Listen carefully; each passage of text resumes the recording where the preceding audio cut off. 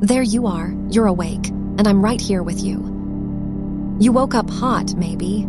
The sheets damp, the back of your neck damp, your heart going a little faster than it should be at this hour. Or maybe your body just pulled you straight up out of sleep for no reason you can name, wide awake in the dark at 3 in the morning, that strange electric alertness that has nothing to do with being rested. Either way, you're okay. Nothing has gone wrong. You are exactly where you're meant to be, and I'm going to stay with you now, all the way through, for as long as this night lasts. Maybe you reached for something on your phone in the dark. Maybe you searched hot flashes at night, or menopause can't sleep, or how to get back to sleep after a hot flash. Maybe you typed night sweats waking me up, or menopause insomnia 3 a.m., or why do I wake up hot every night? And somehow that search brought you here, to this voice, in this quiet.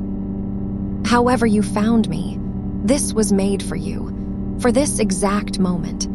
For a woman awake in the heat of the night who just wants to cool down and sink back into sleep. So let's do that together. There's nothing you need to do well, nothing to get right. You've already done the only thing that mattered, which was to stop and lie back down and let a voice keep you company. The rest I'll carry.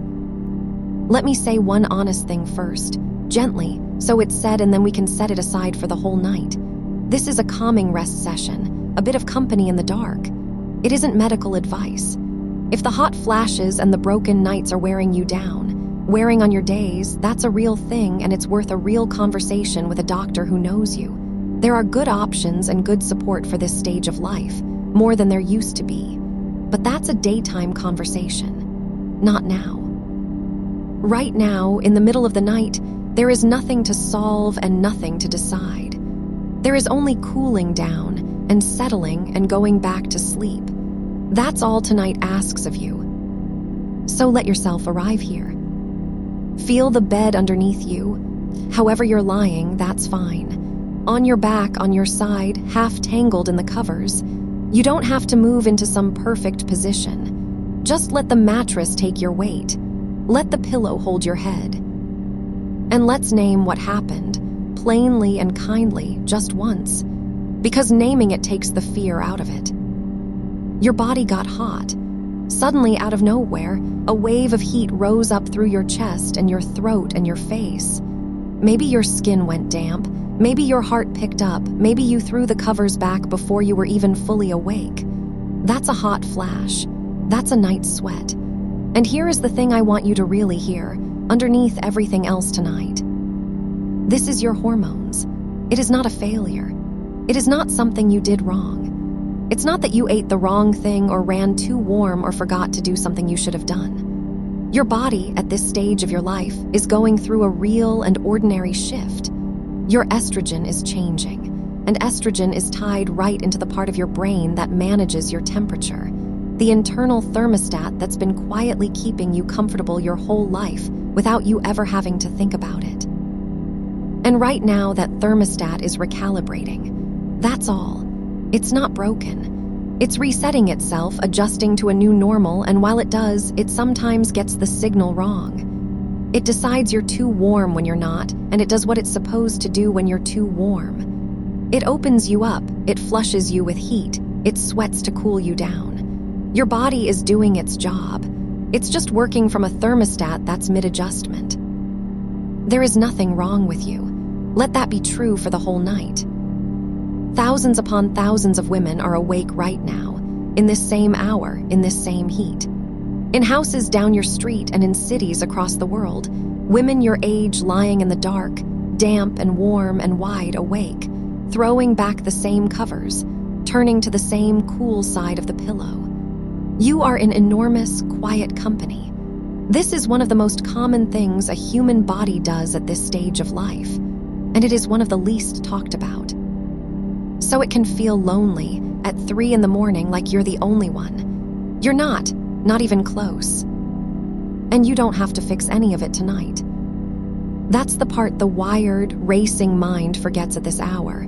It wants to fix, to solve, to figure out why, to make a plan, to worry about tomorrow and how tired you'll be. But none of that helps you sleep. None of it cools you down. So for tonight, we set the fixing aside. Tonight is not for solving. Tonight is only for cooling and settling and drifting back down. And notice, you've already made your peace with the practical part, haven't you? You've done this before. You know the small rituals. Maybe you've already pushed the top layer off, kicked one leg out from under the blanket into the cooler air. Maybe you've already turned the pillow over to the cool side, that little relief of fresh coolness against your cheek. Maybe there's water within reach on the nightstand and you took a sip, or you will in a moment. These little acts of care, you've made them so many times they're almost automatic now. The shed layer, the cool side of the pillow, the water nearby. The peace already made with the practical shape of the night. So all of that is handled. You're set up, you're ready, and now the only thing left is the settling, and that's what I'm here for. Let's start with your breath. Not changing it dramatically, not forcing anything. Just letting it lengthen, gently, the way a breath naturally slows when the body finally believes it's safe.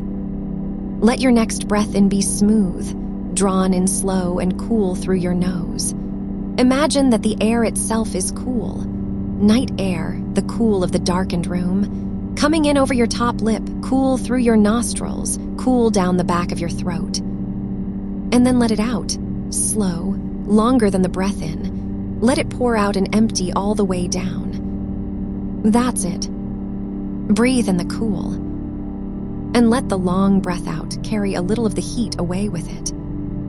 There's no rush here. We have all night. All the hours between now and morning belong to this, to breathing and cooling and sinking. So there is nowhere at all we need to get to in a hurry. Again, cool air in slow. And the long, soft breath out, twice as long, releasing. With every breath in, you're drawing coolness into your body. With every breath out, you're letting warmth drain away. Down and out, nothing to hold on to. Let your shoulders drop on the next breath out. Just let them fall away from your ears, down toward the bed. You've been holding them a little. You can put them down now. Breathe in the cool night. And out, long and slow and low. Feel how the out breath is where the letting go lives. The in breath brings the cool. The out breath releases the heat, the tension, the wide awakeness, the small frustration of being up again. All of it rides out on that long, slow exhale and dissolves into the dark of the room. In, cool and smooth. Out, long and warm and gone. Beautiful, you don't have to count. You don't have to keep track. Your breath knows how to do this on its own now. You can just let it happen, softly in the background, cool coming in, warmth going out, while I take you gently through the rest. Let your jaw soften. Let your tongue rest down away from the roof of your mouth. Let the space between your eyebrows go smooth and loose. Even your face can cool.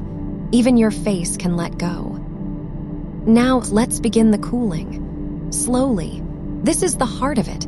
A slow, cool current, moving down through your whole body, region by region, taking the heat with it as it goes. I'll guide it, and all you have to do is let your attention rest wherever my voice points, softly, the way you'd rest your eyes on something far away. Bring your attention up to the very top of your head, the crown, the highest point of you against the pillow or against the air. And imagine, just at the crown, a coolness beginning to gather, like the coolest air in the room has pooled just above you. Like a smooth, cool current has found the top of your head and begun, very gently, to flow down into you. Cool at the crown, soft, spreading, soaking down through the scalp, loosening every tiny place the scalp was tight. Let it move down over the back of your head. Cool, down behind your ears. Cool, and down across your forehead, that place where the heat so often sits. Let the coolness smooth right across your brow, drawing the warmth up and out of your forehead, leaving it cool and clear and calm. Feel it move down over your eyes, the cool current passing over your closed eyelids, so they feel heavier and cooler and more still. Down over your cheeks, cooling the flush right out of your cheeks, Those cheeks that go so hot in a flush. Feel them cooling now, the heat fading out of them, the color settling, the skin going cool and quiet. Cool down across your nose, your top lip, your mouth, your chin, your whole face cooling under this slow current. And let your face do nothing at all. Nothing to hold, nothing to arrange. A cool, soft, resting face in a dark, cool room. And now let the coolness gather at your temples, those two soft places at the sides of your forehead where you can sometimes feel your own pulse. Let them cool. Feel the coolness settle right over the pulse points at your temples. And as they cool, the pulse there seems to slow and quiet and ease. Down now to your throat, the front of your throat, the sides of your neck where the heat rises up in a flush like a tide. Let the cool current pour down over your throat. There's a pulse there too, at the side of your neck, under the jaw. Let the coolness settle over it. Cool at the throat, cool at the pulse. The warmth that gathered there draining down and away, and cool moving in to take its place. Feel your neck lengthen and soften as it cools. All the muscles down the back of your neck that were holding your head, holding the tension of being awake. Let them cool, and let them loosen, and let your head grow heavier on the pillow as they let go. The cool moves down now across your shoulders, out along the tops of your shoulders, those wide, strong places that carry so much. Let them cool, and let them widen, and let them melt down toward the bed. The heat drains out of your shoulders and runs down, down toward your arms, and your shoulders sink. Let the cool current pour down the length of your arms, down over your upper arms, past your elbows, down your forearms, slow and cool and unhurried, like cool water finding its way downhill. The warmth in your arms follows it down, draining toward your hands, toward your fingertips, looking for a way out, and finding it. And there at your wrists is another pulse, the pulse point at each wrist, where the blood runs close to the surface and the heat likes to pool. Let the coolness settle right over both wrists. Cool at the wrists. Feel the pulse there slowing, cooling, quieting, matching the long, slow rhythm of your breath. Let the cool run right down into your hands now, into your palms, out into each finger, one after another. And let the heat pour out through your fingertips, out of your body entirely, out into the cool, dark air of the room, gone. Your hands cooling. Your hands going heavy and soft and cool against the sheet. Rest a moment there. Feel how much cooler your upper body already is. The crown, the face, the temples, the throat, the shoulders, the arms, the wrists, the hands, all of it cooler than it was a few minutes ago. The heat that woke you is already draining down and out, and the cool is moving through you like a slow tide going out. And your breath keeps doing its quiet work underneath. Cool in, warmth out. You don't have to manage it, it just goes. Now let the coolness gather at the center of your chest. This is where a flush so often blooms first, that hot wave spreading up across the chest. So let's give it special care. Let the cool current pool right there, over your breastbone, over your heart, and let it soak inward, cool over the chest, cool around the heart. And as the coolness settles there, feel your heartbeat, if it's still a little quick, begin to ease. Each beat a touch slower, a touch softer, no longer racing, no longer bracing. Just beating, quiet and steady and cool, in a cool chest in the dark. There's nothing your heart needs to run from. The heat is passing. The wave is receding. You're safe in your bed, cooling down, held by a voice, with the whole night ahead of you to sleep. Your heart can slow all the way down. Let the cool spread out across your ribs, down the sides of your body, around to your back, the whole width of your back pressed against the bed. Let the mattress underneath you feel cool now, cool against your back, drawing the last of the heat out of you and down into itself. The sheet beneath you, cooling. The bed itself, a cool surface you're sinking into. And down the cool goes, over your belly. Let your belly be soft. Let it rise and fall with the breath, cool and loose and unguarded. So often we hold the belly tight without knowing it. Let it go now. Let it be round and soft and cool, rising a little on each breath in, falling on each long breath out.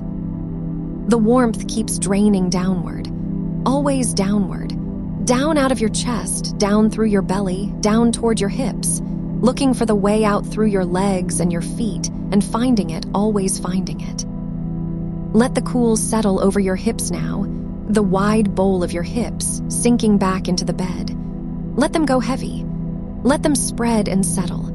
All the weight of your lower body handed over to the mattress, nothing held, nothing braced, the hips cool and heavy and low. And down the cool current flows into your thighs, the big muscles of your thighs where so much warmth can hide. Let them cool and let them go slack and let them grow heavy against the bed. The heat pours down through them, past your knees. Cool moving down behind your knees, that soft, warm place, cooling now, down into your calves, down your shins. All the warmth of your whole body running down now, like water, toward your feet, toward the soles of your feet, toward your toes, and out. Let your feet be the door the heat leaves by. Let it stream out through the soles of your feet, out through your toes, out into the cool air at the foot of the bed, out from under the covers, gone from you entirely. Your feet cooling. Maybe one foot already out from under the blanket in the cool air. Let it be cool there. Let all of it leave through your feet and don't call any of it back. And now, for a moment, just lie in it. The whole slow pass is done once. From the crown of your head all the way down to the soles of your feet, the cool current has moved through you and carried the heat away ahead of it. And you are cooler now, genuinely cooler, softer, heavier, lower in the bed than when we began. Feel the whole length of you, cool and quiet from your crown to your feet. One long, cool body, resting in a dark, cool room in the deep quiet of the middle of the night. Nothing to do, nowhere to be. The heat has passed, the way it always passes, the way it always passes, and left you here, cool and calm, and ready to sink back down into sleep. And we have all night, so we're going to do this again. Slowly, gently, as many times as the night asks for, because every time we make this pass, your body learns it a little more deeply. Every time the cooling comes a little easier, the settling comes a little sooner, and the way back to sleep gets a little more worn in, a little more familiar, until it's simply what your body does. Until returning to sleep is a habit, so practiced it needs no thought at all. So let's begin again, even more slowly this time. Back up to the crown of your head. Feel the crown of your head again, that highest place where a moment ago the cool first entered. And let it enter again, but softer this time, like the very first light touch of a cool cloth laid gently down. There's no hurry in it now. The heat that woke you is already gone, and this pass isn't chasing anything. It's only smoothing you, the way you'd smooth a sheet with the flat of your hand, over and over, until every crease has settled. Let the coolness rest along the top of your scalp. And notice how the skin there, which so often holds a low, quiet tension, a faint gathering you never named, can loosen now, can let the coolness sink in past the surface, down to where the tiredness lives, and simply give into it. Down over the wide back of your skull, the place that presses into the pillow. And here is something new to notice. Turn your attention without moving at all to the cool side of the pillow, the far side, the side you turned to earlier, or the side that has been waiting, untouched by your warmth all this while, cooling quietly in the dark. Feel how the pillowcase there holds the coolness of the room in its threads, how it gives that coolness up slowly against your cheek and your ear and the side of your neck. A patient, steady cool that doesn't fade. You made that peace already earlier tonight. You turned to the cool cotton without even deciding to, the way the body knows what it needs. And now it's simply here for you, a small kindness you set out for yourself, waiting. Let your cheek rest into it. Let the coolness of the cloth draw the last of the warmth out of your face. And the water is there too, within reach. You set it there close before you ever needed it, and knowing it's there is its own kind of cool. You don't have to reach for it. You don't have to lift your head. Just knowing the glass is waiting in the dark, cool and full and near, is enough to let one more thread of worry unwind. The small worry that always used to sit at the edge of these wakings. The what if I need something and it isn't here? It's already answered. It's already handled. The you from earlier tonight took care of the you that's here now. Everything you might reach for is inside arm's reach. Nothing is missing. Nothing is undone. You can let the whole idea of getting up, going to fetch, going to fix, simply dissolve because there is nothing to fetch. It's all here. You are already exactly as prepared as you need to be. So let the cool slide down the sides of your neck now, slower than before, and find the places along the throat where the pulse lives, those soft points at the sides of the neck where, when the heat came, you could feel your heartbeat pushing. Feel them now, not pushing, only ticking over, slow and even and quiet, the way a clock keeps time in an empty room. There's nothing loud in you anymore. The alarm the heat set off has switched itself back off. The body checked, found no danger, and stood down. And your pulse at the throat is simply keeping its slow, honest time, cooling under the cool current, each beat a little further apart than the last, a little softer, a little lower, a metronome winding gently down toward rest.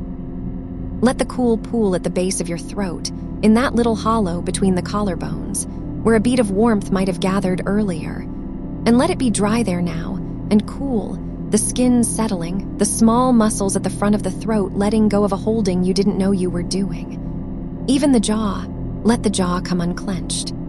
Let the back teeth part, just slightly, so there's a soft space in your mouth, the tongue resting low and easy. So much heat and tension gathers quietly in the jaw through a long day, through a long life. Let this one be cool and open and entirely at rest. And out across the tops of your shoulders, the cool spreading wide like water finding the level of a wide, flat stone. These shoulders that carry so much, that have carried so much for so many years. Let them cool, and let them drop away from your ears, drop down toward the bed, wider and lower and heavier than before. There is nobody to hold anything up for right now. It is the deep middle of the night, and the whole world that asks things of you is asleep. No one needs you for hours yet.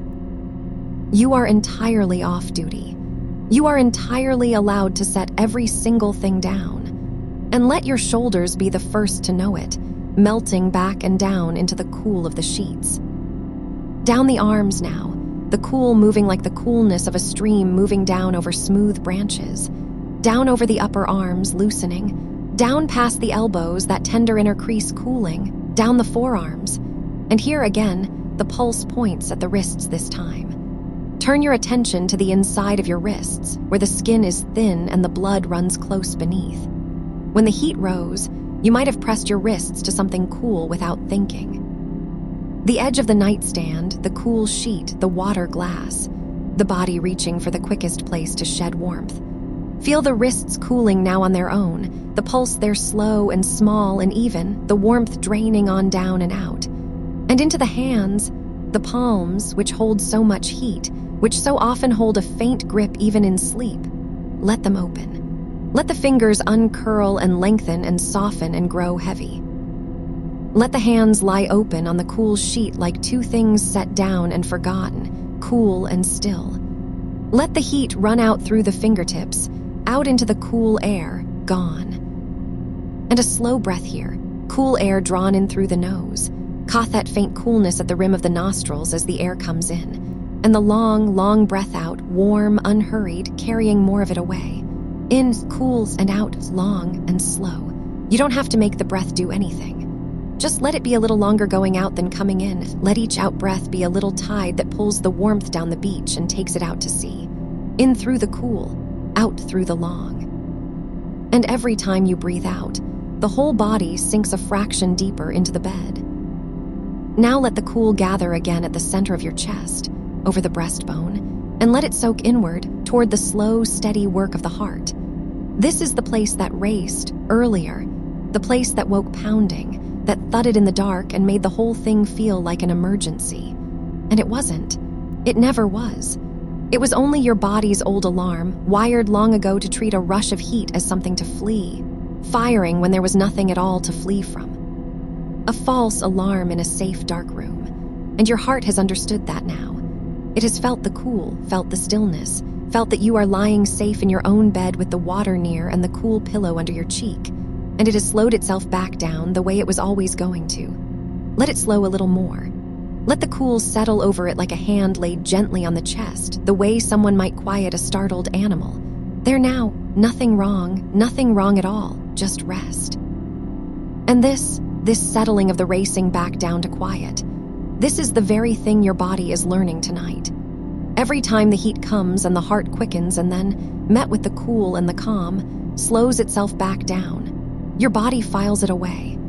It learns the shape of the return. It learns that the heat rises and the heat passes, that the quickening comes and the quickening eases, that none of it is an emergency and all of it leads back here, to the cool and the quiet and the sinking down. And the more times it learns this, the less the heat can startle you, until a waking that once would have thrown you wide awake for an hour becomes only a small cresting wave you ride back down into sleep, barely surfacing at all.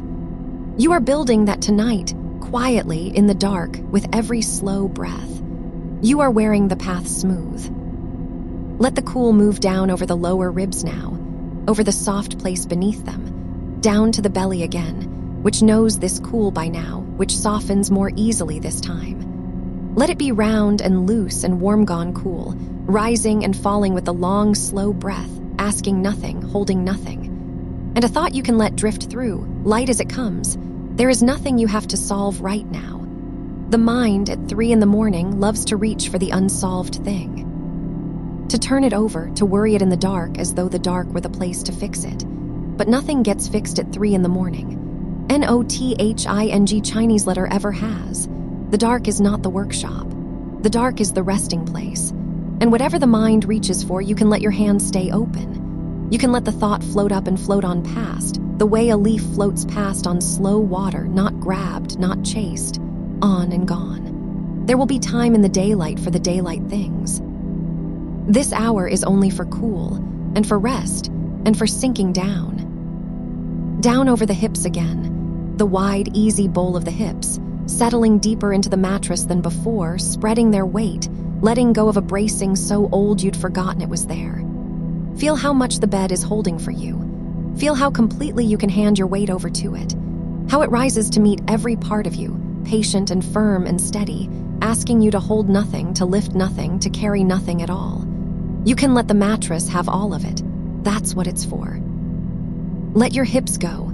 Let your low back go. Let the long muscles beside your spine, which brace all day without your ever asking them to, finally unbrace, one slow inch at a time, and lie down into the support beneath you. And down the cool goes into the thighs, cooler and slower this second time, sinking deeper into the big muscles there. And it's remarkable, isn't it, how much warmth a body can hold in the thighs and how good it feels to let it drain away. Down past the knees, cool moving behind the knees, down through the calves, unwinding them, down the shins, down to the ankles, and out through the feet again, out through the soles, out through the toes, into the cool air past the edge of the blanket. Let the heat leave the way it came to leave. Let one foot, or both, find the cool, untucked air at the side of the covers. You know that trick already, your body found it long ago. The cool air on the sole of a bare foot, one of the oldest quiet comforts there is. Let the warmth stream out there and don't call it back. Rest again, the second pass done. Cooler still, lower still, heavier still. And notice, if you like, how this time it came a little easier, how the settling reached a little deeper, how the mind wandered a little less. That's the learning happening. That's the path wearing smooth beneath you. You don't have to try to make it happens on its own, the way a trail forms not by anyone digging it, but simply by the walking again and again over the same soft ground until the way is clear. You are walking the way back to sleep, again and again tonight, and the way is getting clear. Let's let the whole body cool at once now, for a while, not traveling down through it region by region, but simply holding all of it at once in your quiet attention, the way you might hold the whole surface of a still lake in a single glance. The crown, the face, the throat, the shoulders, the arms, the hands, the chest, the belly, the hips, the legs, the feet, all of it, cool together, all at once, One long, cool field of a body resting in the dark. Breathe into the whole of it. Let the cool be everywhere at the same time, even and gentle, like the coolness that fills a room after a window's been open to the night air. No colder in one place than another, just a single mild coolness lying over all of you, and under you and around you. And let the room itself be part of it. Feel, past the edges of your skin, the cool dark of the room, the air of it, still and mild, resting over the furniture, resting over the floor, filling the corners you can't see. It's a good dark, this. It's the dark that means the day is a long way off and there is nothing being asked of you. It's the dark that has held every night's sleep of your whole life. The same friendly dark from when you were small, from when the biggest thing in the world was being tucked in and told it was time to rest. That dark is here now, all around you, cool and soft and complete. And you are held inside it, one small, warm, turning cool point of quiet, wrapped in the dark of the deepest hour, entirely safe, entirely allowed to let go. There may be small sounds in it, the house settling, the faint hum of the world outside, a breath of wind, the tick of something cooling, and none of them need you. Let each little sound arrive and let it pass on through the way the cool passes through, not grabbed, not followed, just noticed and released. Even the sounds can be part of the settling. Even the sounds can rock you gently down. There is nothing you must listen for, nothing you must stay awake to guard. The night can take care of itself while you rest. That was never your job. Set it down. And if, somewhere in the hours ahead, the heat rises again, and it may, and that's all right, that's simply the body's thermostat finding its way, nudging the dial one way and then the other while it settles itself. No emergency in it at all, no alarm, just a small recalibration in the dark. If the heat rises again, you already know exactly what to do, because you've done it now, more than once, and your body is learning it by heart. You'll feel it come, and you won't fight it, and you won't feel that old rush of frustration, because there's nothing to be frustrated by, nothing has gone wrong. This is just the shape of some nights, and it passes. You'll shed a layer if you need to, or turn to the cool of the pillow, or reach the water, all of it already within reach, all of it already prepared. And then you'll simply begin the cool pass again, from the crown on down, and let the heat drain away through your feet, and let yourself sink back down. You don't even have to remember how. Your body will remember for you. The path is worn now. The feet know the way. So there is nothing to dread in the hours between here and the morning, nothing to brace against. If the night is quiet from here, you'll drift straight down and stay down. And if the heat comes again, it will only be another chance to make this same cool pass, another wave to ride gently down, and then more sleep on the far side of it. Either way leads to rest. There is no version of the night ahead that you are not already prepared for. There is no wave you don't already know how to ride. You are ready for all of it, and so you can stop keeping any watch at all. You can let the whole night simply happen to a body that knows what to do, and let your mind go loose and dim and quiet, and let yourself go down. Let's make the pass once more, softer than ever, barely a whisper of attention now, just brushing the cool down through you like a hand trailing in slow water. The crown, cool, the face, cool and slack, the throat, the slow pulse, quiet, the shoulders, dropped and wide, the arms, the open hands, heavy, the chest, the slow, easy heart, calm, the belly, soft and round, rising, falling, the hips spread and sinking, the long legs, warm gone cool, growing heavy, and out through the feet. The last of the warmth, leaving, gone. One cool body in a cool, dark room in the deep, quiet middle of the night, with hours and hours of night still gently wrapped around you like a blanket that asks nothing. Sinking and softening and settling, a little lower with every long breath out. And now that the pass is made, let it fade behind you like a wake behind a slow boat, the ripples smoothing themselves flat again, the water going still, nothing left to do but rest on it. Let me tell you something simple about the coolness you've been drawing down through yourself all this time. It isn't something you have to manufacture. It isn't a trick, and it isn't effort. The cool is already here, already all around you, in the dark air of the room, in the quiet weight of the small hours. Your body is simply learning to notice it again, to let it in, to stop bracing against the warmth and let the warmth do what warmth does, which is to rise and to leave and to give way. You aren't fighting a fire tonight. You're just opening a window in the mind and letting the night air move through. It was always going to move through. You've only stopped holding the window shut. Feel, if you can, the very faint temperature of the air at the edge of your nostrils as you breathe. That small coolness where the breath comes in. It's such a little thing that most nights you would never notice it at all. But it's there. A thread of cool, drawn in soft over your top lip, down behind the bridge of the nose, spreading back and down into the quiet of the chest. And then the warmer air, released, unhurried, given back to the room. In, a small cool thread. Out, a longer warm river. You don't have to deepen it or shape it. Just let it be noticed. Just let the noticing be gentle. The cool comes in on its own. The warm leaves on its own. You are only here to witness it from very far back, from somewhere soft and dim behind your own eyes. There's a particular stillness that belongs to this hour and to no other. Not the busy quiet of evening, when the house is only just settling and the mind is still full of the day. This is the deeper quiet, the one underneath. The hour when the streets have emptied and the last far-off car has gone, and even the house itself seems to have exhaled and let its own small sounds go loose. The click of something cooling in the walls, the settling of the floor. These aren't intrusions. They're the sound of the whole world lying down beside you, keeping you company, all of it as tired and as ready to rest as you are. You are not the only one awake in this, and you are not required to stay awake in it either. You can let go before the house does.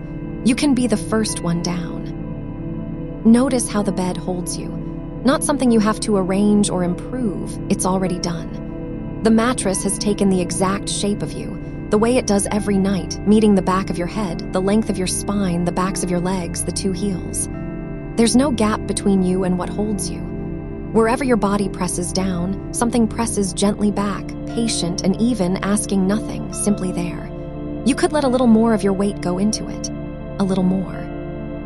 The head is heavy, let the pillow have all of it. The shoulders are heavy, let the bed have them. There is no part of you that you have to keep lifted, not even slightly, not even out of habit. Habit can loosen too. Let it. And here is the coolness of the pillow again. Not the past this time, just the plain fact of it, the simple animal comfort of a cool surface against a warm cheek. You know this comfort. You've known it since you were small, turning to the cool side of the pillow in the dark, that little sigh of relief when the fresh coolness meets the skin. Nothing about that has changed. It's the same relief now that it always was. The cool side is still there. The turn is still yours to make, any time in the night you want it. No fuss, no waking fully, just a slow roll of the head to fresh coolness and a settling back down. Some comforts are that old and that reliable. Let this be one you lean on tonight, freely, as many times as you like. I want you to know that nothing is being asked of you between now and the light. This is worth saying slowly, because the body doesn't always believe it the first time. Between now and morning, there is no task, no decision waiting for you, no hour you have to hit, no alarm you must beat, nothing that will fall apart if you stop tending it for a while. The list, whatever the list is, will still be there in the daylight, and it will be more than manageable in the daylight, with rested eyes and a rested mind. It does not need you now. It cannot even be worked on now. The night is not the place for it. So you can let the whole apparatus of tomorrow go dark, the way a shop goes dark when the last light is switched off, not gone, just closed, just resting, waiting for a reasonable hour to open again. Let it be closed. You're not open right now. You're resting. If the mind drifts towards something, some small worry, some thread it wants to pull, you don't have to wrestle it down or scold yourself for it. That only wakes you more. Just notice, gently, oh, there's a thought, and let it be like one of those far-off sounds outside. Real, aloud, and none of your concern. It can drift across the dark of your mind the way a slow cloud drifts across a dark sky, changing nothing, dimming nothing for long. You don't have to follow it. You don't have to finish it. You can let a thought be unfinished all night long. What a relief that is when you let it be, that you can leave every thought exactly half done and simply lie here, and none of them will chase you, none of them will insist. The mind, given permission to be idle, will go quiet on its own. It only ever fights when it thinks it's needed. Tell it softly that it isn't needed now, and feel it begin to believe you. There's a warmth that the body gives off as it finally, fully relaxes. You might feel it now. A kind of low, even heat rising gently from the skin, from the chest and the belly and the palms, radiating out into the cool of the sheets. This is not the sharp heat of awaking. This is the opposite of it. This is the heat of a body letting go, the ordinary warmth of a creature at rest, spreading out and dissipating into the room the way heat always wants to spread from warm to cool, evening itself out, seeking balance. Let it spread. Let it leave you slowly and soften into the air. You don't have to hold your warmth in. The room is glad to take it. The night is wide and cool and more than large enough to receive whatever heat you give it, and to carry it away, and to leave you settled and even and calm. This is what the body is doing right now, on its own, with no instruction from you. It is finding its balance with the room. It is very good at this. It has done it every night of your life. Let it. Somewhere down in the deep machinery of you, below anything you have to think about, a quiet intelligence is managing the whole of this. The slowing of the heart, the lengthening of the breath, the loosening of 1,000 small muscles you never learned the names of, the gentle turning down of the body's inner thermostat toward the cooler set point of deep sleep. You don't run any of this. You never did. It runs beneath you, steady and old and wise, the same way it beats your heart while you're busy with your day, the same way it healed every cut you ever forgot you had. It knows how to bring you down into sleep. It has done it thousands upon thousands of times. Tonight is not different. Tonight it will do it again, softly, without your help, if you'll only get out of its way. And getting out of its way is the easiest thing in the world. It's just this. Just lying here. Just letting be. You are already doing it perfectly. The dark itself is a comfort if you let it be. Not an emptiness to be uneasy in, but a soft closing over, like water closing gently over you, warm, dark, and quiet, muffling the edges of everything. Behind your closed eyes, the dark is not black exactly. It drifts. It has its own faint colors, its slow, dim shapes that float and dissolve. You don't have to look at them or make anything of them. Just let them wander. They're the mind loosening its grip on the daytime world of sharp edges and clear pictures, letting the images go soft, letting them melt and run together, which is exactly what the mind does on its way down into sleep. Those drifting shapes are the road. Follow them nowhere. Just let them carry you, the way you'd let a slow current carry you, deeper and dimmer, further from the shore of waking, out toward the still deep middle where sleep is waiting, patient, wide and dark. And all around you, gently, the hours. So many of them still. This is not a night that's running out. This is a night that's barely begun to spend itself, with a long, generous stretch of darkness still to come, still folded around you, hour after unhurried hour of it, all of it yours to sleep through. There is no shortage of night here. You are not behind. You are not losing time. You are exactly where you should be, at exactly the hour you should be, with more than enough dark ahead to rest as deeply and as long as your body could ever want. Feel how that softens something, the knowledge that there's plenty. Plenty of night, plenty of time. No rush toward the morning. The morning will keep. It always keeps. It will be there when you're ready and not one moment before, and you don't have to reach for it now. Let it stay far off. Let the near dark be everything. Let me name the quiet peace you've already made with this night, because it's more than you might give yourself credit for. Before you ever closed your eyes, you made this easy for yourself. The extra layer, set within reach or already shed, so there's nothing to fumble for in the dark. The water, there beside you, cool and waiting, No need to rise and go find it. The pillow with its cool side kept ready. The covers arranged so they can be pushed back with one small movement and pulled up again with another. All of it prepared so that whatever the night brings, you've already answered it in advance. You thought ahead for yourself. You were kind to your future self, the one lying here now. And so there's nothing left to solve. Every small thing that a waking might need is already handled, already within arm's reach, already made simple. You built yourself a night you can move through half asleep and never have to fully surface for. That was wise. That was good care. Rest inside the care you've already taken. Because that's the whole shape of it now, isn't it? You've done the hard part, which was learning that the heat is not an emergency. Learning that a waking is not a failure. Learning that the frustration, that old sharp jolt of not again, not now, why can't I just sleep? That the frustration was never helping and could be set down and stayed down once you set it. You've practiced the cool pass until your body half knows it on its own. You've made your peace with the small machinery of the thermostat finding its level. There is nothing left to master. From here, it's only repetition, only the same gentle thing done again whenever it's needed, softer each time, more automatic each time, until it isn't even something you do, it's just something that happens, the way turning over happens, the way a sigh happens. You've built the habit. Now you get to rest inside it. So let the body do its quiet work, and let the mind go dim, and let the hours hold you. Feel the slow tide of the breath, in and out, a little slower each time, a little further apart. Feel the weight of you sinking, always sinking, deeper into what holds you. Feel the cool of the room settling over your skin like the lightest possible sheet. There's nothing to reach for and nothing to keep. There's only this breath, and then the next one, and the soft, dark space between them widening, and the bed beneath you, and the long night ahead, patient and cool and kind. And if a small warmth stirs somewhere as you drift, a flush at the throat, a heat across the chest, let it come and let it be.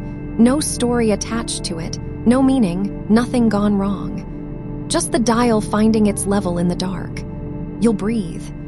You'll let it rise and crest and begin to leave the way a small wave leaves the sand, hissing softly back out to sea. And underneath it, all the while, you'll stay heavy, stay held, stay halfway to sleep, because a little heat can pass right through a body that's this far down without ever pulling it back up. You've learned that too. The heat can come and the sleep can stay. They don't cancel each other anymore. Let that be true tonight.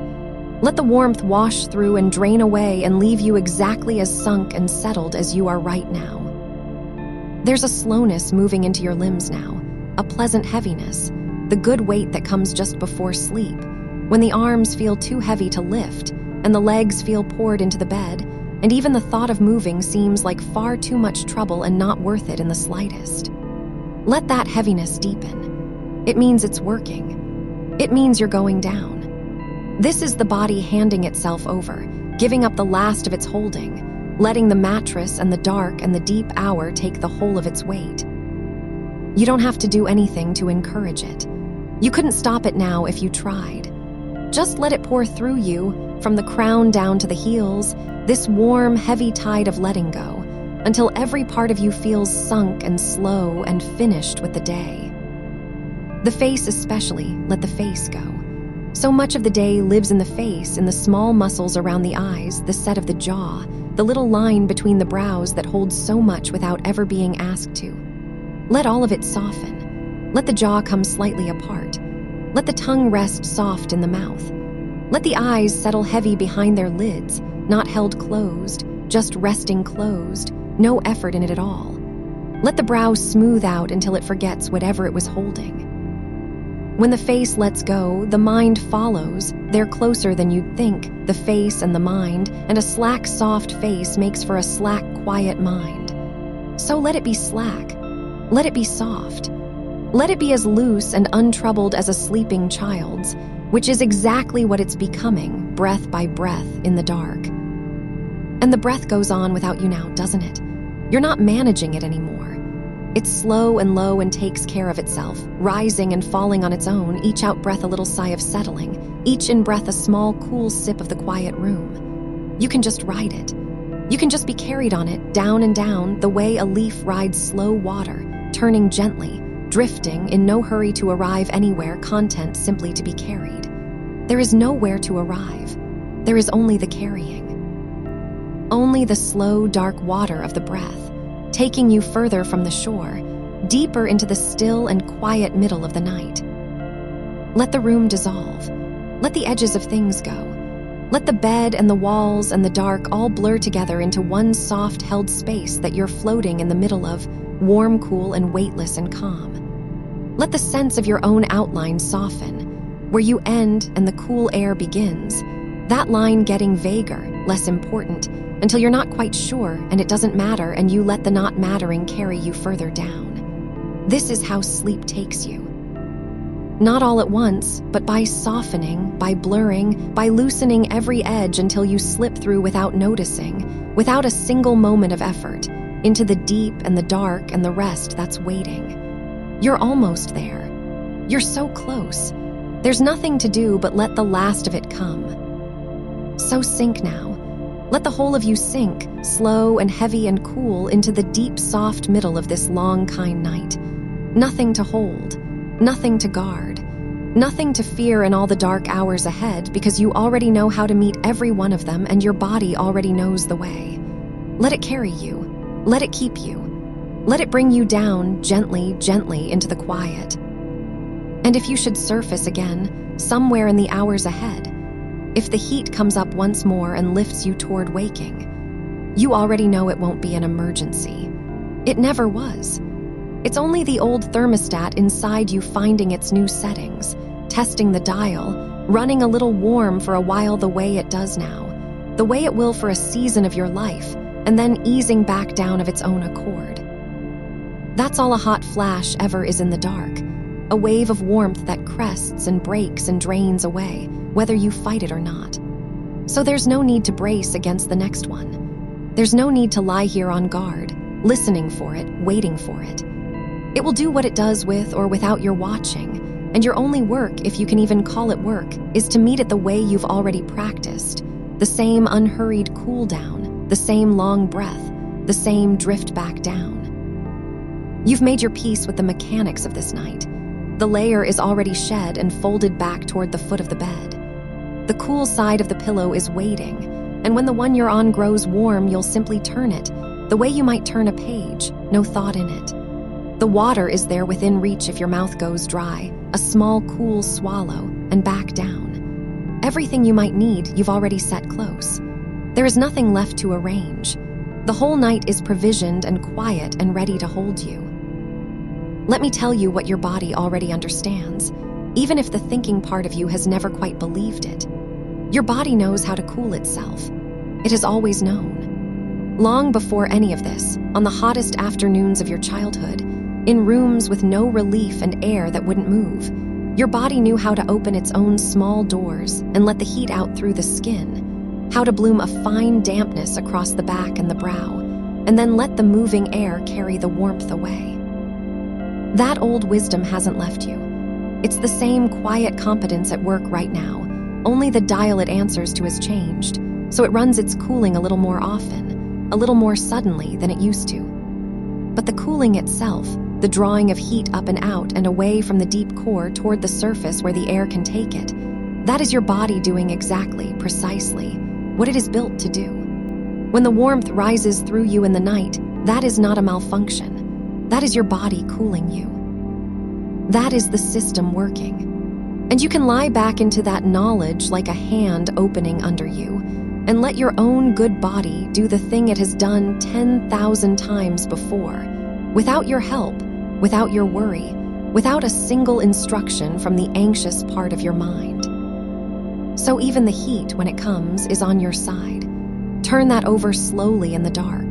The warmth that wakes you is the same warmth leaving you. The flush across your chest is heat on its way out. The dampness that gathers is the body's own cool mechanism, the oldest one you own, doing its patient work. You are not being attacked by your own body in the night.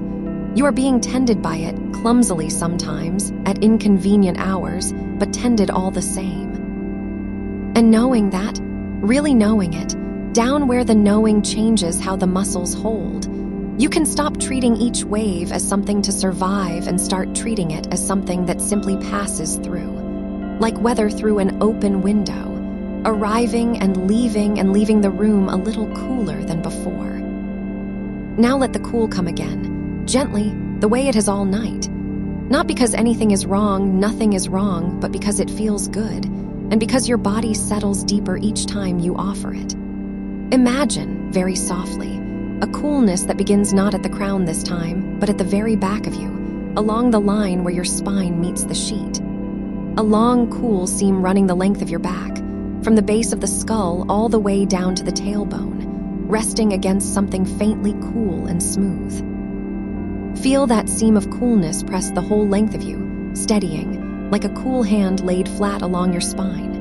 And from that line, let the cool spread sideways, out across the shoulder blades, around the curve of the ribs, down over the small of the back and the wide flat of the hips, the coolness fanning outward from your center like still water finding its level. Wherever your body touches the bed, let that meeting place go cool and quiet. The backs of the arms, the backs of the thighs, the heels resting heavy. Every point of contact a little cooler now, a little more at ease, the heat of you draining down through those contact points and into the mattress and away, so that you grow lighter and cooler with each slow breath, held from beneath by a bed that keeps taking your warmth and giving back only stillness.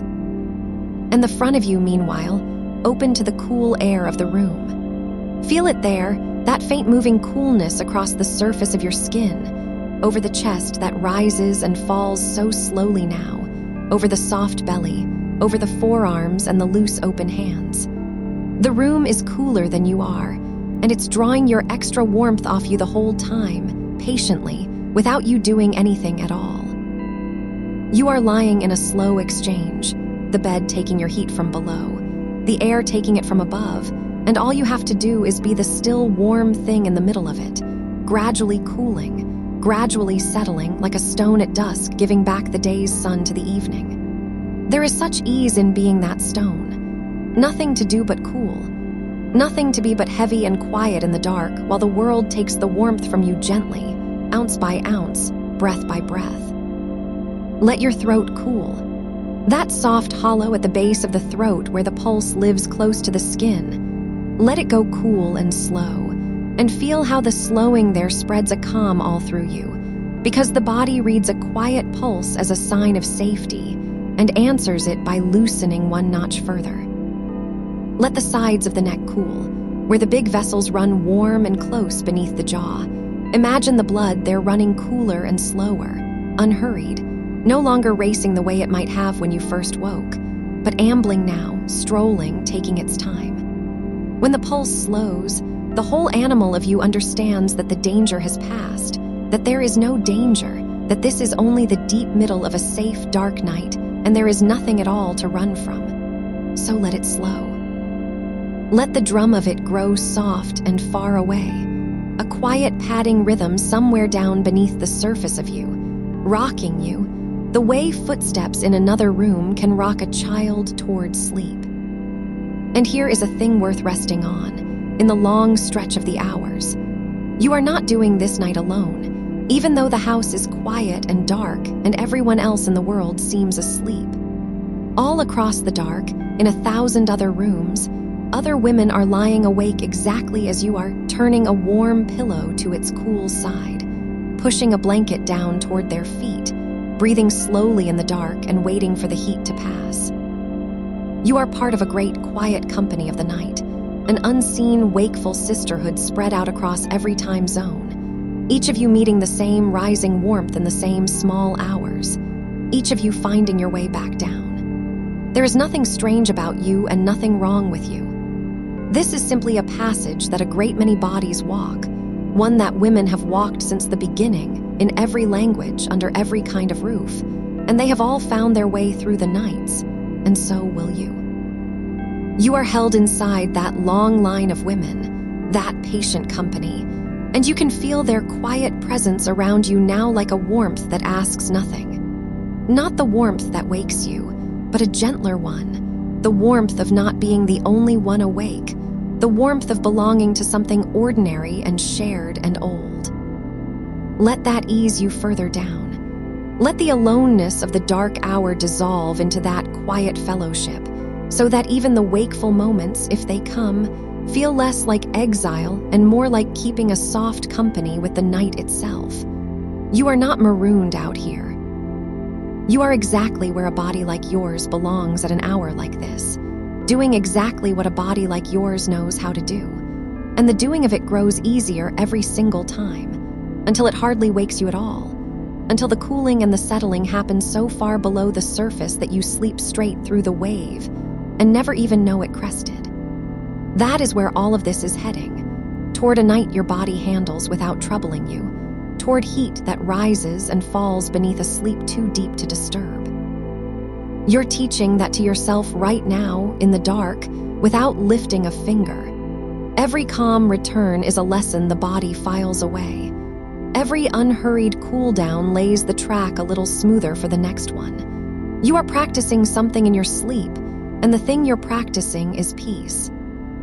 So let the practice continue on its own. Let the breath keep to its slow, low rhythm, the out-breath long and soft, sighing the last of the day's held tension out into the dark where it can't follow you down. Let the shoulders, if they've crept up again the way shoulders do, come down once more, down and back and loose, dropping away from the ears, spreading wide and heavy against the bed. Let the arms be done. Let the hands lie open, the fingers slightly curled, no grip left in them, nothing held. Whatever the hands were carrying through the day, they've set it down now. They don't even remember the shape of it. Let the elbows go soft, the wrists go soft, every small joint in the hand unlatching, the way a bird's foot loosens on the branch when it finally sleeps. Loose and open and cool, resting on the sheet, doing nothing, holding nothing, wanting nothing. And down through the belly, let a slow warmth of a different kind settle, not the flushing heat, but the good low warmth of a body at rest, a fed and quiet and safe warmth, the warmth of an ember well banked for the night. The belly rising a little with each slow breath and falling a little, soft and unguarded, all its muscles let go. So often the belly is held through the day, drawn in, kept ready. Let it be none of those things now. Let it be round and soft and easy, moving only with the breath, a slow tide under a slack sail. And feel how the letting go of the belly lets something in the chest let go too. Some old held breath finally spent, some long clench finally opening, so that the whole trunk of you, chest and ribs and belly and back, becomes one soft breathing barrel, cool at the surface, warm and easy at the core, rising and falling, with a slowness that would put anyone to sleep just to watch it. Down into the hips now, that let the weight of you pour and pool. The hips are where we carry so much standing and walking and bearing up through the years, and here in the dark they can finally be nothing but heavy. Let them widen and settle, sinking into the bed, giving up the whole load of you to the mattress below. Let the hip joints go loose in their sockets, the legs rolling slightly outward the way loose legs do, no longer held in any particular way, just dropped, just resting, just done. And down the long bones of the thighs, let a cool heaviness travel, down toward the knees, which soften and let go, down toward the calves, which release whatever quiet tension they've been keeping, all the way down to the ankles and the feet. And let the feet be the place the last of the heat leaves you. Feet are wise that way. They know how to shed warmth better than almost anywhere. All those vessels close to the surface, all that skin. So imagine, if it pleases you, the warmth of your whole long body draining slowly downward, gathering, flowing down through the legs like water seeking the lowest point, pooling in the feet, and then simply leaving out through the soles, out through the toes, out into the cool air at the foot of the bed and gone. Warm feet cooling. The heat that woke you an hour ago or a lifetime ago, finding its way out at last through the two quiet doors at the bottom of you and drifting off into the dark. And as it leaves, feel how much lighter you become. Feel how the cooling of the feet cools the whole of you, top to bottom, until you are one long, even coolness lying still in the dark. All the fever gone out of you, all the fret gone with it. Nothing left but the slow breath and the heavy limbs and the quiet. There, that's the whole of you, tended and cooled and set down soft for the night.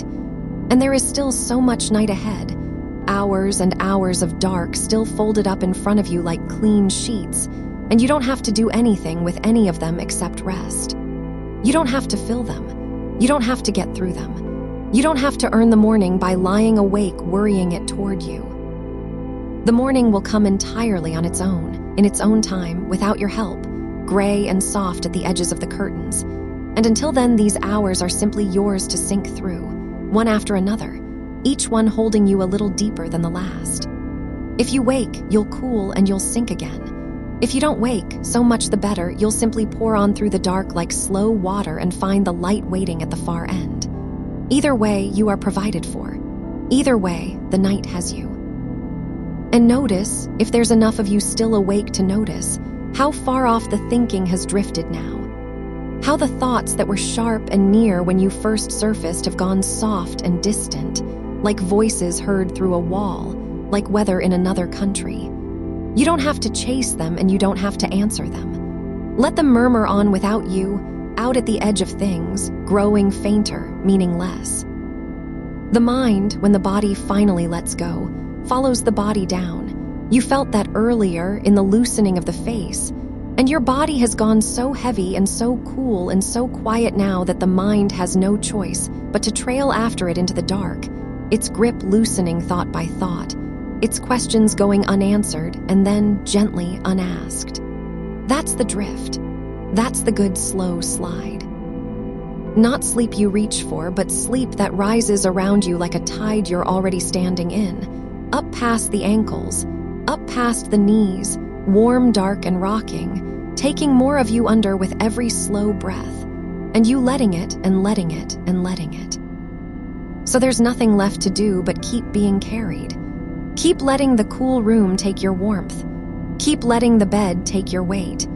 Keep letting the breath breathe itself, low and slow, in the safe, dark middle of the night, while the whole quiet company of the sleeping and the wakeful keeps you soft company across the dark. You are cool now. You are heavy now. You are held now, from below and from all around, and you are drifting, exactly as you're meant to, down through the long, kind hours toward a morning that will come without you having to lift a hand to bring it. Just sink. Just cool. Just let the night keep doing the gentle thing it's doing, over and over, hour upon hour, all the way down. And if you should surface again a little later, an hour from now, or two, with the numbers on the clock turned to some new small hour you don't need to read, you already know the way back. That's the thing worth noticing tonight, quietly, without any effort. You've done this now. Not once, but again and again through these dark hours, and each time it has gone the same gentle way. The heat rises and you meet it. You don't argue with it. You don't sit up into it. You let the cool pass move down through you the way it's learned to move, and you settle, and you sink. That is a groove your body is wearing smooth tonight, a small, worn path from waking back into sleep, and every time you walk it, it gets easier to walk. There's no failure hidden anywhere in the waking. Waking is just a door you've grown very good at closing softly behind you. So let the body keep its knowledge. It knows more than the worried mind gives it credit for. It knew, tonight without you telling it, how to open the damp skin and let the warmth lift off. It knew how to slow the racing under your ribs once you stopped feeding it. It knew how to grow heavy against the mattress and let the days holding on drain out through the shoulders and the jaw. All of that happened a little below the level of your deciding. The way your heart has been beating all night without a single instruction from you. The way your lungs have gone on drawing the cool, dark air in and letting the long, warm air out while your attention wandered elsewhere. You are being run, gently, by something older and steadier than your thinking. And it is on your side. It has been on your side this whole long night, tending the temperature, tending the breath, easing you down each time you rose. You can lean your whole weight on it now. You can let it carry the work of staying alive and staying cool and staying asleep, and simply be the one who rests inside all that quiet tending. There's the water, too, near your hand if you want it. You set it there earlier, in the practical piece you made before you ever lay down, and it's still there, patient in the dark, cool against the glass. You don't have to reach for it, but knowing it's there is its own small comfort. A sip, if your throat has gone dry from the heat, is a kind and simple thing, and it asks nothing of you but the small tilt of a hand and the swallow. And then you're back down, cooler inside than you were, the coolness traveling down through the center of you the way the imagined cool has been traveling all night down through your limbs. Water is honest. It doesn't hurry. It finds the low, quiet places and fills them and goes still. Let yourself be a little like the water tonight, finding the low, quiet place in the bed, filling it exactly, and going still. And notice how the room itself has settled around you now, the way a house settles when everyone in it has finally stopped moving. The small sounds you barely register, the tick of the cooling walls, the far-off hush of the night outside, the almost nothing of the air moving slow across the room. These are not sounds that ask anything of you.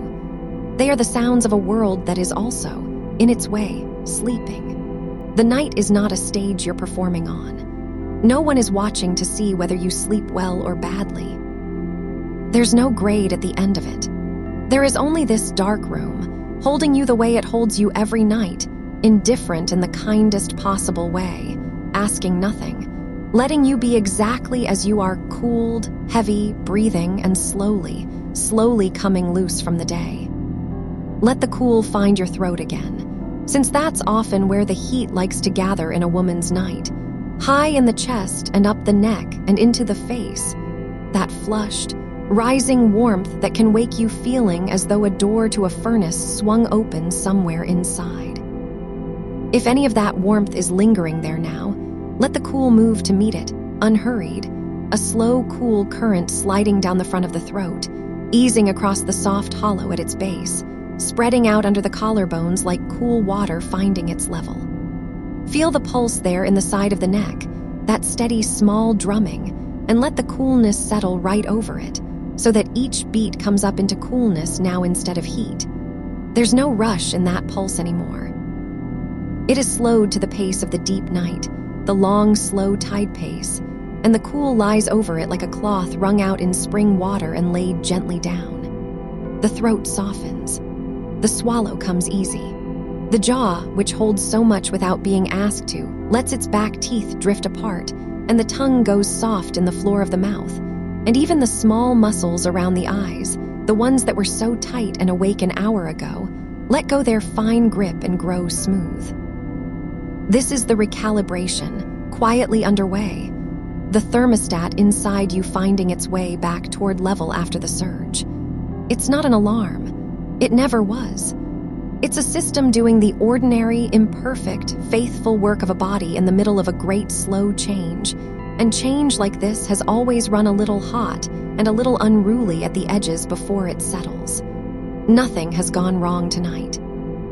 Something is simply shifting, the way the tide shifts, the way the seasons turn without asking permission, and your body is riding that shift as best it can, which, you may be surprised to find, is well enough to cool, well enough to sink, well enough to carry you all the way to a gray and ordinary morning.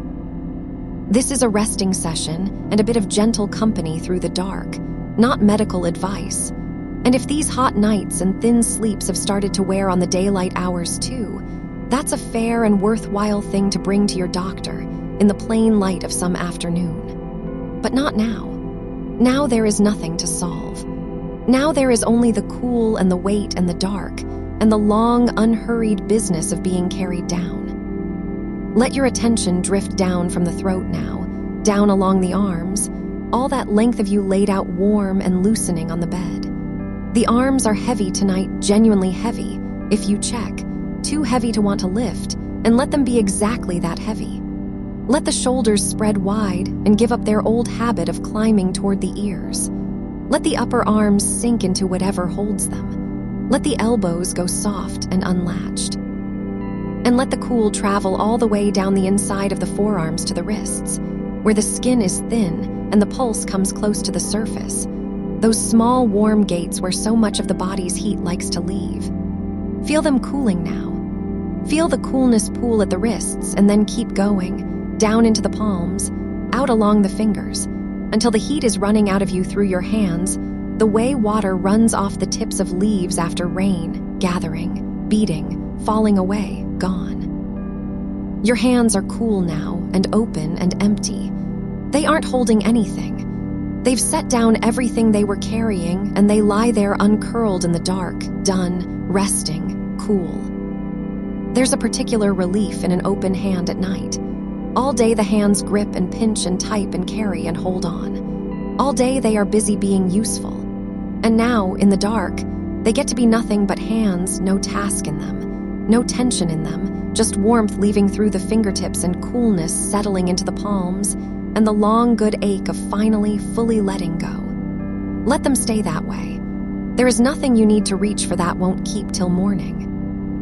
The whole undone list of it can lie there in the dark beside the water glass, patient, unbothered, none of it urgent enough to be worth 1 degree of your warmth or 1 moment of your rest. And down, still, into the broad territory of the back and the belly, where the breath still moves, slow and low and even. Let the breath be the softest thing in the room. You don't have to deepen it or shape it now. You did that work earlier and it holds. Now the breath breathes itself, small and low, barely stirring you, just enough to keep the tide going in and out, the cool coming in on the in-breath and the last of the warmth leaving on the long, slow out.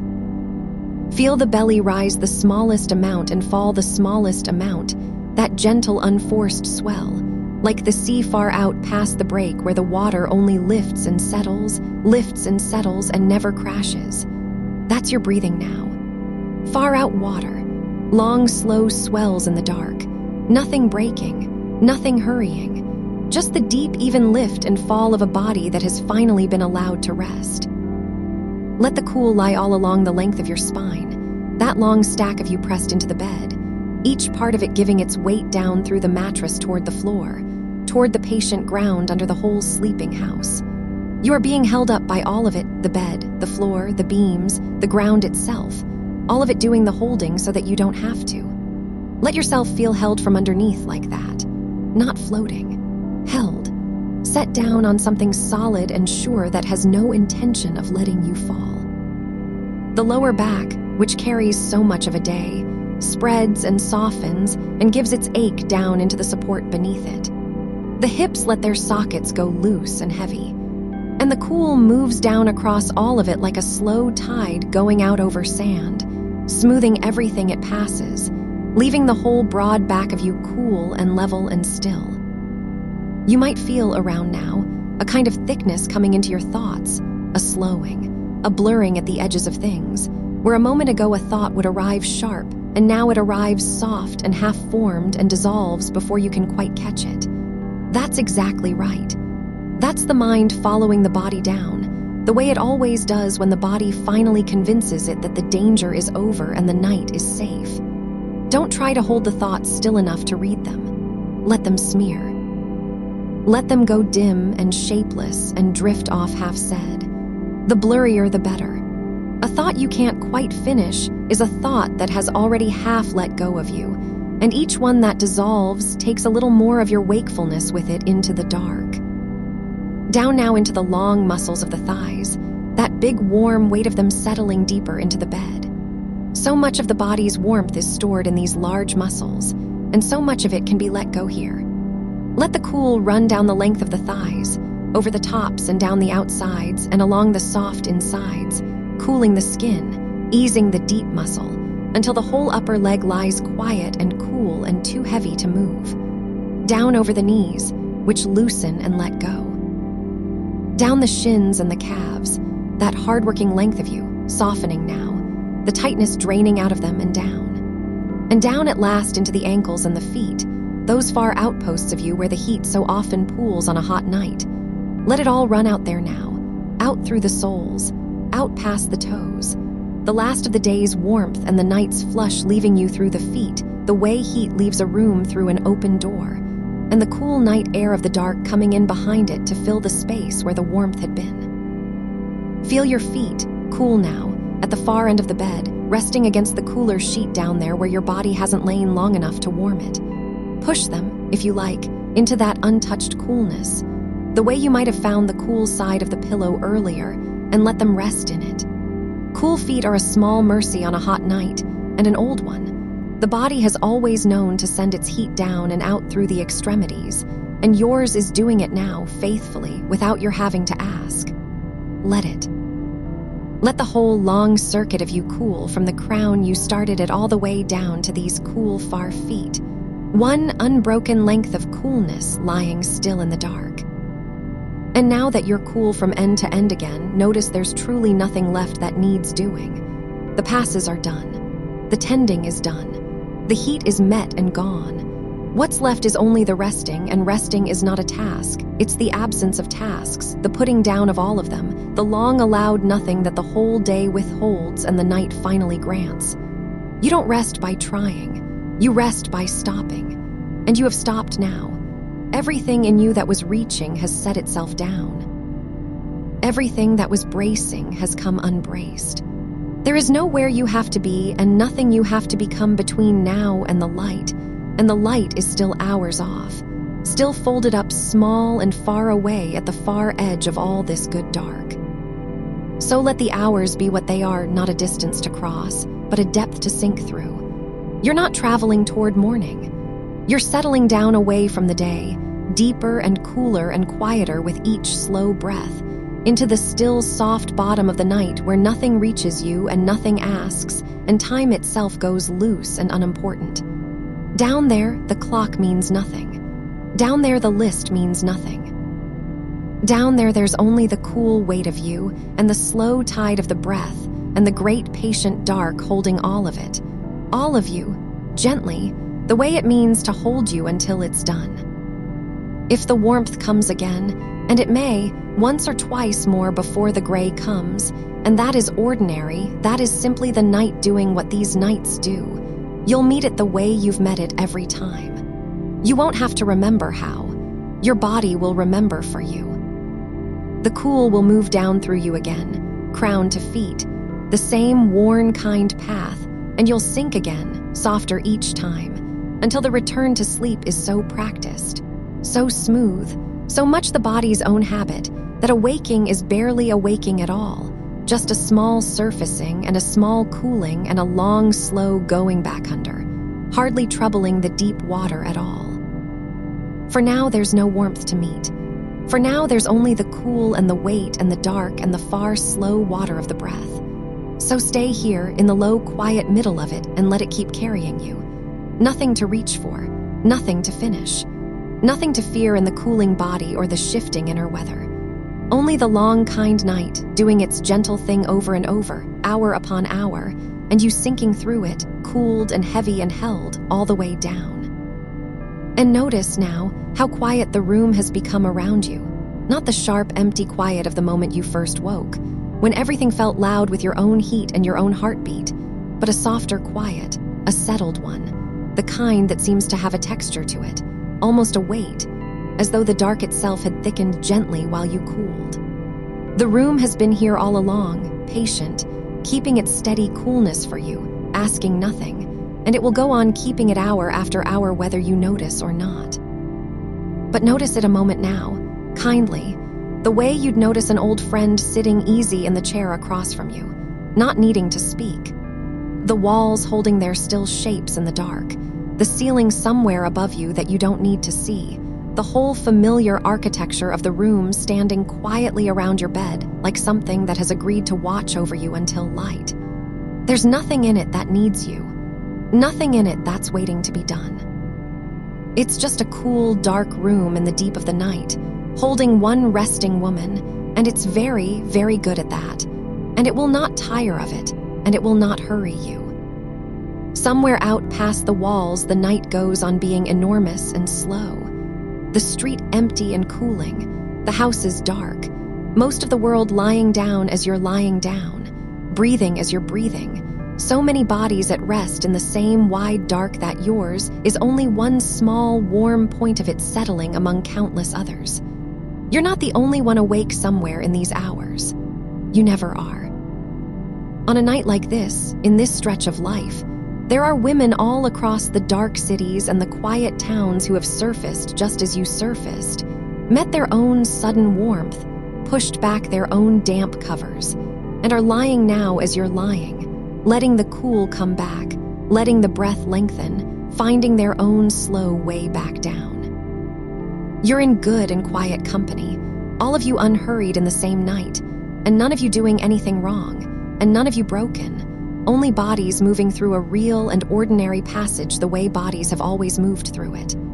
Let that be a small warmth of a different kind, not the heat you've been cooling, but the plain comfort of not being alone in it.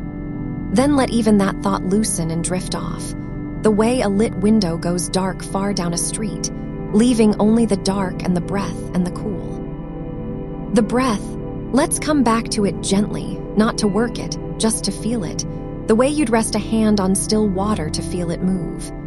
It's been carrying you this whole time without any help from you, in and out, slow and low, deep down where the belly rises the smallest amount and falls again, unhurried as a tide that has all night to come and go. Feel the coolness of the air where it enters now, that faint clean edge of it at the very rims of the nostrils, cooler than the body, a small draft of the room's own coolness drawn down inside you with every easy breath.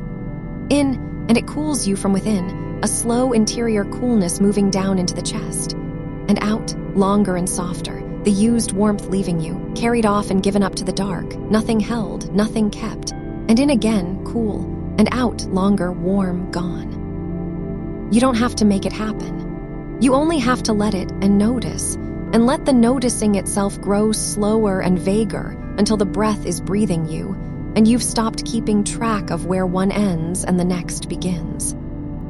There's a place the breath finds, if you leave it alone long enough, where it seems to slow of its own accord, where the pause at the bottom of the out-breath grows a little longer and a little more comfortable, a small still hollow of no breathing that isn't a holding, isn't a bracing, is only a resting between one tide and the next. And in that small hollow there's the deepest quiet of all, the quiet under the quiet, the place the body goes just before it forgets itself into sleep. You've passed through it 1,000 nights without ever seeing it. You don't need to see it now. Only fall toward it, gently, breath by breath, letting each pause at the bottom be a little softer than the last, a little longer, a little more like the sleep it's leading you back toward. And the sheets, they've changed against you now, have you felt it? The place where the heat woke you, that damp warmth you shed and turned from, has cooled and gone quiet, and the cotton lies against your skin now smooth and mild and dry feeling, the way a familiar bed lies against you on any ordinary night when nothing has gone wrong at all. This is what it feels like when the body has done its work and settled. This is the after.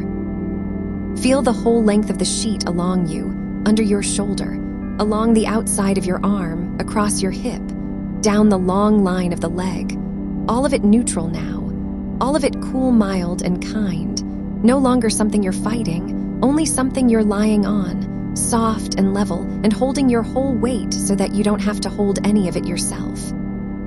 The cool side of the pillow you turned to hours ago has warmed a little under your cheek, gently, the way a good pillow does, and you can leave it, or you can shift the smallest amount to find another cool reach of it. Either one, whichever your body wants, without deciding, without effort. A small, easy sliding of the cheek across cotton, and then stillness again. Small mercies, all of them still here, still working. The layer shed and the water within reach and the cool cloth of the bed against you. The little piece you made hours ago going on quietly keeping itself while you rest.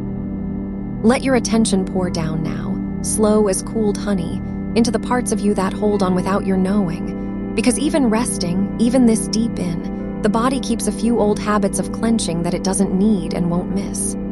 The jaw first. Let it come unset. So much of a hard day lives in the jaw, and so much of a hot waking too, the teeth drawn faintly together, the hinge of it tight up near the ears. Let it slacken. Let the back teeth drift apart the smallest space. Let the tongue come down soft off the roof of the mouth and lie easy. Let the whole lower face go heavy and loose, and slightly open the way. A sleeping face is always slightly open, undefended at rest. When the jaw lets go, something behind the eyes lets go with it, and something at the base of the skull, a whole quiet chain of holding coming unhooked all at once, link by link, down the back of the neck. The forehead, let it go smooth and wide and cool. All night the small muscles between the brows have kept a faint gather in them, an old readiness, the face's way of frowning very slightly at nothing. Let it unknit. Let the space between the eyebrows grow open and level as still water. Let the coolness of the room settle over the whole broad plane of the forehead like a cool cloth laid there by a kind hand, easing it flat, easing it blank, and feel how the moment the forehead smooths, the mind behind it seems to smooth as well, the thoughts thinning out, spacing further apart, losing their edges and their urgency, becoming slow drifting things you no longer have to follow. And the shoulders, the great patient shoulders that carry so much and complain so little. Feel where they lie now and let them lie lower still. Let them melt back and down, away from the ears, down toward the bed, the whole yoke of them coming loose and settling, the collarbones widening, the chest opening the smallest amount so the breath can move even more freely, even more slowly, through a body that has stopped guarding itself. There's nothing on your shoulders now. Whatever they carried through the day, they set it down at the door of sleep, and it will keep till morning if it needs keeping at all, and most of it won't. Let them be heavy. Let them be done. Let them sink. Down the arms now, the same soft unclenching. The upper arms going heavy against the bed, the elbows soft, the forearms lying loose, and the hands, open the hands, gently if they've curled.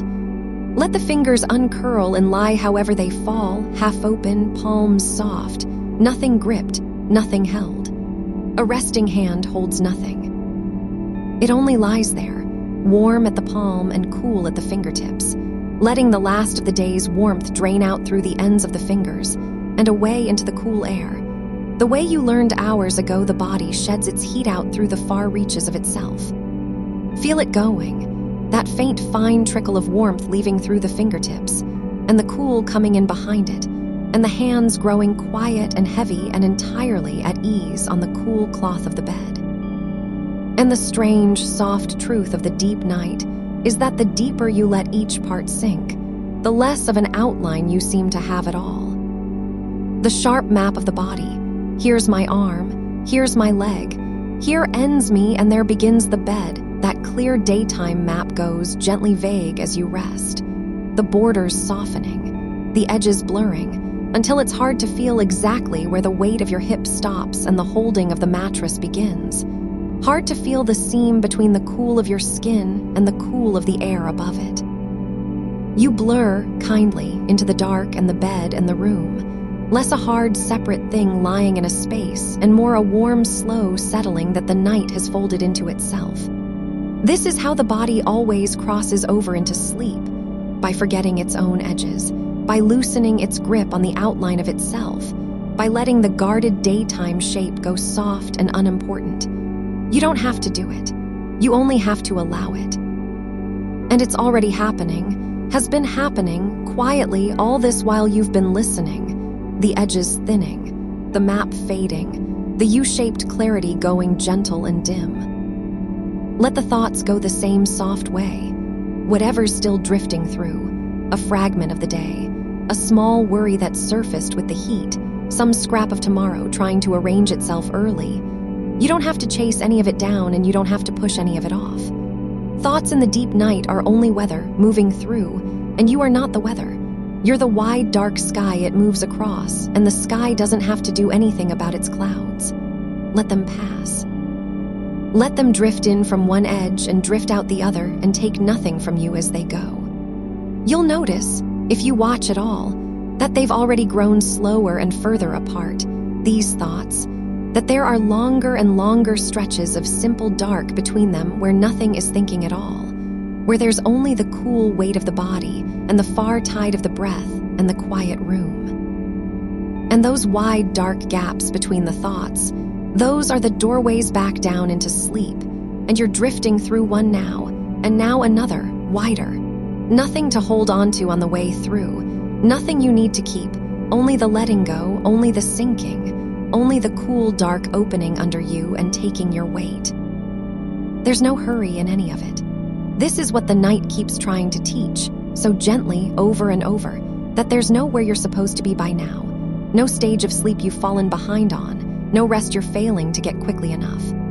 Sleep isn't a train you've missed. It comes the way the tide comes, on its own slow time, when the shore has gone quiet enough to let it, and your shore is going quiet now, has been going quiet this whole long while, the waves of waking spacing further apart, the water growing still. You can't be late for it. You can only be ready for it, and readiness is only this loosened jaw, this smooth forehead, these sunk shoulders, this heavy open hand, this cool unhurried breath, this soft-edged blurring body letting the dark hold it. You're ready. You've been ready. And it will come on its own without your reaching and take you under so smoothly you won't feel the moment it happens, the way you never do. And if it doesn't come all the way just yet, if you find yourself still here, still faintly listening, still aware of the cool and the weight and the dark, that's perfectly all right too. That's no failure and no cause for the smallest frustration, because rest is happening regardless, deep and real, whether or not it's crossed all the way over into sleep. The body drinks its rest from stillness like this even before the mind lets go. Lying here, cool and heavy and quiet, breathing long and slow, asking nothing of yourself. This is already the medicine of it, already the deep restoration, already the night doing you good, sleep or no sleep, minute by minute. So there's nothing to grip after and nothing to be anxious you're not getting. You're getting it now. You're in it now. It's happening under you and around you and through you, quietly, whether you sleep in the next breath or the next hour. And either way the night has you.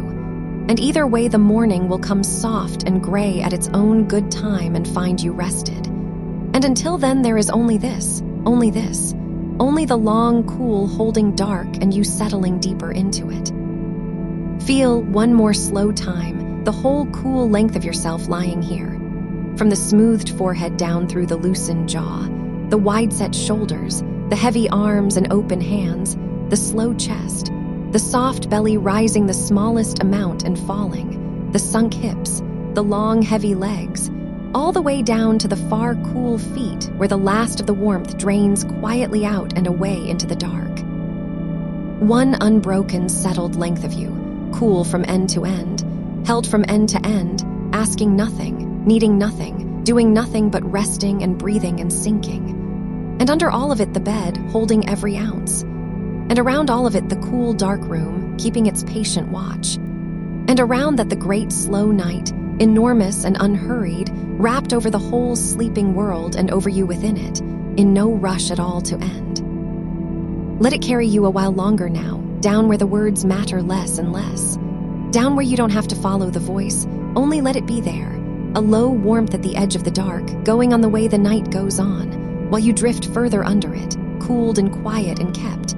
Nothing to reach for, nothing to finish. Only the long, slow water of the breath and the great patient dark, holding you hour upon hour all the way down. And should another wave come rising through you in a while, because it might, and there's no harm in it if it does, you already know the shape of what to do, so well now that it hardly needs doing. You've met it so many times tonight that the meeting has worn itself smooth, worn itself into a kind of groove the body slides along without effort.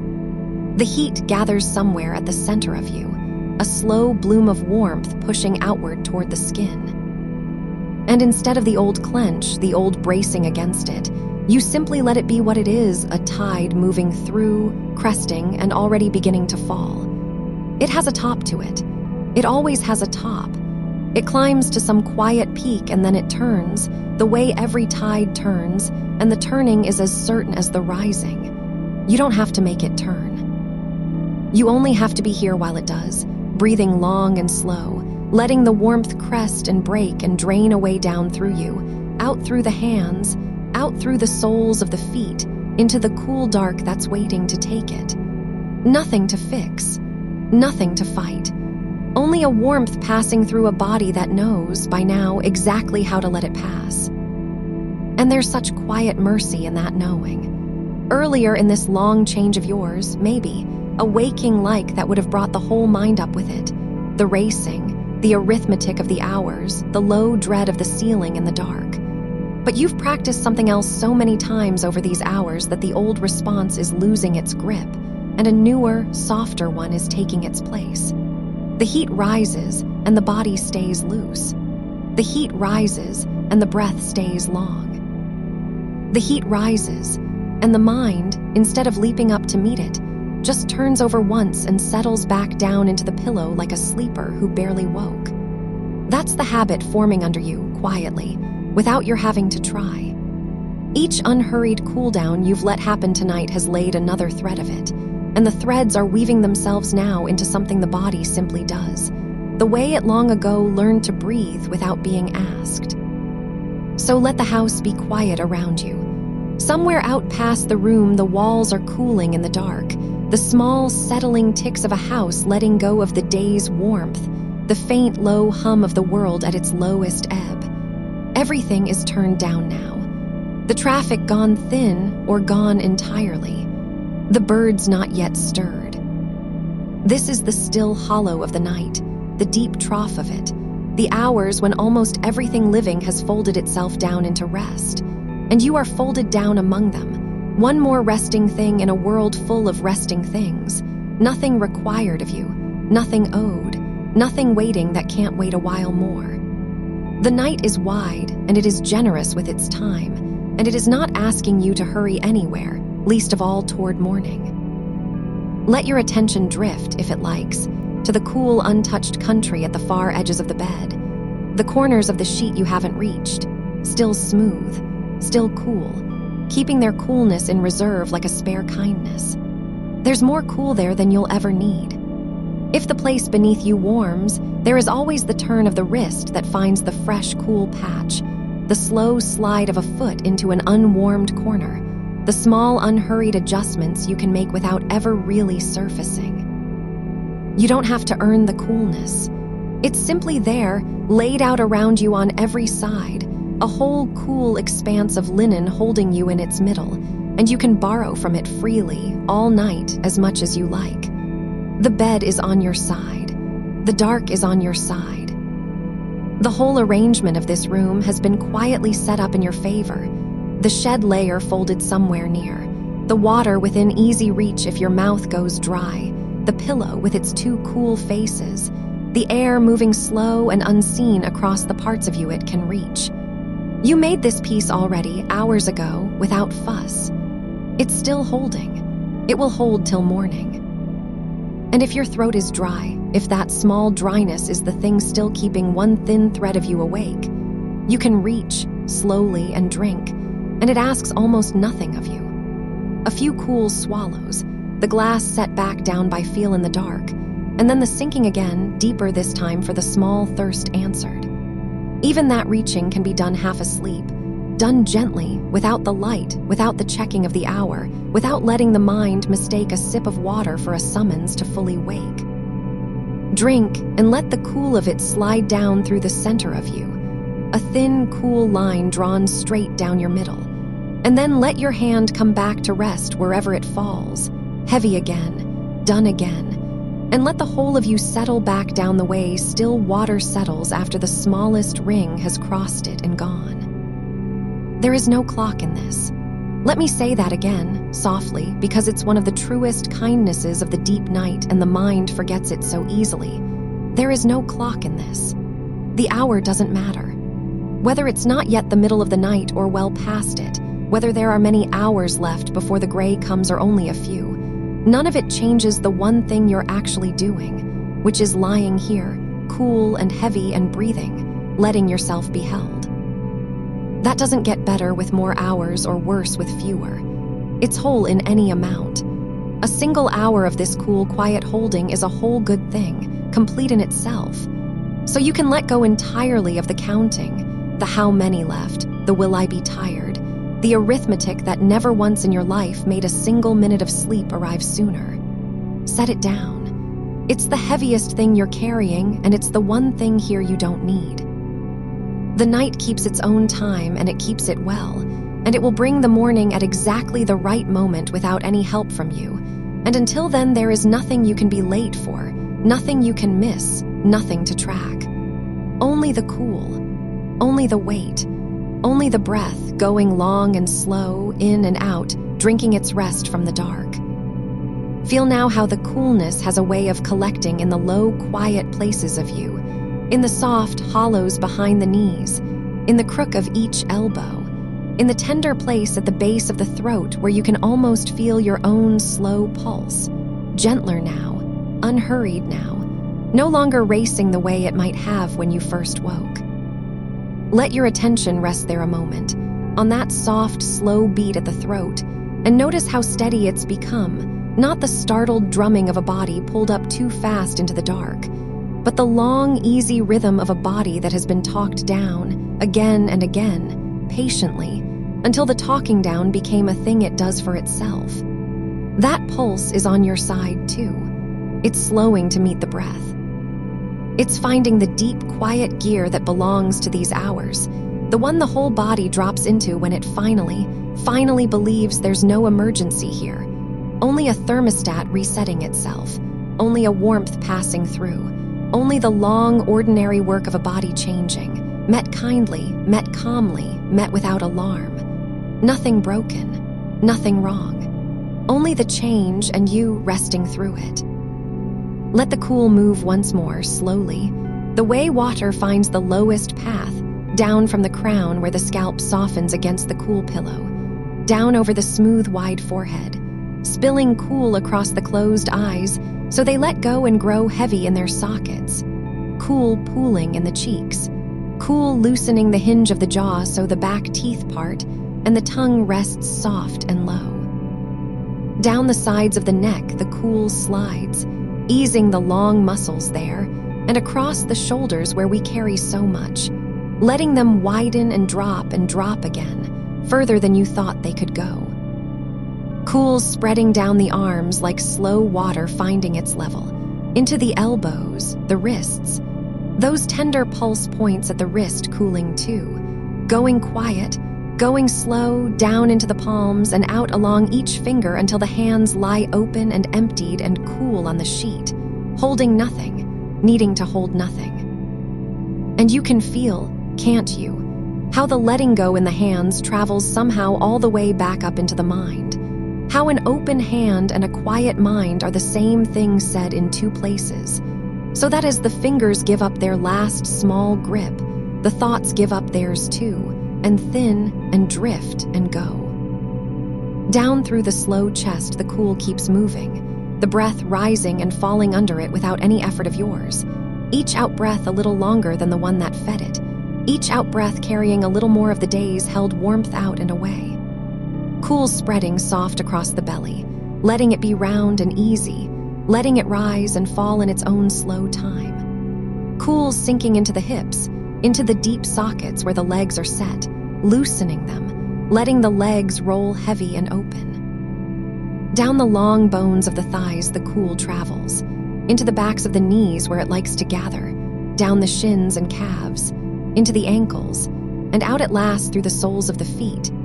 And there at the feet, feel again how the last of the warmth finds its exit, draining quietly down and out into the dark at the foot of the bed, leaving you cool from crown to sole. One long, cool, settled length of you, poured out flat and heavy on a cool bed in a cool, dark room. With nothing left anywhere that needs to be held up or held in or held together. All of it laid down, all of it given over. And you can let the whole of that cooling become one thing now, instead of many, not a scan moving part to part, but a single cool field you rest inside, the the way a stone rests at the bottom of a cool, still pool with the water closed quiet over it. The cool is above you and below you and all around you and moving slow through the middle of you, and there's no edge to it anymore, no line where you end and the cool begins. You're simply steeped in it, soaking in it. Cool all the way through, the way a thing goes cool when it's been resting a long while in a cool place and has forgotten it was ever warm. That deep through coolness has a heaviness that comes with it, a settledness, and you can feel yourself getting heavier as you cool, sinking a little further into the bed with each slow breath, the mattress rising up to meet the whole back length of you, taking your full weight, glad to take it, asking you to give it every last ounce and hold back nothing. So give it. Give the bed the weight of your head fully so the neck can stop its holding. Give it the weight of your shoulders and your back, that whole broad expanse, so it can spread and soften into the surface beneath it. Give it the weight of your hips, the heaviest part of you, sinking deepest, most anchored, most done. Give it the long weight of your legs, all the way down, and the small, forgotten weight of your feet. There is nothing you're holding up right now that the bed can't hold better. It has been holding sleepers all their lives. It knows exactly how. You can trust it completely. Let every muscle that's still quietly bracing understand it's off duty now, relieved, sent to rest, no more holding, no more readiness, no more faint bracing against a heat that isn't even here, because when the heat comes you'll meet it easy, and between the times it comes there's nothing at all to brace for. So let the last of the bracing go. Let it drain out with the warmth, down through the feet, into the dark. And feel how much lighter the letting go leaves you, even as the body grows heavier. How the weight and the lightness are somehow the same soft thing, a body that has finally, wholly, put itself down. The breath is barely something you're doing now. It's more something that's happening to you, the way the tide is something that happens to the shore, coming in slow, drawing out slow, with those long, quiet pauses at the turn where nothing moves at all and you rest in the stillness between one breath and the next. And there's no hurry to start the next one. It will start itself when it's ready, it always does. Let it. Let the breath run itself.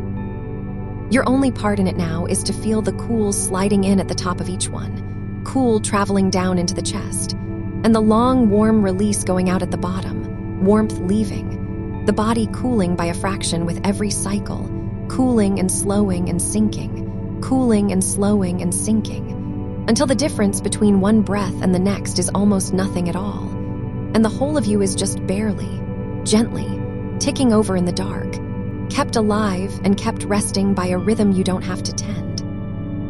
If a thought drifts up, and one might, that's the mind's old habit, it doesn't mean anything has gone wrong. Just let it be a piece of driftwood on that slow tide, floating up into view and then floating on out again, unheld, untugged, carried off on the same cool water that's carrying everything else. You don't have to follow it. You don't have to finish it. You don't even have to decide to let it go. You only have to not reach after it, and the tide does the rest, drawing it out and away the way it draws everything out and away in these hours, until the surface of you is smooth again and dark and still. A thought is only weather passing over deep water. The deep water doesn't move. You are the deep water tonight. Down here where you're resting, it's always still.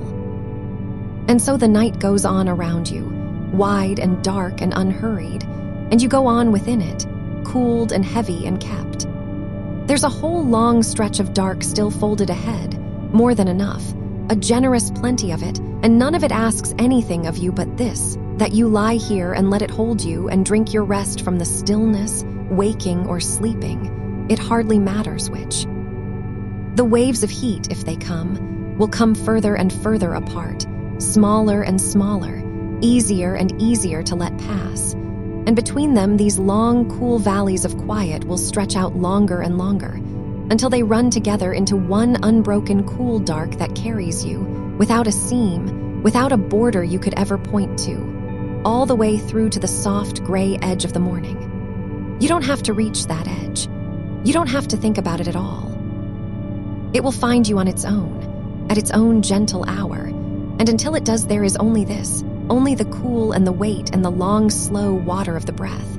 Only the great patient dark keeping its watch over you and over the whole sleeping world, in no rush at all, holding you down here where the words go soft and thin and matter less and less.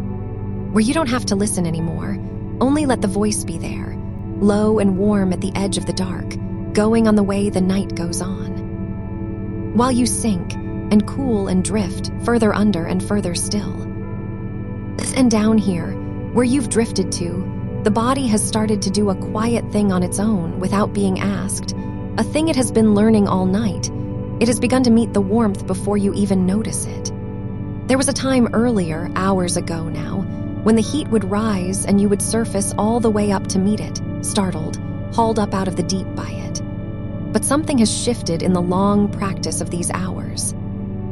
Now, when a little warmth gathers at the back of the neck or blooms faint across the chest, some older, calmer part of you simply turns toward it the way you'd turn a pillow, without waking, without deciding, and lets the cool come in on the next slow breath, and lets the warmth ease off on the one after, and never once climbs up out of the dark to do it.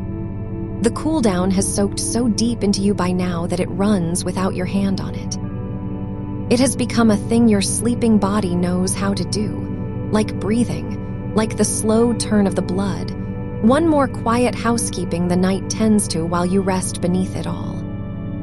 And that is exactly what was meant to happen. That is the whole of it, arriving on its own. You didn't have to force it or hold it or keep watch to make it so. You only had to lie here, night after night the body will do this, and let the pattern lay itself down, one cool pass over another cool pass, until the groove was worn smooth enough that the warmth just rolls down it and away, and you sleep on above it, undisturbed, the way you sleep on above the sound of your own heart. Somewhere out past the walls, the night has gone very deep and very quiet now, the deepest hollow of it, the part no one is usually awake to hear. The streets have emptied of the last of their sound. Even the small machines of the house have hushed, the refrigerator gone still between its cycles, the pipes cooled and silent, the clock you're not looking at ticking away to no one. It is a great soft emptiness out there, and it is not lonely, it is roomy. It is the kind of emptiness that has space in it for you to spread out and rest and take up as much quiet as you need. Nobody wants anything from you in this hollow of the night. Nothing is being asked. The whole world has set its burdens down on the floor beside its bed the same as you have, and everyone who is sleeping is doing the exact same simple work you are doing, lying still in the dark and letting the hours carry them. You are in good company, even here, even alone in your own room. A great unseen company of the resting, all of you afloat on the same wide dark, all of you being carried the same slow way toward the same far morning. Let the coolness find your hands again now, softly, the way you'd notice something rather than do it. The backs of your hands, resting wherever they've come to rest, gone loose and open, the fingers slightly curled the way fingers curl when there's nothing left in them to hold. Feel how the air lies against them, faintly cool, unmoving. And let that faint coolness be enough, not a chill, nothing sharp, just the plain mild cool of a quiet room in the small hours, settling over the backs of the hands like the lightest possible cloth. The palms cool. The soft insides of the wrists cool, where earlier the pulse ran quick and hot and you could feel it ticking quieter now, slower now, the blood strolling through instead of running. Each fingertip cooling, one at a time, or all at once, it doesn't matter which, cooling and softening and letting go of the last of any grip they were still keeping without knowing it. Hands that have carried and lifted and held and worked, all through the long years, set down now, empty now, cool now, asking nothing, doing nothing, just resting open in the dark being cool. And from the hands, the cool can spread back up the arms if it likes, unhurried, the forearms cooling, the crook of the elbow cooling, the upper arm going heavy and cool against the sheet, the whole weight of each arm giving itself over to the bed to hold so that not one muscle in it has to stay awake to keep it where it is. The bed takes the arms. The bed takes the shoulders, That place where so much of the days holding used to gather, and not soft now, spread now, cool now, the shoulders melting down and back and away from the ears, sinking, taking the tightness with them as they go, down into the mattress, out of the body, gone. There is nothing left up there to guard. You laid it all down hours ago. You can keep laying it down, again and again, as many times as the night hands it back to you, and each time it will be lighter, and each time you will set it down a little more completely, until there's nothing left in your grip at all. Only cool, open hands and cool, loose arms, and the long, slow water of the breath still running itself in the dark. The pillow beneath your head has cooled again in the quiet, all on its own, the fabric drawing the last of the day's warmth out of it and letting it go up into the still air of the room. Feel the plain cool of it now against your cheek, against your ear, against the side of your head where it rests. Cotton gone cool the way cotton does when the room is dark and no one has touched it for a while. If your cheek is warm against it, then let a little of that warmth cross over into the cloth and be carried off.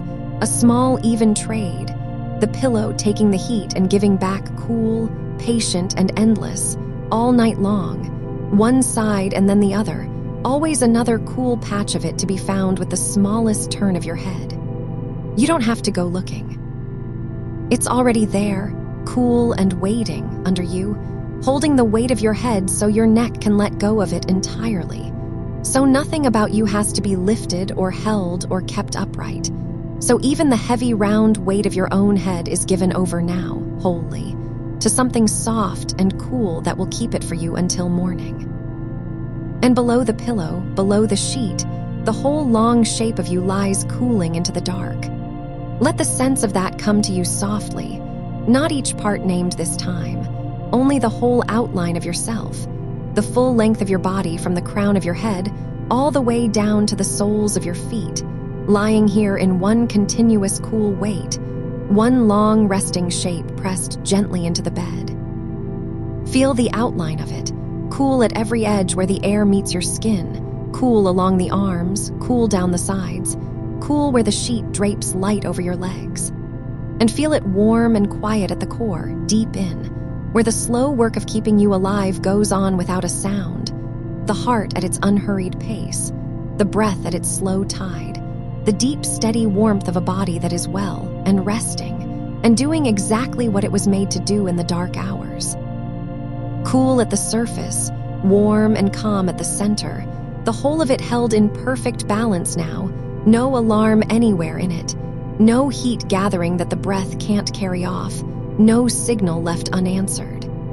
Just a body at rest in a cool, dark room, tended and even ticking softly over toward the morning. If the thermostat inside you should send up one more small false alarm, one more little wave of warmth for no reason, a leftover flicker from the old machinery still learning its new settings, you know now, even asleep you know that it is nothing. Not a fire, not an emergency, not a thing gone wrong with you.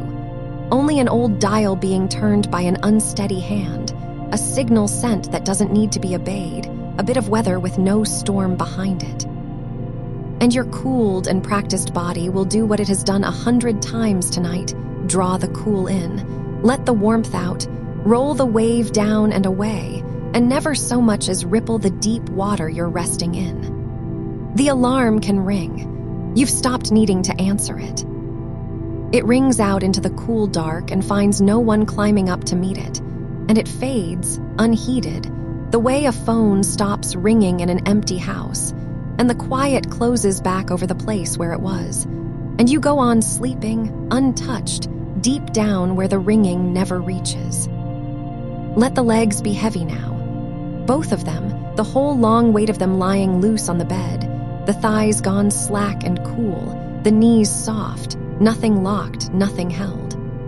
Feel how the mattress rises to meet the back of each leg all along its length, holding it, so that the leg itself has no work to do, no need to stay one way or another, free to be simply heavy, simply here, simply cool. And down at the far end of you, the feet, let the cool find them last and let it find them fully, The tops of the feet cool where the air lies against them. The soles cool, the toes loosening and spreading the smallest bit as the last of the tightness leaves them. The feet are where the heat likes to drain from the body, down and down through the length of you and out through the soles into the cool dark at the foot of the bed. A slow, steady draining you don't have to picture or manage. Just a warmth leaving from the far ends of you the way water finds the lowest place and settles there and is gone. Let it drain. Let the heat run down and out and away, and let the cool climb up behind it to fill the room it leaves, until your feet are cool and your legs are cool, and the whole long draining length of you is cool and quiet and still. And now there is nothing left in you that has to be done. Every part has been met. Every part has been cooled and set down and given over. The crown, the face, the throat, the shoulders, the chest, the belly, the hands, the hips, the legs, the feet, all of it tended, all of it resting, all of it handed to the bed and the dark to keep. You are, for this long stretch of the night, entirely off duty. There is no post you have to hold. There is no one you have to stay awake for. There is no next thing waiting just behind the dark that you have to be ready to meet. There is only the dark itself, and it is soft, and it is cool, and it is wide, and it is on your side, and it has all the time in the world, and it is not going anywhere, and neither are you. Feel, if you can, how far the night still stretches out ahead, not as something to get through, but as something to sink into, a long, cool distance of it laid down in front of you like a road you don't have to walk, a road that carries you while you lie still upon it. So much of it left, hours of it. Whole cool hours, folded one inside another, more than you could use, a generosity of dark. And you don't have to spend it or fill it or do anything at all with it. You only have to let it pass over you and through you, wave after slow, cool wave, each one carrying you a little further down and a little closer to the gray hour that will come, in its own time, without your help, and lift the edge of the dark so gently you'll never feel the seam. The voice will stay. Through all of it, the voice will stay, low and warm at the edge of things, not asking you to listen, only there, the way a lamp left low in the next room is there. You don't have to look at it to know it's burning, to know that if you surfaced for a moment you'd find it still glowing, steady, keeping its small, warm watch over the dark. That's all the voice is now. A low light in the next room. A sound that means someone is keeping watch so you don't have to. You can let go of it entirely and it will still be there. You can drop all the way down beneath it into the deep, unlit water where there are no words at all, and it will go on murmuring above the surface the whole time, patient, tireless, waiting for nothing, just marking the hours softly so the hours don't have to be counted by you. Down then, a little further down, the breath slow, the body cool, the weight complete, nothing to hold, nothing to answer, nothing to fear in the dark, because the dark is the friend that's been carrying you all night and will carry you still. Let the last thin threads of noticing go loose in your hands. Let even the cool, even the pleasant cool you've been resting in, blur soft at its edges and become just one more part of the wide, dark comfort you're dissolved into. No longer something you feel against your skin, only something you are. A cool, quiet weight afloat in a cool, quiet night, sinking without moving, drifting without going anywhere, kept. And the heat, wherever it went, has grown so far away now, so faint, so easily let pass, that it hardly seems to belong to your night at all, just a distant thing that flickers and fades at the far rim of the dark, further off with every hour, smaller with every hour, while these long, cool valleys between open wider and wider and run softer and softer, until there's barely a wall left standing between them, barely a place where one ends and the next begins, only cool and more cool. And the slow water of the breath carrying you along the floor of it, down here where it's always still, down here where you're kept, all the long, dark way toward a morning you don't have to reach for and don't have to think of and won't have to lift a hand to meet. It will come to you. It always comes. And until it does, there is only this, only the cool and the dark and the weight and the low, warm light of the voice in the next room, going and on, the way the night goes on, in no hurry at all. There's a particular cool that lives in the deep part of the night, a cool that has nothing to do with the covers or the window or anything you've arranged. It's the cool the whole house sinks into in the smallest hours, when even the walls have let go of the day's warmth and gone quiet, when the floorboards have stopped their settling, and the pipes have stilled, and the air in every room has grown even and calm, and faintly cool the way still water grows cool when nothing stirs it. And you are held inside that larger cool now, one small, warm becoming cool body inside a whole cool sleeping house, inside a whole cool sleeping street. The darkness pooled the same way in every room whether anyone is there to feel it or not, gathering along the tops of door frames, resting on the backs of chairs, lying across the kitchen floor in one long unbroken sheet, and the same cool that lies across that floor lies across you, no different, no closer, no further. Just the night's own evenness laid down over everything at once, asking nothing. You don't have to do the cooling anymore. That's the thing the body learns somewhere past the third or fourth time, past the point where it stops being a task. The cool isn't something you make now, breath by breath, region by region. It's simply the temperature of the hour, and you've been let down into it, lowered into it the way something is lowered gently into a well. And all you have to do is stay lowered, stay down where the air is coolest and stillest, and let it do to you what still cool air does to everything it surrounds, which is to draw the last of the warmth up and off so slowly, so patiently, that there is no moment you could point to and call the change only. If you noticed at all, that some while back you were warm and now you are not, and no effort of yours stood anywhere between the two. And if the heat should ever rise again, later, in some other hour that hasn't come yet, you already know the whole of it. There is nothing left to learn. The body has done this so many times through this one night alone that the doing has sunk below thinking. The way your feet know stairs in the dark, the way your hand finds the cup of water without your eyes, without deciding, without the long, clumsy business of working it out. The heat would come and the breath would lengthen on its own, before you'd even named what was happening, and the cool would begin its slow travel down from the crown the way water finds the low way through a field, and the pillow would be turned, or not turned, and the layer eased back or left, and none of it would wake you fully. None of it would pull you all the way up into the sharp-lit place where frustration waits. Because that road, the road back down, is worn so smooth now, so wide and gentle and familiar under you, that your body could walk it in its sleep. It does walk it in its sleep. That is exactly what it has learned to do. So there is nothing out ahead of you to brace for.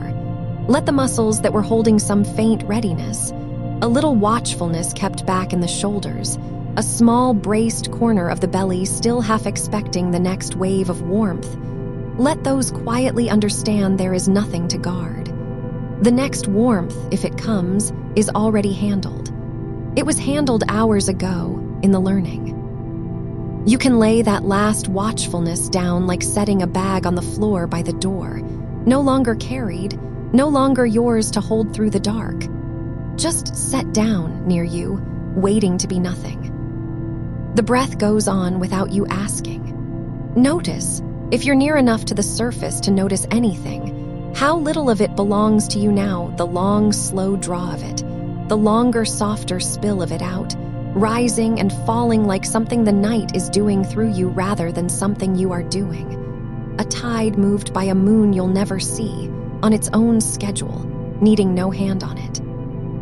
You could stop attending to it completely, and it would keep its rhythm, faithful, unhurried, the one steady tide in the whole still house, coming in cool and going out warm, coming in cool and going out warm, carrying off a little of the day's heat with every long ebb and never once asking whether you were watching. There's a smoothness to a river stone that comes only from years of that same slow water, the sharp edges taken off one grain at a time, so gently that the stone never felt the losing, until one day it lies cool and round and perfectly smooth in the bed of the stream, shaped by nothing but patience. That's what the nights have been doing. Not this night only, the ones behind it too, the whole long stretch of them. Each hot waking met and cooled and let go of. Each one wearing another sharp edge down. Each one making the next return to sleep a little rounder, a little smoother, a little easier to slip along until the roughness that used to be there, the jolt, the racing, the wide-eyed dread of the clock, has been worn nearly clean away, worn down to this.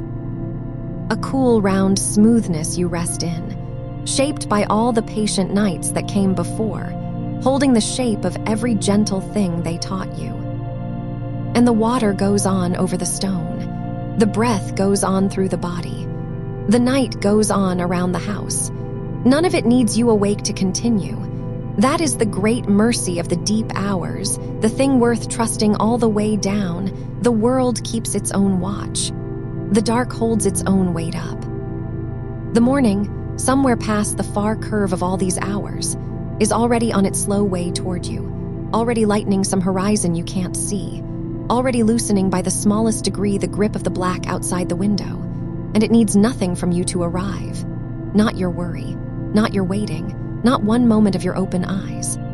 It will come the way it always comes, without announcement, and find you here, cool and heavy and kept, and it will not mind at all that you slept straight through its coming. That's what it wants for you. That's what it's for. Let the face be soft. All through the day, the face carries so much, holds itself arranged, holds itself ready, holds 100 small expressions no one asked for, and now, in the dark, with no one to meet and nothing to answer, it can put every last one of them down. The small muscles around the eyes, letting go. The place between the brows unknitting, going smooth as still water. The jaw loosening until the teeth part, the tongue resting soft behind them, the whole lower face heavy and slack and cool, the mouth doing nothing, saying nothing, holding nothing. Even the smallest hinge of the jaw releasing. Even the tiny weight of the eyelids complete, settled all the way closed, cool as two petals laid over the eyes, needing no effort at all to stay shut, wanting nothing but to stay exactly this closed, this soft, this dark. And the cool moves down from that softened face the way it always has, but slower now, so slow it barely moves at all. Down the front of the throat where the pulse has quieted to something you'd have to hunt for, down over the collarbones where the skin has gone from damp to dry to cool without a single moment you could name, down and out along the arms, unhurried, no destination, just the slow travel of cool through a body that has stopped resisting it. All the way to the hands where whatever heat is left drains off the fingertips into the dark, and is gone, given up, poured out into a night wide enough to take all the heat in the world and never grow warm. The hands especially. Let the hands be finished. Whatever they were half holding, a corner of sheet, the memory of reaching for water, some last small readiness curled in the palm, let it open. Let the fingers uncurl the rest of the way, slow, until the hands lie exactly as they fall, palms wherever they've come to rest, cool and open and done. Two things the night is keeping now. No longer tools, no longer yours to use, just weight, just stillness, just two cool, quiet places where the last of the heat found its way out and left you lighter. Down through the chest, where the breath still rises and falls but softer, shallower, needing less. The whole rib cage moving no more than a slow swell moves the surface of deep water far from any shore. Down through the belly, warm once and cooling still, soft now, unclenched, rising a little, falling a little, holding nothing, guarding nothing, just a warm, cool center to a body that has laid all of itself down into the dark and asked the dark to keep it. Down through the hips, heavy, sunk, given fully to the bed beneath them. Down the long bones of the legs where the cool travels so slowly now it's less like movement than like the legs themselves simply becoming cool from within, cooling the way a room cools, all at once and everywhere and without any part being first. And out through the feet at the very end of it, the very edge of you, the last warm thing gone quiet, the soul's cool, the space around the feet cool, the whole far end of the body finished and still. There, all of it cooled. Not by your effort, you long ago set the effort down, but by the hour, by the dark, by the patient still air of the sleeping house, by the whole slow machinery of the night that turns whether you tend it or not. You are cool from the crown of your head to the ends of your feet, and heavy everywhere, and held everywhere, and there is nothing on you or in you or ahead of you that asks to be lifted or answered or watched.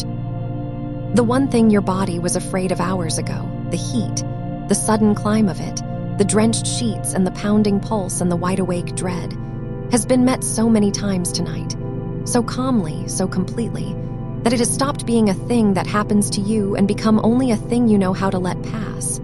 The way you know how to let a cool wave of air move over you when a door opens somewhere in the house and closes again. Felt for a moment, gone the next, meaning nothing, changing nothing. Leaving you exactly as cool and kept as it found you.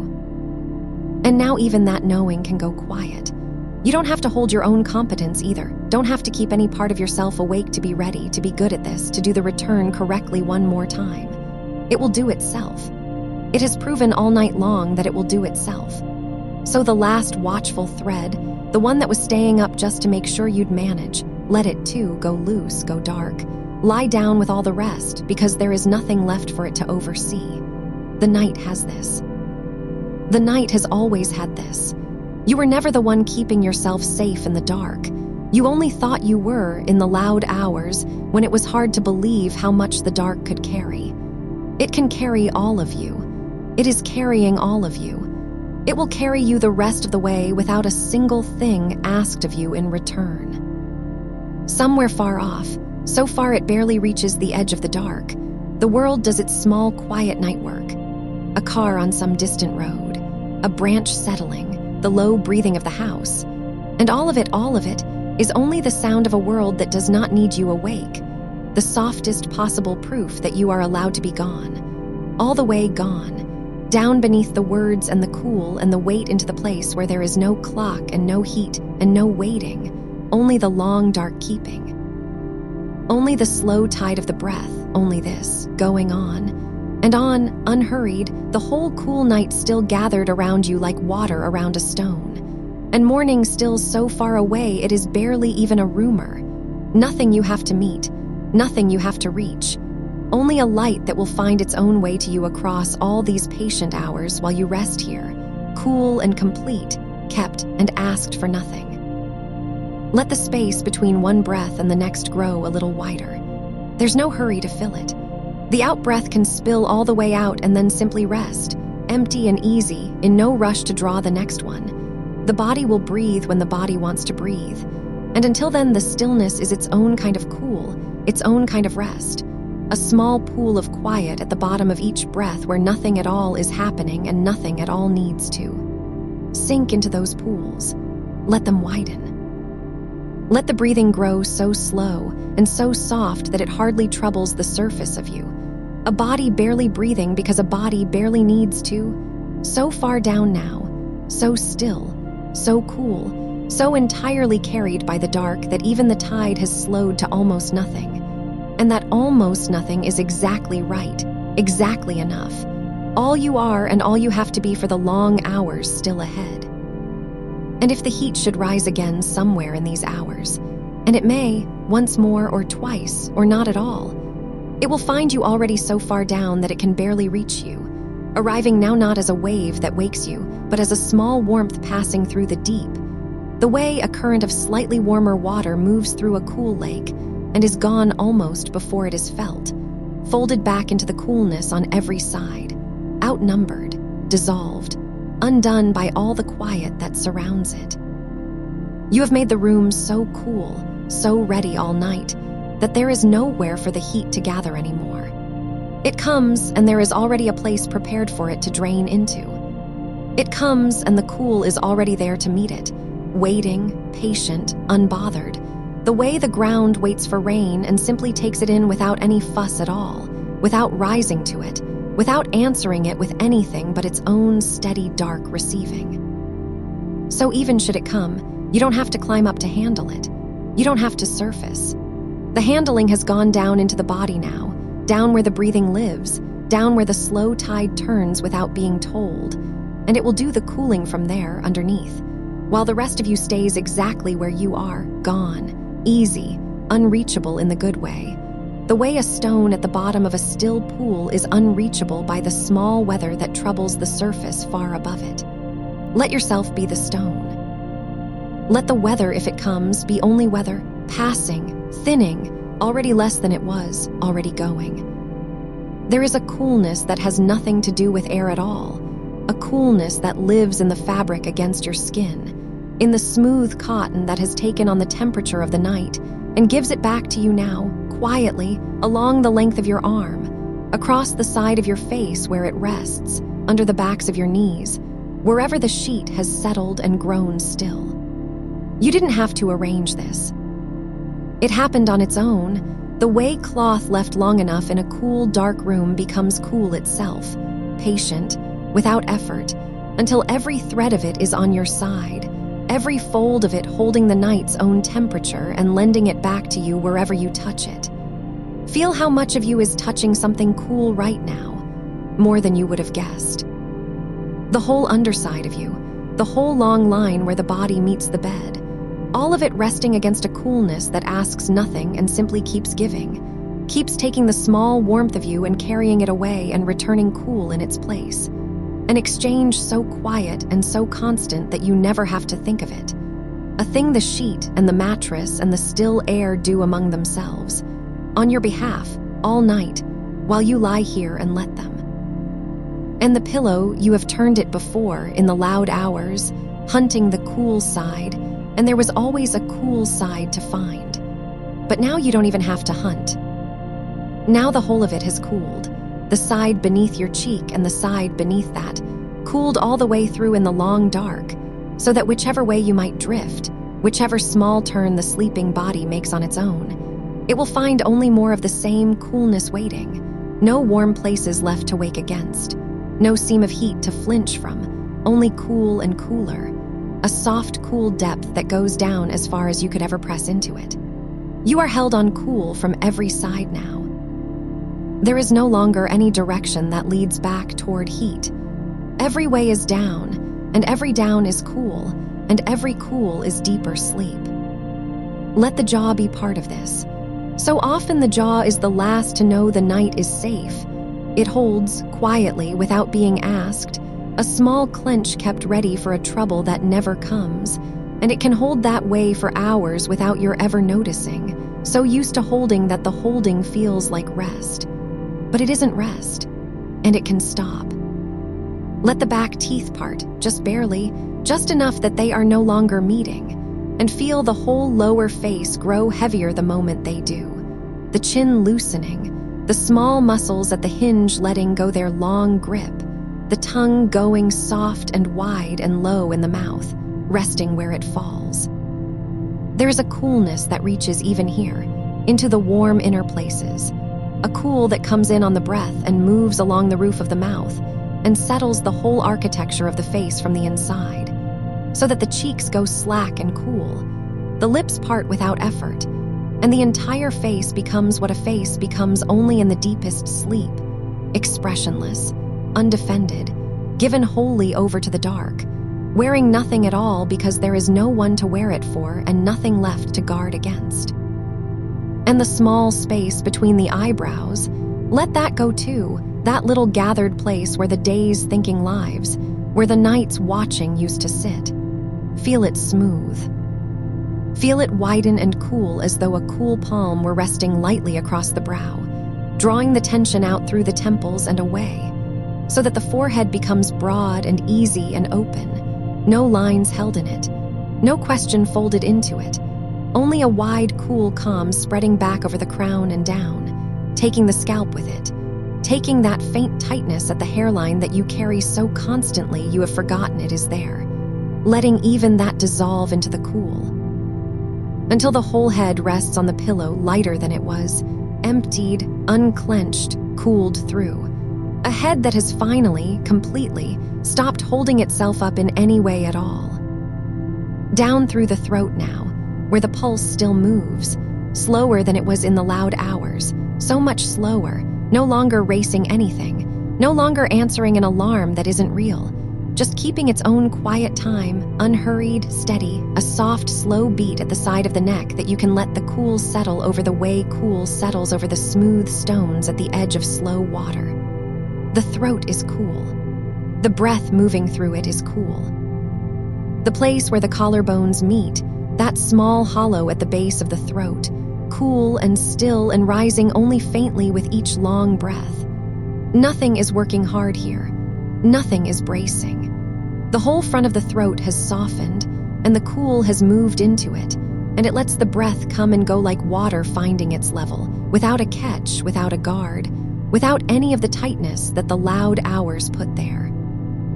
All of that has drained away down the sloping dark and left the throat open and cool and easy, breathing you as gently as sleep breathes.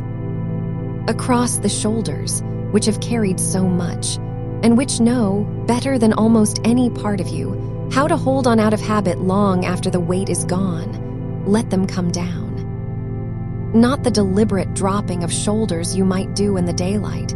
That lasts a moment and is retaken the next.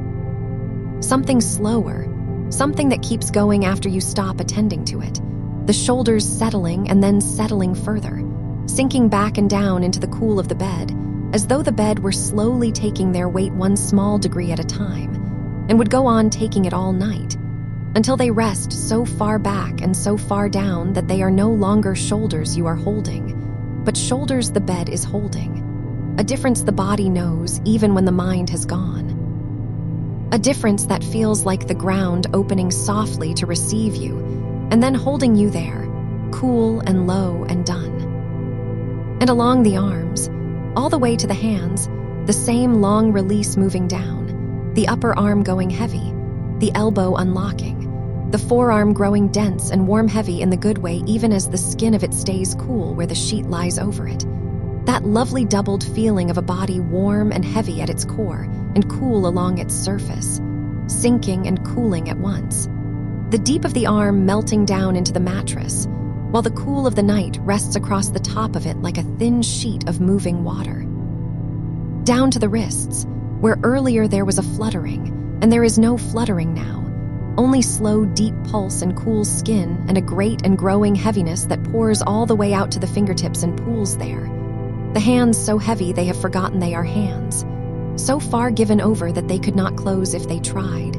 And they will not try, because there is nothing left to hold, nothing left to do, nothing left but to lie open and cool and heavy at the ends of the resting arms and be, at last, entirely still. The chest rises and falls, slower, shallower, needing less. You may notice how little breath the body asks for now, how small and soft each one has become, how much of you can go on being alive and well and deeply cool on almost no breath at all in the stillness. And that smallness is not a lack. It is the body knowing it is safe, breathing the way the sea breathes at its lowest tide, barely, easily, hardly troubling itself to move, because there is nowhere to go and nothing to fuel and no reason to hurry the air. Let the breath be that small. Let it be smaller than you would ever let it be while watching. There is no one watching now. There is only the slow, cool filling and the slower, cool emptying, and the long, soft pause at the bottom where you rest in the empty and want for nothing. And then, when it comes, the next small breath arriving on its own, uncalled, cool, sufficient, and then the pause again, wider now and cooler and more welcome than the breath itself. Down into the belly, which softens last of all the deep places, which holds a low, quiet readiness even in sleep sometimes. A faint bracing across the middle that you can let go of now the way you let go of the jaw and the brow. Let the belly be soft. Let it be round and slack and rising with what little breath there is. Let the whole middle of you go loose and cool and unguarded, the low back releasing its long arch into the mattress, the hips settling wide and heavy.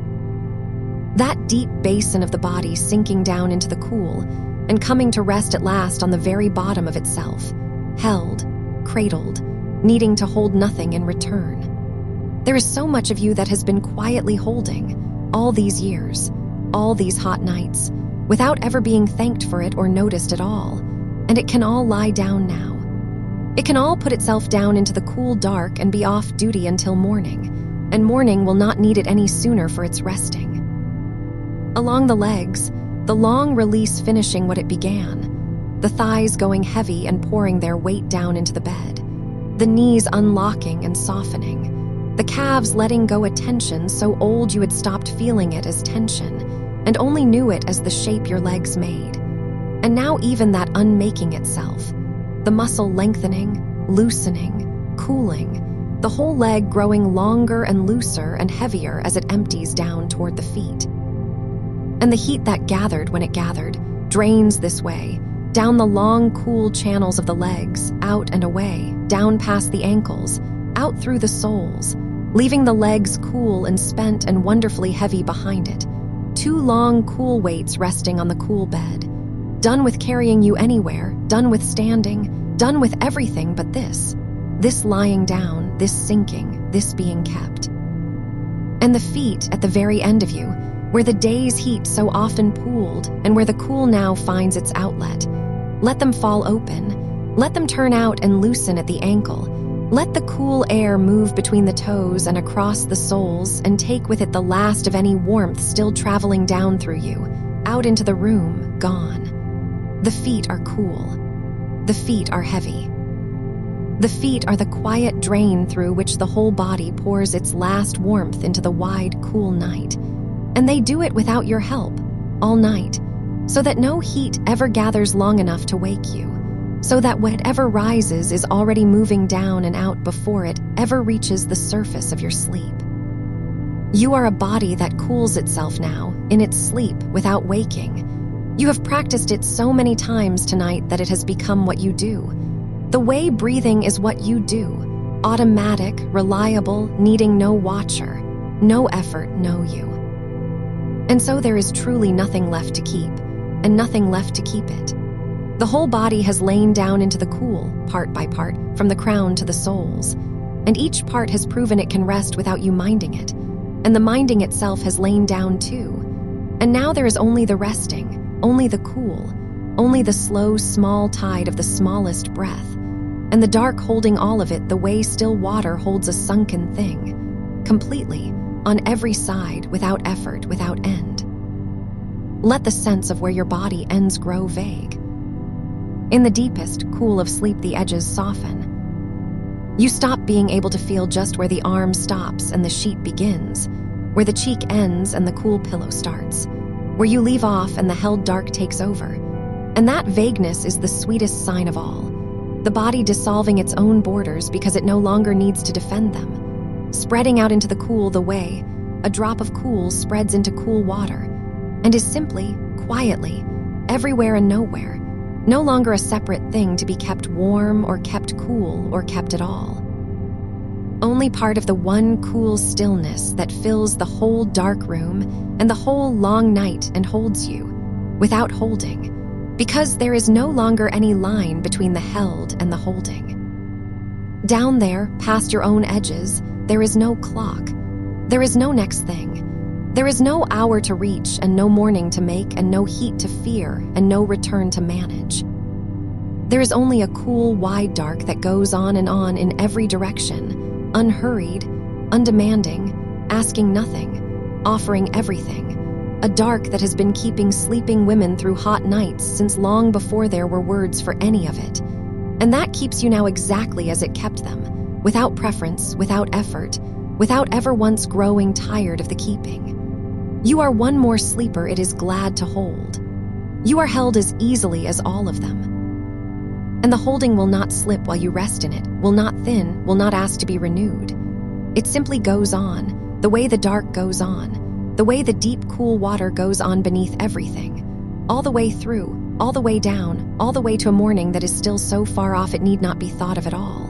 And will find you, when at last it comes, only by the softest lightening at the very rim of all this dark, in its own slow time, wanting nothing of you in the meantime but this sinking. This cools, this long, kept, breathing quiet that has no end you have to reach and no edge you have to hold, only more of itself, and then more, spreading out around you, cool and dark and complete, carrying you on. Carrying you on the way a slow river carries a leaf that has stopped trying to steer, turning it gently, keeping it afloat without being asked, and asking nothing of the leaf but that it stay light, that it stay loose, that it let the water do the moving. You are that light now.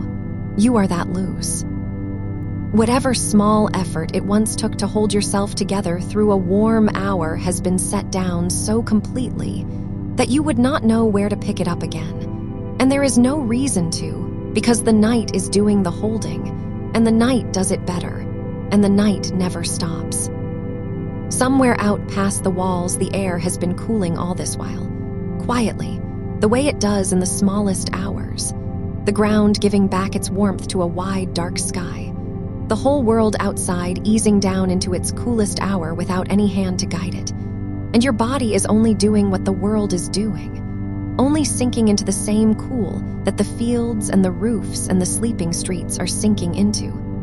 Part of the one long cooling that comes to everything between midnight and dawn. Needing no decision from you, arriving on its own, settling on your skin as gently as it settles on everything else that lies still and lets it come. And if a little warmth should gather again, low and slow, somewhere under the sheet, let it.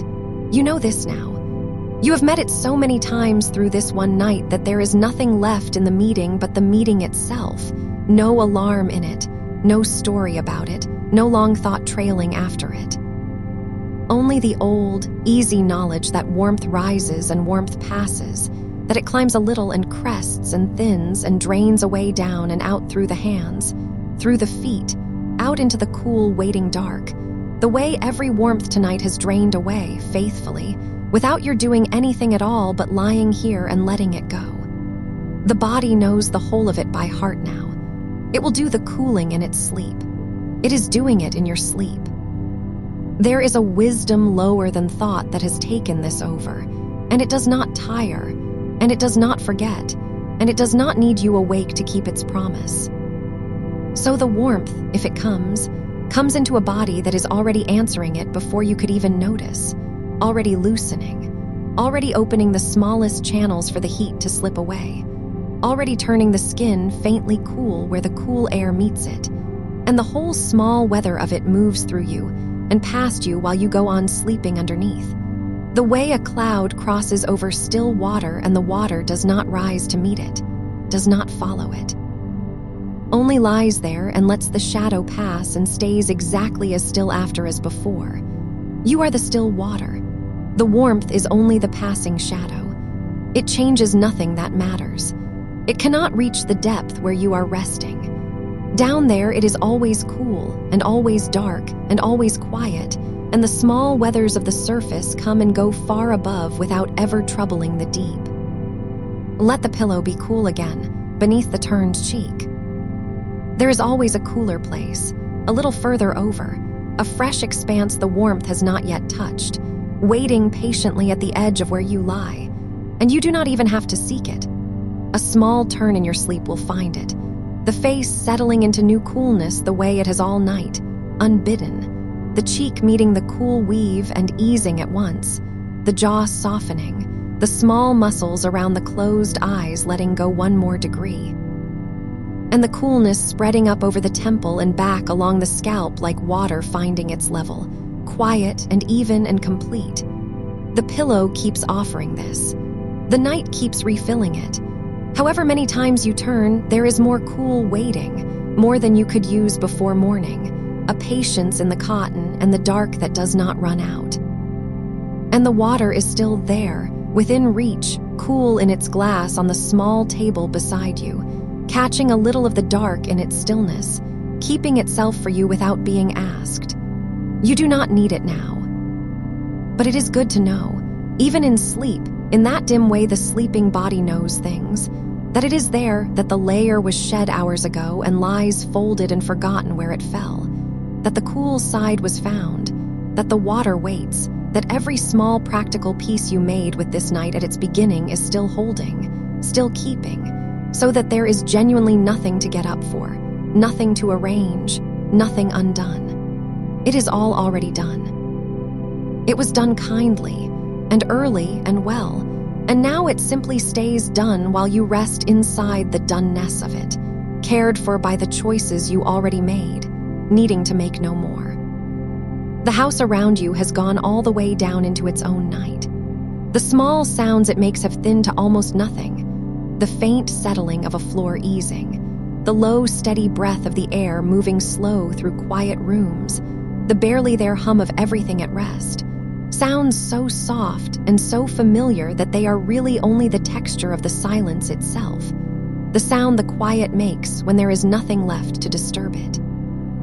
And all of it holds still around your resting the way the walls of a deep and gentle harbor hold still around a moored boat, keeping the wide dark weather out, keeping the cool calm in, so that nothing has to be watched, nothing has to be guarded, and the boat can lie at its rope through the whole long night and simply rise and fall the smallest amount on the smallest tide, safe, kept, going nowhere it does not want to go. Your breath has become that tide. So slow now that it barely seems to turn, a long easing out that empties without effort and thins away into the cool, and then a small waiting at the bottom, an unhurried pause where nothing needs to happen, where the body rests emptied and calm and in no hurry to fill again. And then the cool air arriving on its own, drawn in low and quiet and light. No work in it, no lifting, just the faint cool coming in and turning, and the long easing out once more, longer than the coming in, carrying the last of any warmth out with it into the dark. You are not making this breath. It is making itself, the way it does in the deepest sleep, tending you from below the level of any effort, cool in, warm out, cool in, warm out, a slow, small tide that will keep its own rhythm all the way to the light without ever once asking you to mind it. And on that tide you drift a little further down, past even the place you were, into a cool that has no features left in it at all, no images to hold, no scenes to watch, nothing to picture or follow, only the plain, cool dark itself and the slow breath moving through it and the vast soft holding on every side. The pictures can go now. You do not need to imagine the cool anymore. You are simply in it, the way a stone lying at the bottom of a cool, deep pool does not imagine the water. It is only surrounded, only held, only kept at that one even temperature the deep always keeps, hour after hour, without change, without effort, without any need to feel or think or know. Let yourself be that surrounded. Let the last of the imagining dissolve, and let there be only the being held, plain and wordless and complete, cool on every side, dark on every side, quiet on every side, and you at the still center of it, needing nothing, doing nothing, wonderfully nothing at all. There is so much night left, and that is a kindness, not a burden. Hours of it still, wide and cool and unhurried, folded around you like the deep of a very long dark that is in no hurry to end. You do not have to ration it. You do not have to make it last or wonder how much is left or count toward the far edge of it. It stretches out ahead of your sleeping like a cool, dark country with no roads to travel and no distance to cross. Only more of the same soft dark in every direction. More of the same quiet, more of the same holding, so that wherever your rest wanders in it, it is always still deep in the night, always still far from any morning, always still held, always still cool. Time down here does not press. It has laid itself down along with you. It has stopped counting, the way you have stopped counting, and in the not counting the night becomes as wide as it needs to be, and there is always enough, always more than enough, always more. And should you rise for a moment near the surface, the way sleepers do, a thinning of the dark, a brief nearness to waking, the body shifting, a warmth to be let go of, a cheek to be turned to the cool, you will do the whole of it without ever truly leaving this depth. That is the thing your body has learned so thoroughly tonight that it no longer needs learning. The turning and the cooling and the letting go have all sunk beneath waking, into the same low wisdom that runs the breath and the heartbeat, so that they happen the way the tide happens, on their own, in the dark, without pulling you up into the sharp, bright place where thinking lives and the hour glares out from the clock and the mind reaches for its old worries. None of that reaches you now. You slip up toward the surface only far enough to do the small, cool thing that needs doing, and then you sink again at once, smoothly, without a ripple, the way something well-weighted returns to the deep the instant it is released, down and cool and dark, and gone from the surface again before the surface could even hold you, back into the long quiet where you belong for now, back into the keeping. Feel how the shoulders have given up the last of their holding. There was a time earlier tonight, and on so many nights before this one, when they climbed toward the ears in the warm dark, when the whole upper body braced against the heat, and the wakefulness as if bracing could help. And that bracing has gone out of you now so completely that the shoulders lie wide and low and heavy on the cool bed, spread and open, the collarbones settled, the space across the chest broad and soft and easy, nothing gripped, nothing raised, nothing held up against anything. The arms lie where they fell, cool and long and forgotten. The hands have opened. Whatever they were holding, even in sleep, even the shape of holding, has loosened out of the fingers and drained away, and they lie half-curled and empty and cool, palms gone soft, keeping nothing, wanting nothing, resting as plainly and completely as the hands of someone who has set every single thing down and will not pick anything up again until the light. And lower, the long muscles of the back have let themselves down into the mattress one after another, the whole length of you sinking into the cool the way a body sinks slowly into still cool water and is taken by it, held level, held even, the bed rising to meet every part of you so that there is no place along your whole length that has to hold its own weight, no place that aches with the effort of staying up, because there is no effort anywhere in you now. It has all been handed over to the bed and the dark. And they carry it easily. They have carried far more than this. They do not strain. They simply hold you level in the cool and let you go on sinking the smallest amount with every long breath out, deeper into the give of the mattress, deeper into the give of the night, down and down by degrees, so slow you cannot feel the moving, only the having moved, only that you are lower and cooler and further gone than you were a breath ago, and lower and cooler still than that a breath from now. The hips have loosened and spread. The long bones of the legs lie heavy and cool and slack, rolled slightly outward the way they only ever roll when the very last of the guarding has gone, when the body has stopped, even in the smallest hidden way, holding itself ready. There is no readiness left in you. There is nothing to be ready for. The night asks for no readiness, only for this lying down all the way, this being done, this cool, complete surrender of every part to the holding dark. And the legs have understood it. They lie there like something warmed and then cooled and then set down for good, all their long days' work forgotten, all their standing and their carrying handed back, resting the deep, helpless, restful rest of limbs that will not be asked to move again for hours, that have been released from all of it, that are simply, finally, allowed to be still. Down to the feet, where the last warmth of the whole body finds its quiet doors and slips away, out through the soles into the cool at the end of the bed, out and gone, so that even the feet lie cool now, cool and far and heavy, the toes loose, the arches soft, the whole tired architecture of them let down into the cool sheets and forgotten, the way you forget your feet entirely when sleep has truly come. When the body has stopped reporting itself part by part and become just one warm turned cool weight sinking evenly into the dark, one whole quiet thing, kept and level and still.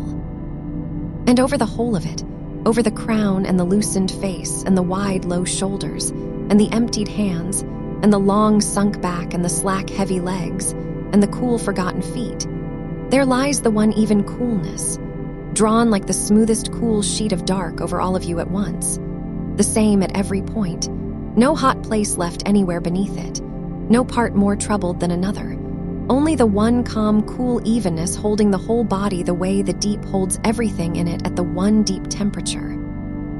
Unchanging, patient, sure. You are all one cool now. You are all one still. There is nowhere in you the heat holds, nowhere the worry sits, nowhere left that has not lain all the way down and cooled and gone quiet with the rest. Rest there. There is nothing to do but stay, and even the staying is not something you must do.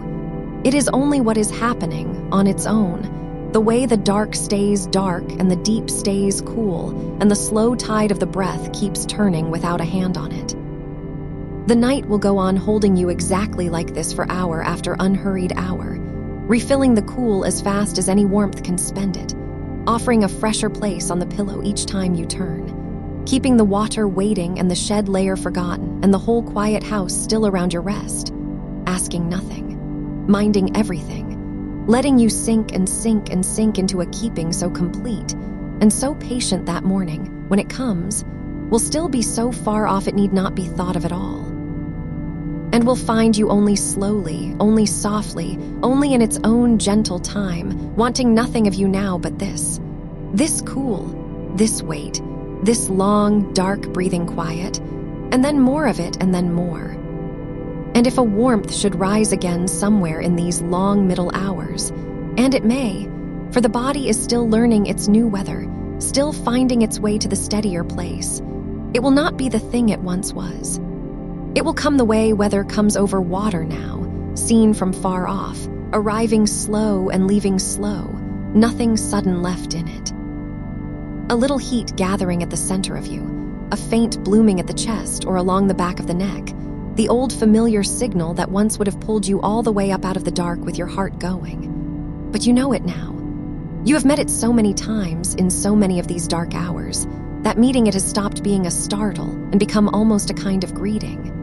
Oh, there you are, only that, and the knowing takes all the alarm out of it before it can even properly begin. It is only warmth. It is only the body turning its dial, adjusting, seeking its level, the way a house settles and ticks as the night cools around it. Nothing is wrong. Nothing has to be done. You need not rise, need not throw anything off, need not go looking for the cool. The cool is already here, already all around you, and it will come to the warmth on its own the moment you let it.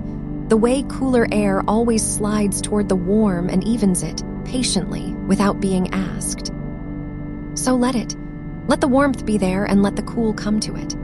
Feel, if there is any warmth at all, how the air of the room stands just at the edge of you, cooler than your skin, waiting all this while against the whole length of you like the surface of some still, deep, shaded pool that your body rests just beneath, and how the smallest willingness lets that coolness in, lets it move to wherever the warmth has gathered and lay itself gently over the place until the place is only cool again. There. Already softening. Already the bloom at the neck losing its edge, the heat at the center thinning and spreading and draining off into the wide cool that surrounds you, until there is no single warm place left to find. Only the one even mildness once more. Only the body evened out and quiet and cool from crown to sole. And the warmth that came a moment ago already forgotten, already nothing, already gone the way a breath fogs a cold window and then clears without a trace. That is the whole of it. That is all the meeting ever is now, a warmth that comes, a cool that answers, and you lying still through both, letting them settle it between themselves while you stay down here in the dark where the sleep is. You do not have to help. The helping is done for you. The body has practiced this so many times through so many nights that it knows the way back down without your steering. The way your feet know the stairs of your own house in the dark. No thought needed, no looking, only the old sure knowing carrying you down and down, step by unseen step, into the low, quiet room where you sleep. And the hour turns, somewhere out past the walls without a sound. Deep in the middle of the night now, the deepest and most private part of it, the part no one is awake for, the part that belongs to no clock and asks nothing and simply is the long-held, unhurried trough of the night, hours from the last of the light and hours still from the first of it, a wide, dark plane of time with no near edge on either side. There is so much of it left. That is the mercy of waking in these middle hours and being met so gently.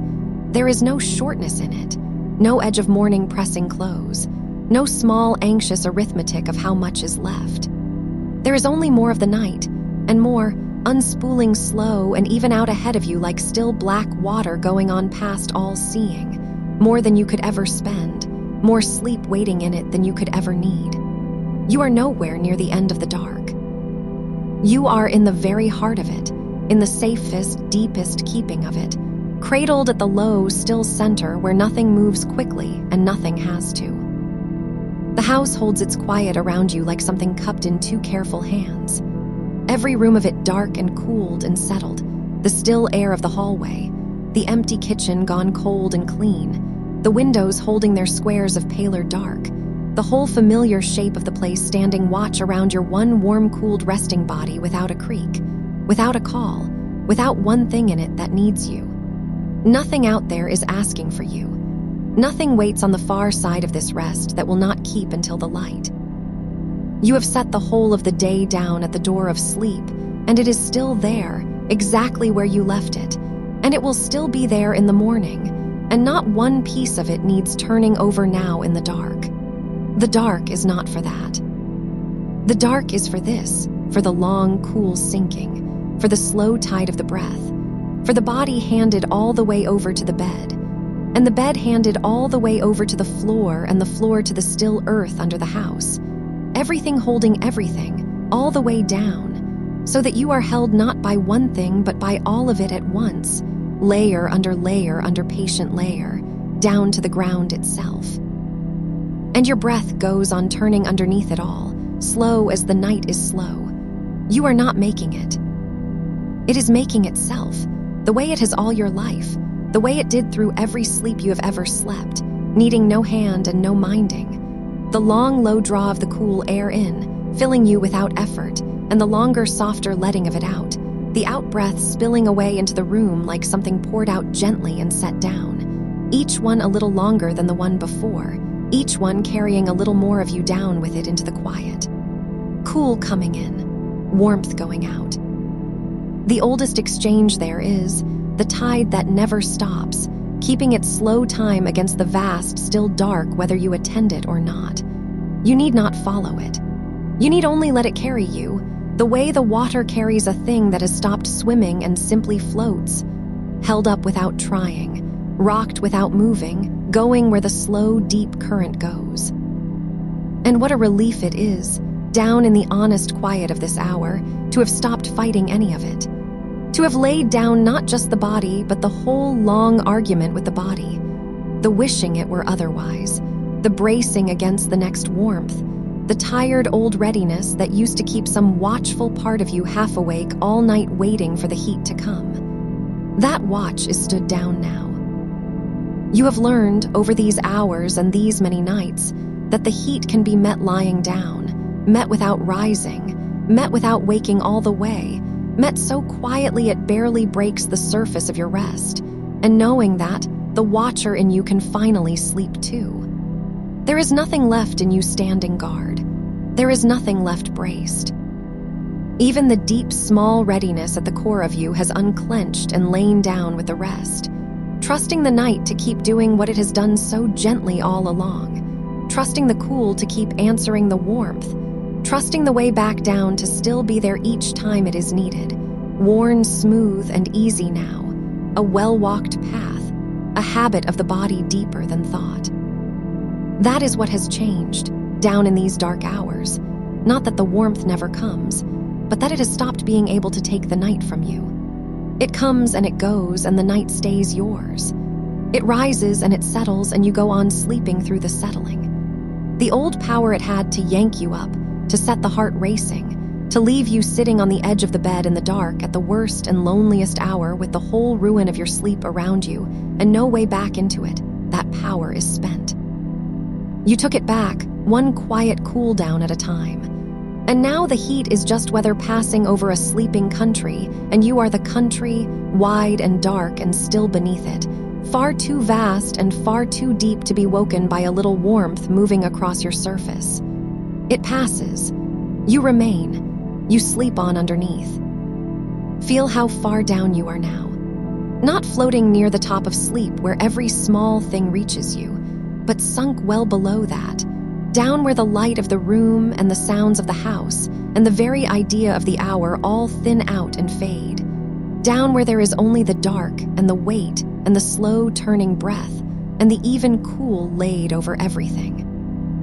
Down where thoughts, if any drift by at all, come loose and slow and unfinished, half dreams already, curling up and dissolving before they can gather into anything that would hold you a face, a color, a scrap of somewhere, rising and softening and sinking again like things stirred up from a riverbed that settle back the moment the water stills. You do not have to follow them. You do not have to finish them. Let them come apart. Let them drift down past you and settle out of sight. There is nothing among them worth surfacing for. The surface is cold and bright and far above you now, and you have no wish to go there. Here is where the good dark is. Here is where the rest lives. Down and down in the cool weight of the deep middle hours held on every side. And still there is so much night left. Hear how the quiet has no edge to it, no thinning yet toward morning, only the full round dark going on, generous past all measure. The night is in no hurry to be done with you, and you need be in no hurry to be done with it. There is time for the breath to go slower still. Time for the weight to grow heavier still, for the body to sink a little further into its own held stillness with every one of those long spilling out breaths. Time for the cool to be renewed against you again and again, drawn fresh over any warmth the way the tide draws fresh over the sand and smooths it and takes the old marks away. Time to turn, if you wish, and find the pillow cool again on its far side, and settle back down without ever rising from the dark. Time for all of it, over and over, as many times as the hours want to offer it, because that is what these hours do now. They offer and offer, they keep and keep. They hold the whole long trough of the night open around you like a wide, cool room with no walls you can reach and no clock you can hear. And all of it is for your sleeping, and none of it will run out. So sink. There is nothing else being asked.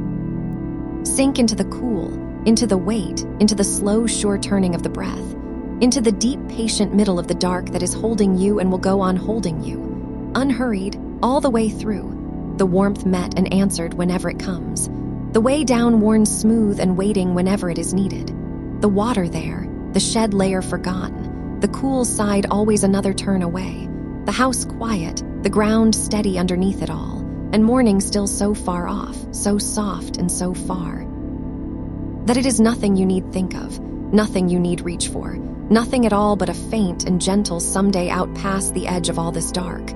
While here now in the long-held heart of the night there is only this, only the cool, only the weight, only the slow breath turning, and the dark going on, keeping you, letting you sink deeper into it still, and then deeper than that. And if the warmth should rise again while you lie here, and it may, once more before the light, some small swell of heat gathering at the chest or blooming up along the back of the neck, it will find you already so far down that it can barely reach you. It is only a change in the weather of the body now, nothing more than that. A thermostat set somewhere inside you leaning the wrong way for a moment, and then, of its own accord, leaning back. You have met this so many times tonight that your body no longer startles at it.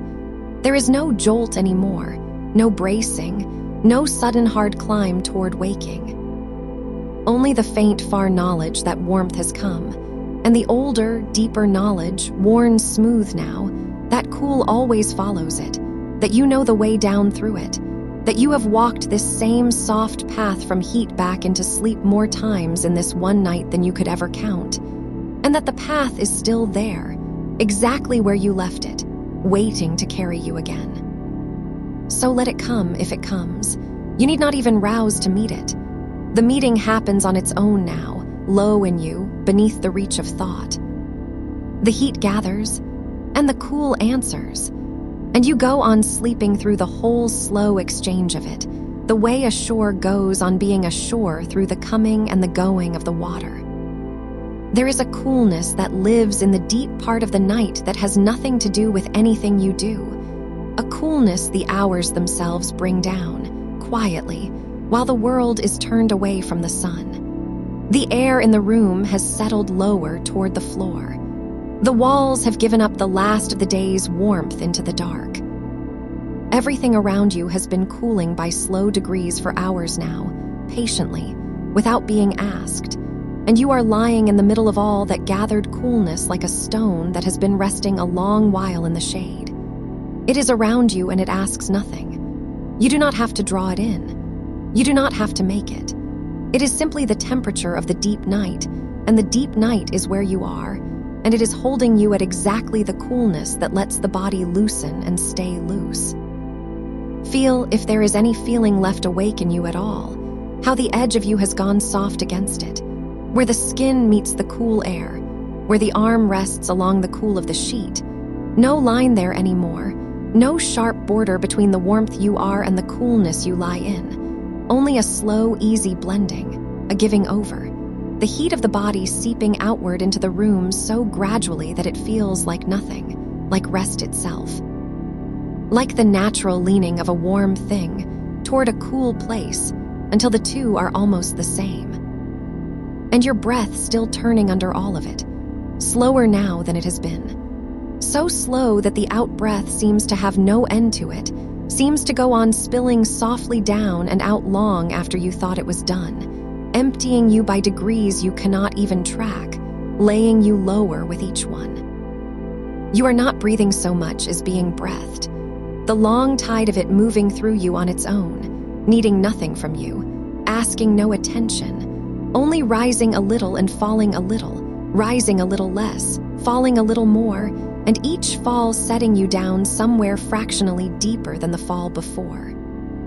There is a kind of quiet that only arrives in these hours, not the ordinary quiet of a room with no one talking, something older and whiter than that. The traffic long gone from the roads, the birds not yet stirred. Even the small tickings and settlings of the house have mostly stilled, the pipes cooled, the boards done shifting, the refrigerator's low hum the only thread of sound, and even that so steady it has become a kind of silence itself, a smooth gray nothing you have long since stopped hearing. This is the floor of the night, the lowest, stillest reach of it, the part almost no one is awake to witness, and you are not witnessing it either, not really, only floating in it, only being kept by it, which is better by far than watching. Nothing is required of you down here. This is the great mercy of the deep hours, and I want you to let yourself have it fully. There is nothing you must do, nothing you must decide, nothing you must carry or hold up or keep track of. The whole apparatus of the day, the list of it, the weight of it, the endless quiet management of things, all of it set down. Not lost, not neglected. Only set down, the way you set down something heavy at the end of a long walk and feel your arms float up light and empty afterward.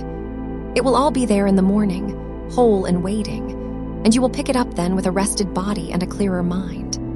But not now. Now your only work is to lie here and be held, and even that is not work.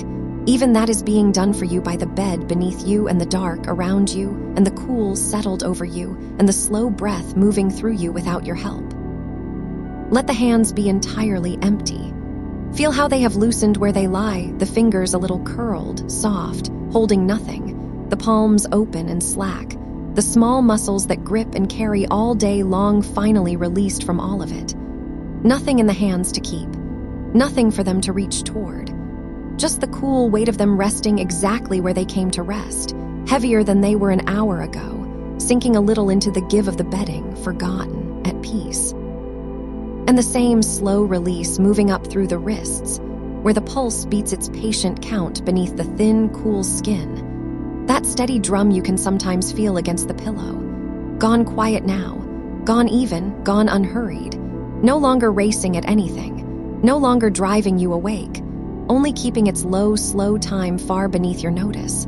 the way a clock keeps time in an empty room, marking the deep hours out one calm beat at a time while you sleep on through every one of them. Somewhere near you, the water sits waiting in its glass, cool and still, catching the faint dark like a small, quiet pool, there for you if a dry throat should wake you, needing nothing until then. And the layer you shed hours ago lies folded off to the side, out of the way, out of mind, its warmth no longer against you, its weight no longer part of you, just the light cool covering left, resting over you as gently as a hand laid flat, enough to keep the small chill of the deep hours from reaching too far in, not so much as to hold any heat against you. You made these arrangements without drama, one by one, each time the warmth came, and now they are simply true, simply in place, a small, careful piece built up around your sleeping body through the long, patient practice of the night. You do not have to think of any of it. It is all already done. It is all already right. And so there is nothing to attend to but the sinking, down past the last thin ledge of thought, where the words go soft and lose their edges and stop meaning much of anything. Down past the place where you can still tell the room from yourself, the sheet from the skin, the breath from the body doing it. Down into the wide, undivided dark where all of that gentle blending happens, where there is no longer a you keeping careful watch over a night, but only a warm, resting wait in a cool, held stillness, breathing slow, kept safe, going deeper by the smallest degrees with nothing to stop it, and nowhere it needs to be but exactly here. The cool renews itself against you even now, quietly, while you drift, drawn fresh over any last trace of warmth, the way cool comes up off still water in the dark, without effort, without sound. You need not turn to find it. You need not reach for it. It is already reaching for you, already settling, already answering the smallest warmth before that warmth can even make itself known. This is the thing your body has learned across all these hours, that it does not have to fight, does not have to climb up out of sleep to fix anything, does not have to wake to be met. The meeting comes down to where you are. The cool finds you where you lie, and you stay down, and you stay held, and you go on sleeping through it, softer and slower and further down each time. Let the breath go slower still. There is no floor to how slow it may go. Each out-breath a little longer than you thought it could be, a little emptier at the end, setting you a little lower, and then a pause there at the very bottom of it, a small still hollow where nothing moves at all, where you rest for a moment in pure suspended quiet before the next breath rises on its own to gather you and let you down again. Live in those pauses, if living is even the word for anything this still. Those small bottomless hollows at the base of each breath, that is the deepest place in the whole night, and you touch it now, over and over, softly, every time the breath empties out. And the dark keeps on around you, undiminished, unhurried, still nowhere near its ending. Feel how far the morning still is, not as something you are waiting for, not as anything you must reach, but as a soft, far fact, a faint distance someday out past the whole remaining breadth of the dark. There is so much night still to lie down inside of. Hour upon hour of it, cool and round and whole, none of it yet thinning, none of it yet touched by any gray. The deep middle of it holds you, and there is more of it below you still, and more time in it than the breath could ever spend, more cool in it than any warmth could ever use up, more dark in it than you could ever come to the end of even if you tried. And you are not trying. You are only sinking, only being kept, only going down and down through the generous middle of the longest and gentlest part of the night. So let the shoulders drop a little further from where they were. There is almost always somewhere further they can go, some small remaining lift you have been holding without knowing it, up near the base of the neck, up along the tops of the shoulders. Let the cool find it. Let the long breath find it. Let it slide down and away, down the back, down and out through the arms, until the shoulders lie as flat and heavy and unconcerned as everything else, dissolved into the general weight of a body that has stopped holding anything at all. And the jaw soft, the tongue resting low and easy. The small muscles around the eyes let go, the brow smooth, the whole face fallen slack and untroubled, the way a face only ever falls in true deep sleep. Not composed, not arranged, not holding any expression for anyone, just emptied, just resting, just given over completely to the dark and the cool and the slow tide of the breath. There is a warmth that will not come again tonight, and a warmth that might, and it makes no difference now to how you lie. Whatever comes, it will be met the same unhurried way it has been met all night. The cool drawn down, the breath let long, the weight let heavier, the path from heat back into sleep so worn and so familiar now that your body could follow it in its deepest dreaming, and does and will. You have made this the body's habit. You have practiced it into your very sleep. And so there is nothing left ahead of you but more of this same easy meeting, more of this same soft settling, all the way through, all the way down, all the way to a morning that is still so far off it might as well not exist. Sink, then, into the cool that the deep hours have brought down all around you, into the weight of a body that has laid every last thing aside, into the long, slow turning of a breath that needs nothing from you and gives you everything, that lowers you and never stops. Into the wide, unhurried dark that keeps you the way still water keeps a stone, without effort, without end, holding you level and cool and safe in the deepest reach of the night, while the hours go by outside you one calm beat at a time, unspending, uncounted, all of them for your sleeping, none of them running out. And deeper than that, and softer than that, and slower than that. The room cool and still and dark around you, the bed steady beneath you, the cover light across you, the water near, the warmth, if it comes, already answered. Nothing to hold, nothing to do, nothing to reach, only the sinking and the cool and the long spilling breath and the dark going on and on and on, keeping you, letting you down, letting you rest, further and further and further still into the deep held quiet of the night. And if a coolness has gathered somewhere along the edge of the bed while you lay here, out past the reach of your arm, in the still air near the wall or down, toward the foot of the covers where the warmth of the body never quite arrives, know that it is waiting there for you, patient as a held breath, a small reserve of cool the night has been keeping in the low places of the room. You do not have to go to it. You do not have to do anything with it at all. It is only good to know it is there, that the dark hours make their own coolness and set it down gently in the corners, along the floor, against the far side of the sheet, so that whenever the body wants a little more of it, there is always a little more to be had, drawn in on the slow tide of the breath, spreading soft and unhurried into the places that ask. There is a temperature the sheets come to. If you leave them long enough, that is neither the heat you carry nor the chill of the outside air, but something in between, something the fabric and the skin agree on together, a settled, even warmth that is almost cool that the body sinks toward and rests in as though it had been made for exactly this. You have found it, or you are finding it now, this quiet middle temperature where nothing is fighting anything, where the cloth against your side is neither pulling heat from you nor holding it against you, only lying there, kind and neutral and still, keeping you at the exact evenness a sleeping body wants. And where a warmth came earlier and passed, the cloth there has cooled again, forgotten it, gone back to that same even quiet, so that there is no trace left of the heat that woke you, no mark of it on the sheet or on the skin, only the smooth, cool present moment lying flat and unbothered all along the length of you. The water is still there, near your hand or a small reach beyond it wherever you set it down. You do not need it now, but it is good in the deep middle of the night to know it is standing there in the dark, cool and full and still, its surface flat, waiting without any impatience at all for a hand that may not come for hours yet, or may not come until morning.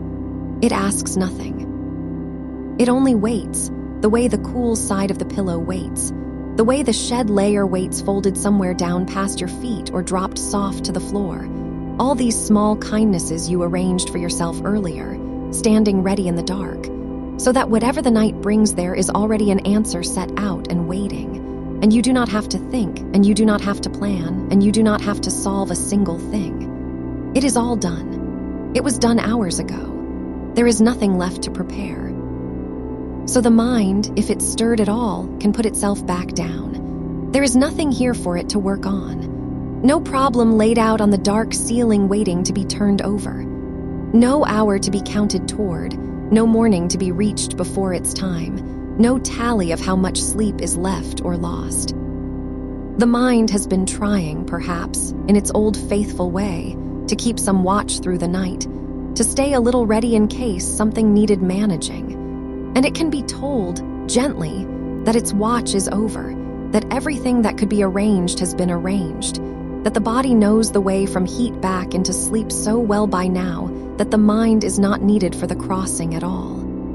It can lay its watch down. It can stop keeping the ledger. It can let the small dark hours pass unrecorded, uncounted, one into the next, with no one adding them up, because none of them are being spent. They are only being rested in, one soft, unspending beat after another, and there is no bottom to them, and there is no running low. Let the breath grow even slower now, if it wants to, slower than any breath you would take while awake. That long, low breathing that comes over a body all on its own in the deepest reach of the night, when no one is directing it, when the chest rises so gradually, you could almost not tell it was moving, and the out-breath comes so long and so unhurried that it seems to have no end, spilling out slow and quiet into the dark, carrying with it whatever small residue of the day, whatever last thin thread of heat or holding, and leaving the body just a little lower, just a little cooler, just a little more given over than it was the breath before. And then the pause, the easy, still pause at the bottom, where nothing needs to happen, where the body simply rests in the emptiness with no hurry at all to fill it again. And then, when it is ready all on its own, the slow, soft drawing in of the cool once more. You do not have to run this.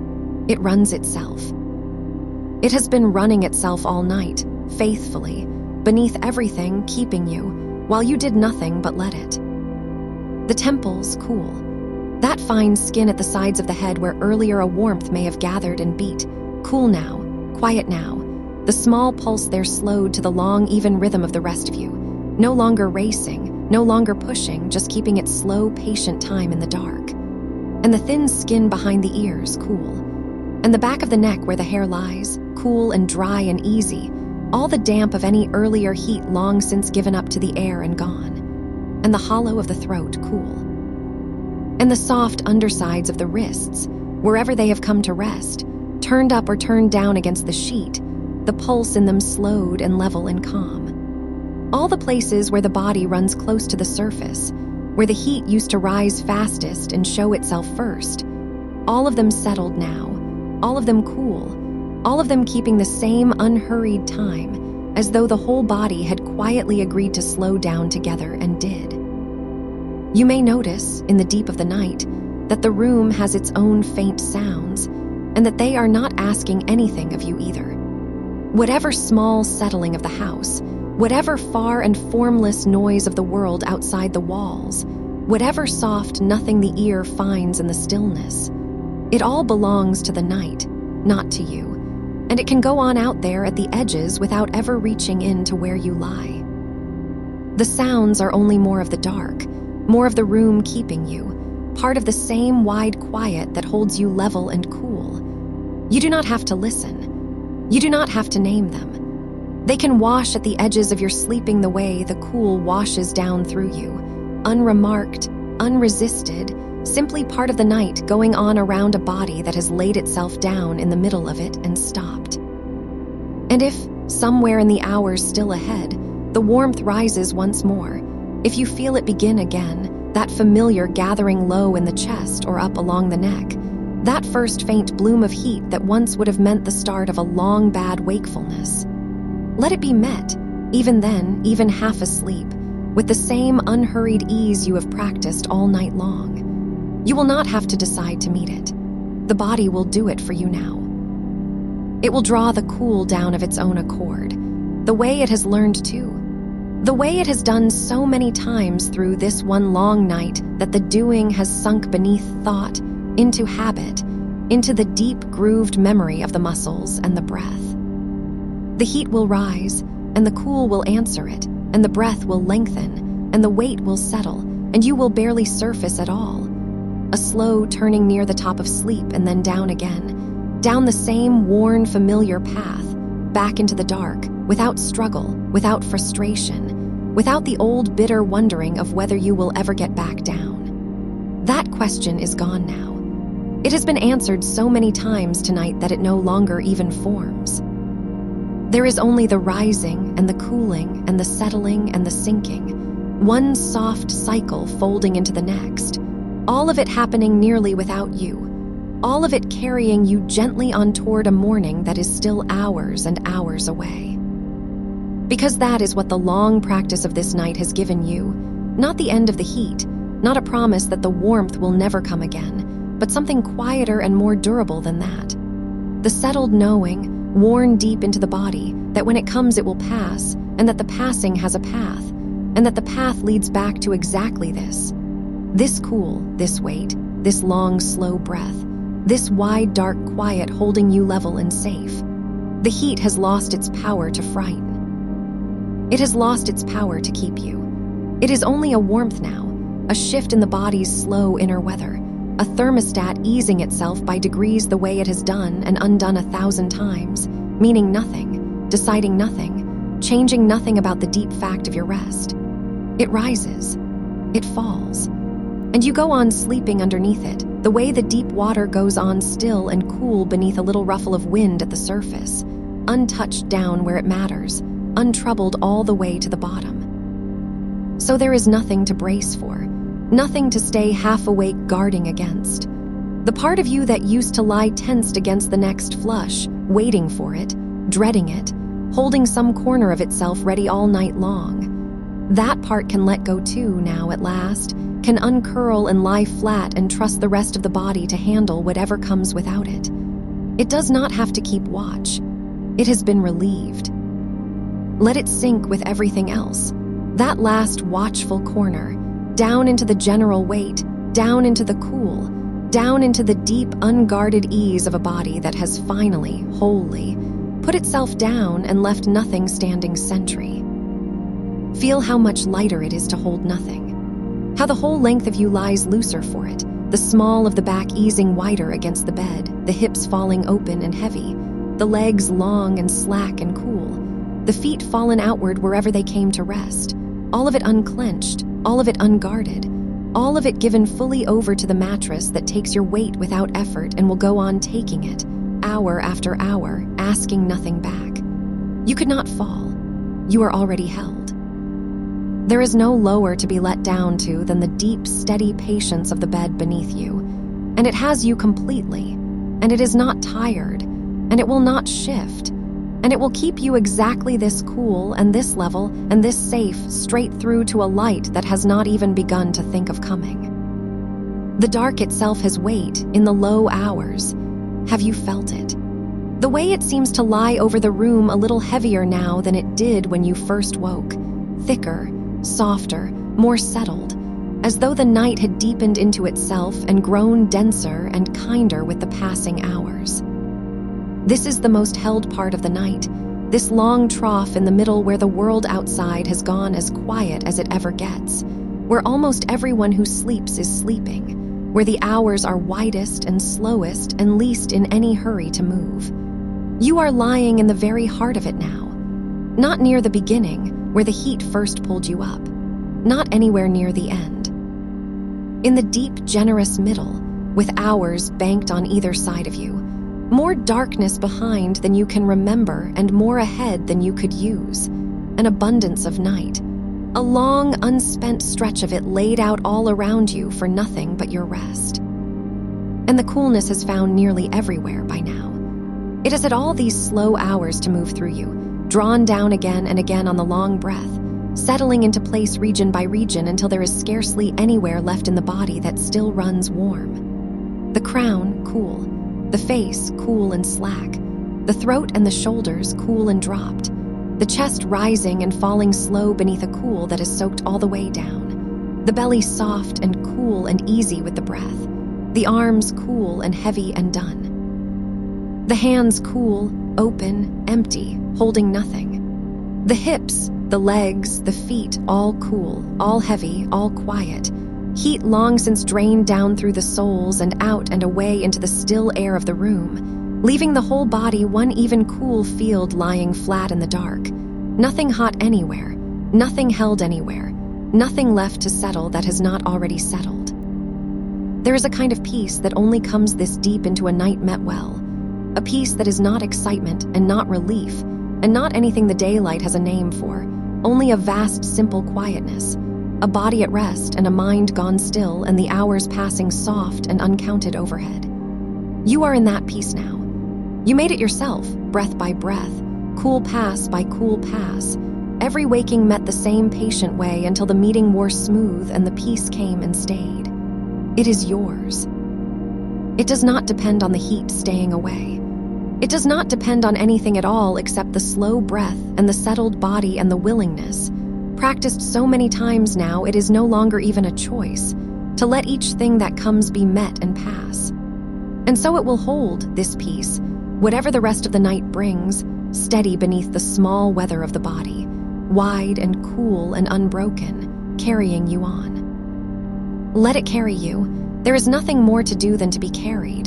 The breath goes long, the dark goes deep, the cool lies even all through you.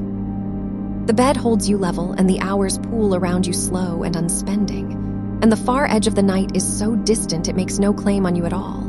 And there is only this, only the sinking and the cool and the slow spilling breath and the wide kept quiet, going on, softer and slower with each turn, letting you down and further down still, into the deep held middle of the night that asks nothing of you and keeps you through it all, deeper than the heat can reach, quieter than any waking, cooler and heavier and easier with every breath that leaves you, down where the hours don't count and the morning doesn't call and there is nothing at all to do but rest, and go on resting, held and cool and safe, and let all the way down into the long dark keeping of the night. And if the heat should rise again before morning, and it may, once more or twice more or not at all, there is no telling and no need to know. It will find you already schooled in exactly what to do, so that there is barely a doing left in it. It will find the answer already laid down in you like a path worn into grass by many quiet crossings. You will not have to think. The breath will lengthen on its own before you are even fully aware of the warmth.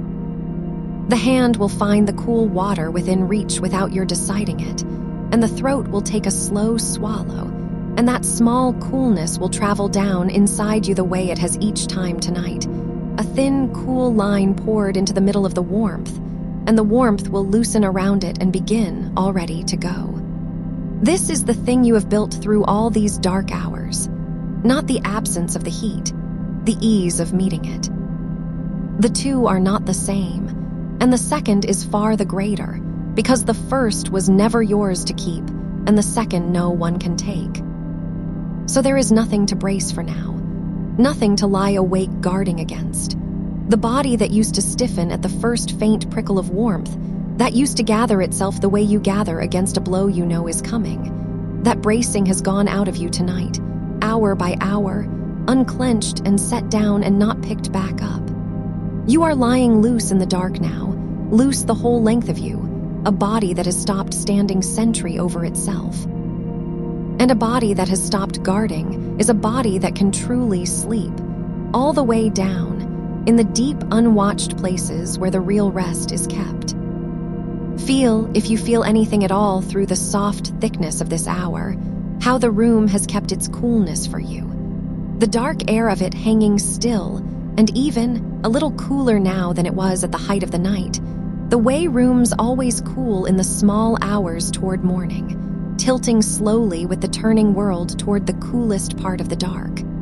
The room is on your side. It has been all along, but now the very hour is on your side too. the temperature of the whole night sliding gently downward around you while you rest inside it, so that the air you draw in comes a shade cooler with each hour that passes, and there is less and less for the heat to work with, and more of this settled, clean coolness to sink into. The sheet beneath you has warmed only where you touch it, and even that warmth is a mild and ordinary thing now, nothing that pulls at you, nothing that asks to be fled. And just past the reach of your body, out at the edges where you have not lain, the cotton stays cool and smooth and waiting, a whole cool country of the bed spread out around the small, warm shape of you, so that a hand slid sideways, a foot stretched into a new corner, meets fresh coolness whenever you want it, without effort, without waking. You do not have to move to know it is there. It is enough that it is there. The knowing itself is a kind of cool. And the pillow, turned once already in the deep of the night to its cool underside, has cooled again by now on the side your cheek left, so that even it holds a reserve for you, a patient second coolness gathering quietly in the dark for whenever you might want it. The whole bed keeps replenishing itself while you lie still, coolness returning to the places your warmth has left, the way water fills back the print of a stone lifted from the shallows. You are held in something that renews itself around you. You need not manage it. It manages itself and keeps you. Let your attention, if it drifts anywhere, drift to the smallness of the sounds. How quiet the house has gone at this hour. Quieter than the early night, the last small settlings of the walls long finished. The pipes gone silent, the world outside the window emptied even of the late travelers, only the deep hush of the hours before dawn lying over everything. It is the quietest the night ever gets, this stretch, and you are awake in it only barely, only enough to feel how soft it is, how little it asks. No voice. No task. No hour to keep. Just the long, low sound of your own breath leaving you, and beneath that, quieter still, the slow, steady work of the heart, unhurried now, gone back down to its resting pace long ago, ticking along beneath everything like something wound to last the night. That heart, earlier, hours ago now, in another part of the dark, it ran fast for a while, didn't it, at one of the wakings, went up and knocked and made itself known, and made you afraid for a moment that something was the matter. And nothing was the matter. It was only the body doing the loud, clumsy thing the body does when the heat comes, throwing open its doors all at once, sending the blood up to the skin to shed the warmth, and the heart quickening to move it. A big, rough, helpful effort, all of it. The body trying to cool you the only way it knows. No elegance to it, but no danger in it either. Only the old machinery working hard and plain. And you met even that. You lay still and let it knock and did not feed it with fear, and it slowed because that is what it does when nothing fuels it. It slows and comes back down and forgets the whole thing. And it has been quiet for hours since. Listen to how quiet. That same heart, resting now, easy now, carrying you toward morning at the slow, soft pace of deep sleep. No memory in it of the fright, holding nothing, keeping its steady time in the dark. This is a calming rest session and not medical advice. And if these heats and these broken nights go on wearing you thin, that is worth taking gently to your doctor in the daylight, in your own time, but not now, not here. There is nothing to solve in the middle of this dark and nothing you owe the night but your rest. Set even that thought down. It will keep till morning. Everything that belongs to the daylight will keep till the daylight. None of it can reach you here, and none of it needs to.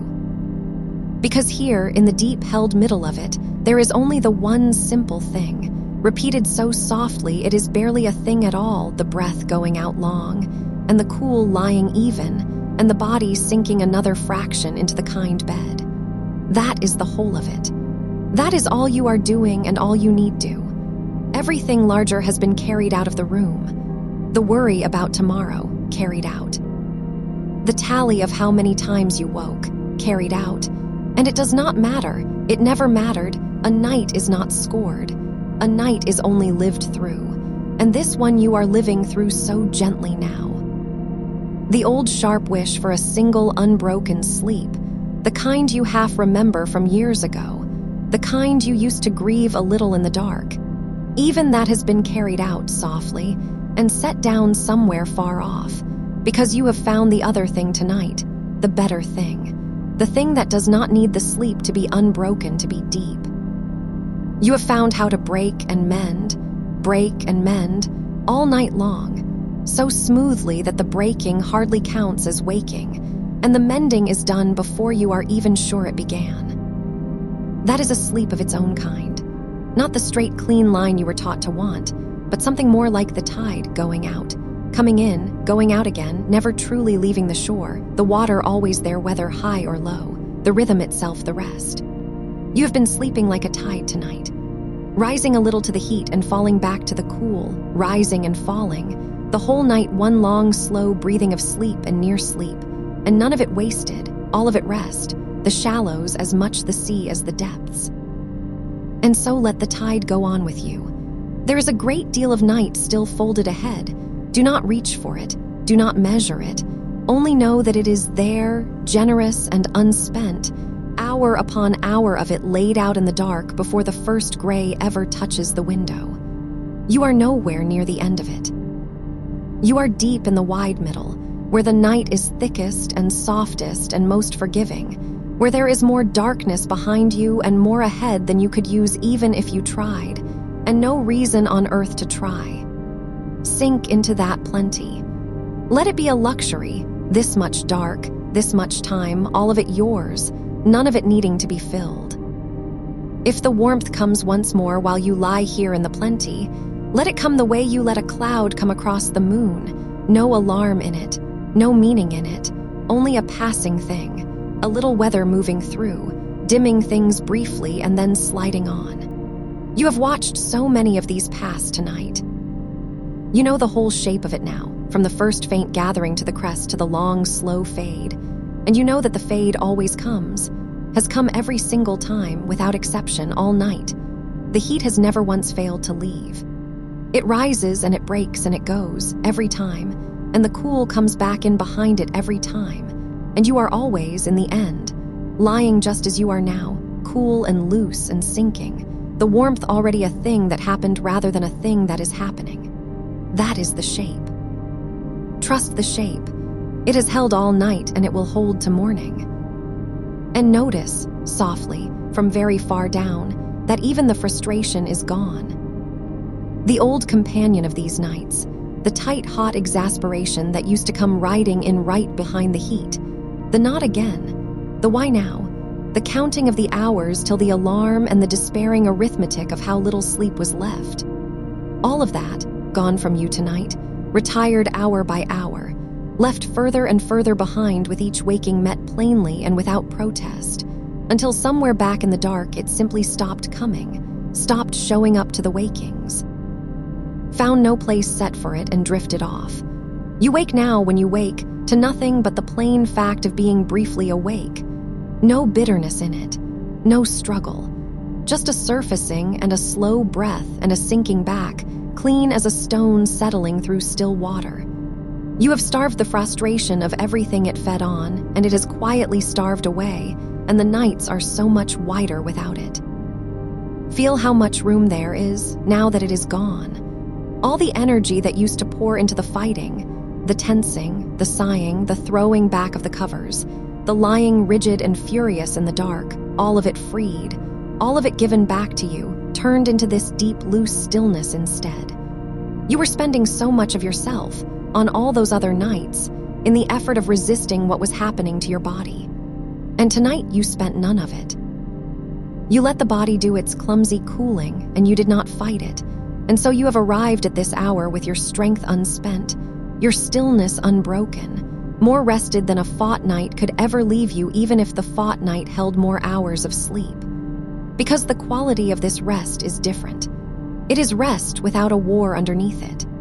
It is the deep kind, the kind the body has been quietly starving for, the kind that only comes when the fighting stops. Let it keep coming then. Let the deep rest keep pouring into all the unspent places, into the shoulders that used to carry the whole night's tension and carry nothing now, into the jaw gone loose, into the hands that have forgotten how to make a fist, into the long muscles of the back settling one by one deeper into the mattress, into the very center of you where the old vigilance used to sit, and where now there is only a warm, dark quiet, a lamp turned down, a house asleep, a night keeping watch so you don't have to. The window holds its square of dark, still full night, no change in it, no hint of morning, just the deep, even black of the hours that belong entirely to sleep. Should you drift up near enough the surface at some point to notice it, let that darkness be a comfort proof laid out plainly that there is no rush, that the world has not begun to stir, that you are exactly where you should be, held in the fullest part of the dark with the whole of the small hours still cupped around you. There is time. There is so much time, the dark says so. Believe the dark. And under it all still, the breath going out long and slow and quiet, carrying a little more of the warmth out with it each time, drawing a little more of the room's coolness in. You are barely breathing on purpose anymore. It has taken itself over, gone automatic and deep the way breath does in true sleep, running slow and even without you, so that there is nothing left even in the breathing for you to do. It breathes you now. It has the wheel. All night it learned the rhythm from you, and now it holds the rhythm on its own. And all you are is the still thing being breathed, being cooled, being carried, low in the dark, deep in the plenty, far from the morning held. Down here it is very simple. There is warm and there is cool, and the cool is winning, the way it always does by this hour, the long, slow tilt of the night going the cool way and taking you with it. There is waking and there is sleeping, and the sleeping is winning, pulling you back down each time a little faster, a little further, a little more completely. There is holding on and there is letting go, and the letting go is winning, has won 1 hour ago, so that there is nothing left in your grip at all, nothing clutched, nothing braced, only open hands and open breath and a body given over entirely to the bed, and the dark and the slow, certain arithmetic of the cooling hours. So give it over a little more. There is always a little more to give, a little further to sink. Some last fine thread of holding you didn't know was still there until it too lets go and you drop another soft inch into the deep. Find that thread now, wherever it is, some faint tightness behind the eyes, some last small holding in the chest. Some thin thread of the day still trailing you through the dark, find it, and feel it loosen, and feel yourself go down that last soft inch, into a place even quieter than where you were, even cooler, even further from anything that could ask a thing of you. And there is more inch beneath that. There is always more. The night is deep, and you are nowhere near its floor, and every breath lets you a little lower toward it, into water so still and so dark and so perfectly cool that nothing moves in it at all. Nothing but the slow rise and fall of you breathing, and the slow, steady time of the heart, and the coolness lying even and unbroken from your crown to your soles, keeping you, holding you, carrying you on through the long-kept middle of the night, softer and slower and further down with each breath that leaves you, toward nothing. Toward no edge, toward only more dark and more cool and more rest, on and on, with all the night still ahead and nothing at all to do but let it hold you. And if the heat should come again, if somewhere in the next hour the body decides once more to open all its small windows at once and let the warmth flood up through you, you already know the shape of what happens next, because you have done it so many times tonight that it has stopped being a thing you decide and become a thing you simply are. It rises, it crests, it turns. That is the whole of it now, the entire arc, no longer than a few slow breaths, and you have ridden it so often through this one night that your body could ride it in its sleep. And in fact, that is precisely what it will do, meet the heat while barely surfacing, tip it down and away without ever fully waking, the cool down running itself now the way the breathing runs itself. A thing the body took over from you somewhere back in the deep middle hours and never gave back. You taught it the way. Now it knows the way. There is nothing further you need to carry. So let the possibility of it sit there in the dark without any weight at all. A thing that might come and might not, and either way is met, either way is small, Either way turns cool and passes and leaves you exactly here, low and held and unbothered, with the whole slow tilt of the night still going the cool way beneath you. There is a coolness that comes into a room in these hours that has nothing to do with you at all. The plain coolness of the turning earth. The deep hour when the ground itself has finally let go of the day's warmth and given it up to the sky, and the air near the window has gone thin and clean and cold with it. You can feel the edge of that if you reach for it with the quietest part of your attention, the faint cool draft that lives near the glass, the way the dark outside is a great still reservoir of cold pressed gently to the pain, patient, enormous, entirely uninterested in you, and for that reason so easy to rest against. The whole outside is cool now. The gardens are cool. The rooftops are cool, giving back the last of their heat to the black sky in a slow, invisible rising. The streets have gone cool and empty. Whole miles of dark, cooling, all through these hours, the entire turning world tipping toward the coldest point of the night, which is still ahead of you, still coming, that deepest chill just before the first gray. So that the coolness you are lying in is not a small private thing you made alone, but the near edge of something vast and slow and planetary. The cool of the whole night side of the earth. And you are only one small warm thing being slowly, kindly, gathered into it. Let it gather you. There is no hurry in it. The cold does not rush toward the window. It seeps, it settles, it fills the low places first and rises so slowly you would never catch it moving.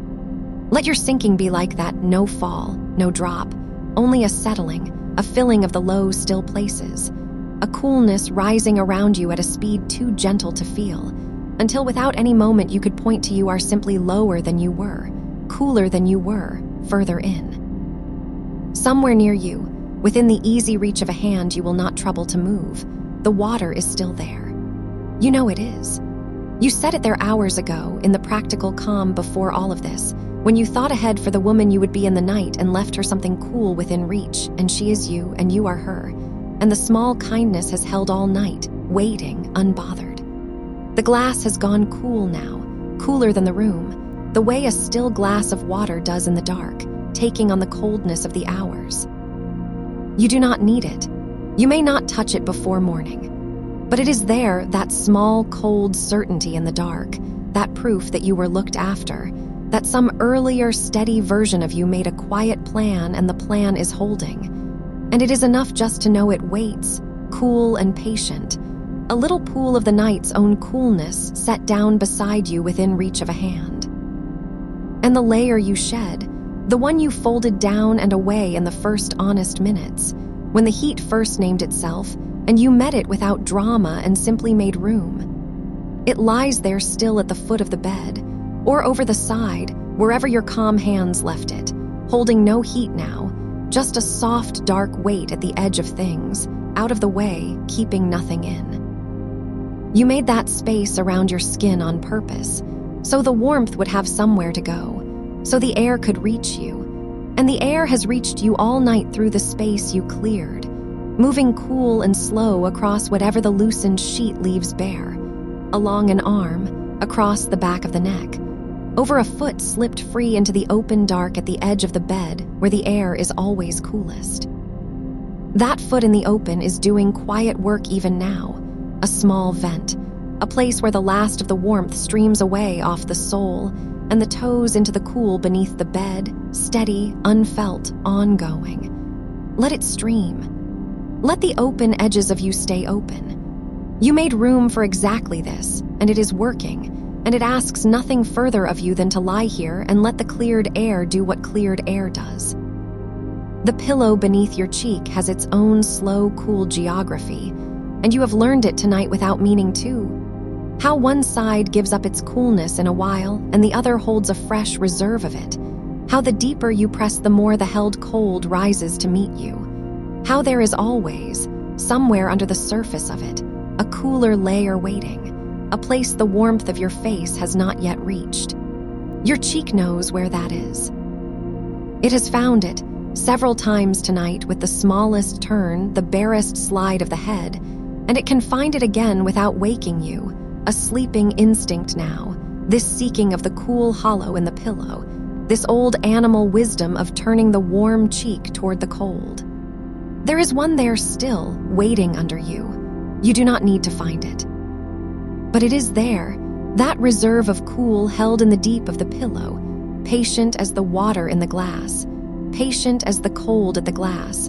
One more small store of coolness laid up in the dark around you against any heat the hours might bring. You are surrounded, you see, by cool waiting things. The night has stocked the room with them. Cool at the window, cool in the glass, cool in the deep of the pillow, cool streaming off the open foot into the dark beneath, cool in the cleared space around your skin where the shed layer used to hold the heat close.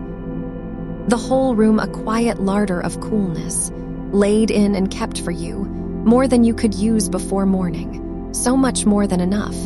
And you lying in the middle of all that plenty, needing to do nothing, take nothing, only rest here in the stocked, cool dark and let it keep you the way it has kept you for hours already. This is what the practice thing has become. Not a technique you perform, not a thing you have to remember in the bad moment.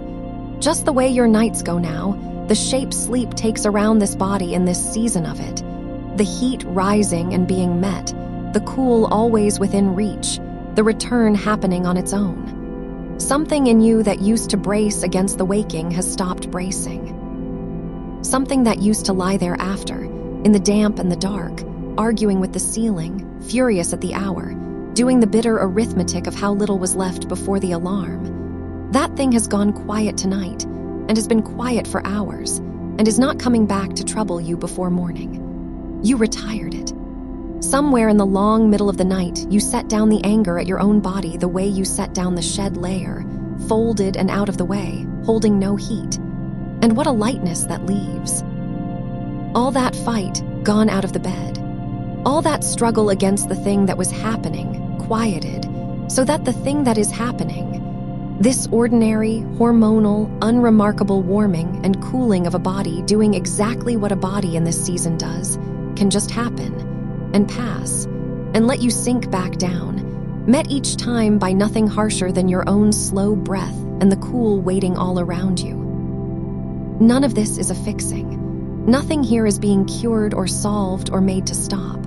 This is only a calm rest through it, a way of keeping company with your own body through a stretch of nights that ask a lot of it. And if the sweats and the wide-awake hours are wearing you down past what rest alone can meet, that is a real thing worth taking in the daylight to someone who can help you carry it. There is good company to be had in that direction too, and real support, more than there used to be.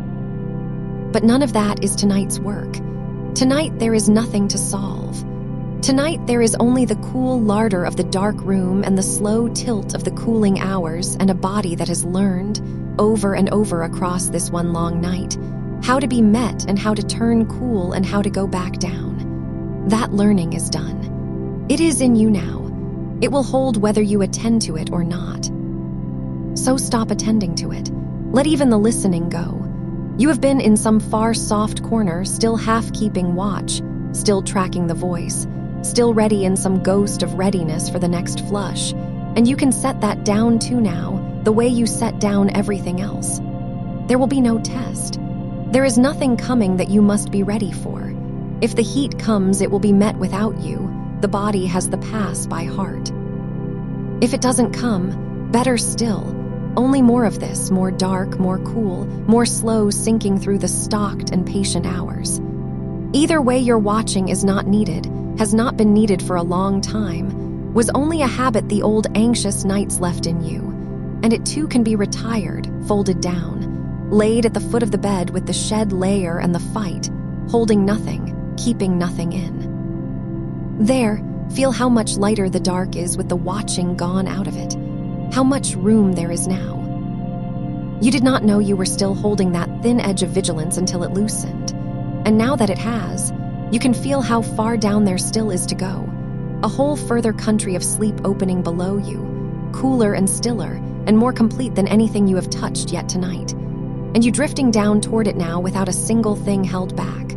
No watch kept, no layer clutched, no heat feared, no hour rescented. only the long, slow give of a body that has finally, entirely stopped defending itself against its own night. The heart has slowed to its D-power pace, that unhurried three in the deep of things rhythm, each beat further from the last, each one a small, soft event a long way off, keeping its slow, steady time under everything without any urging from you.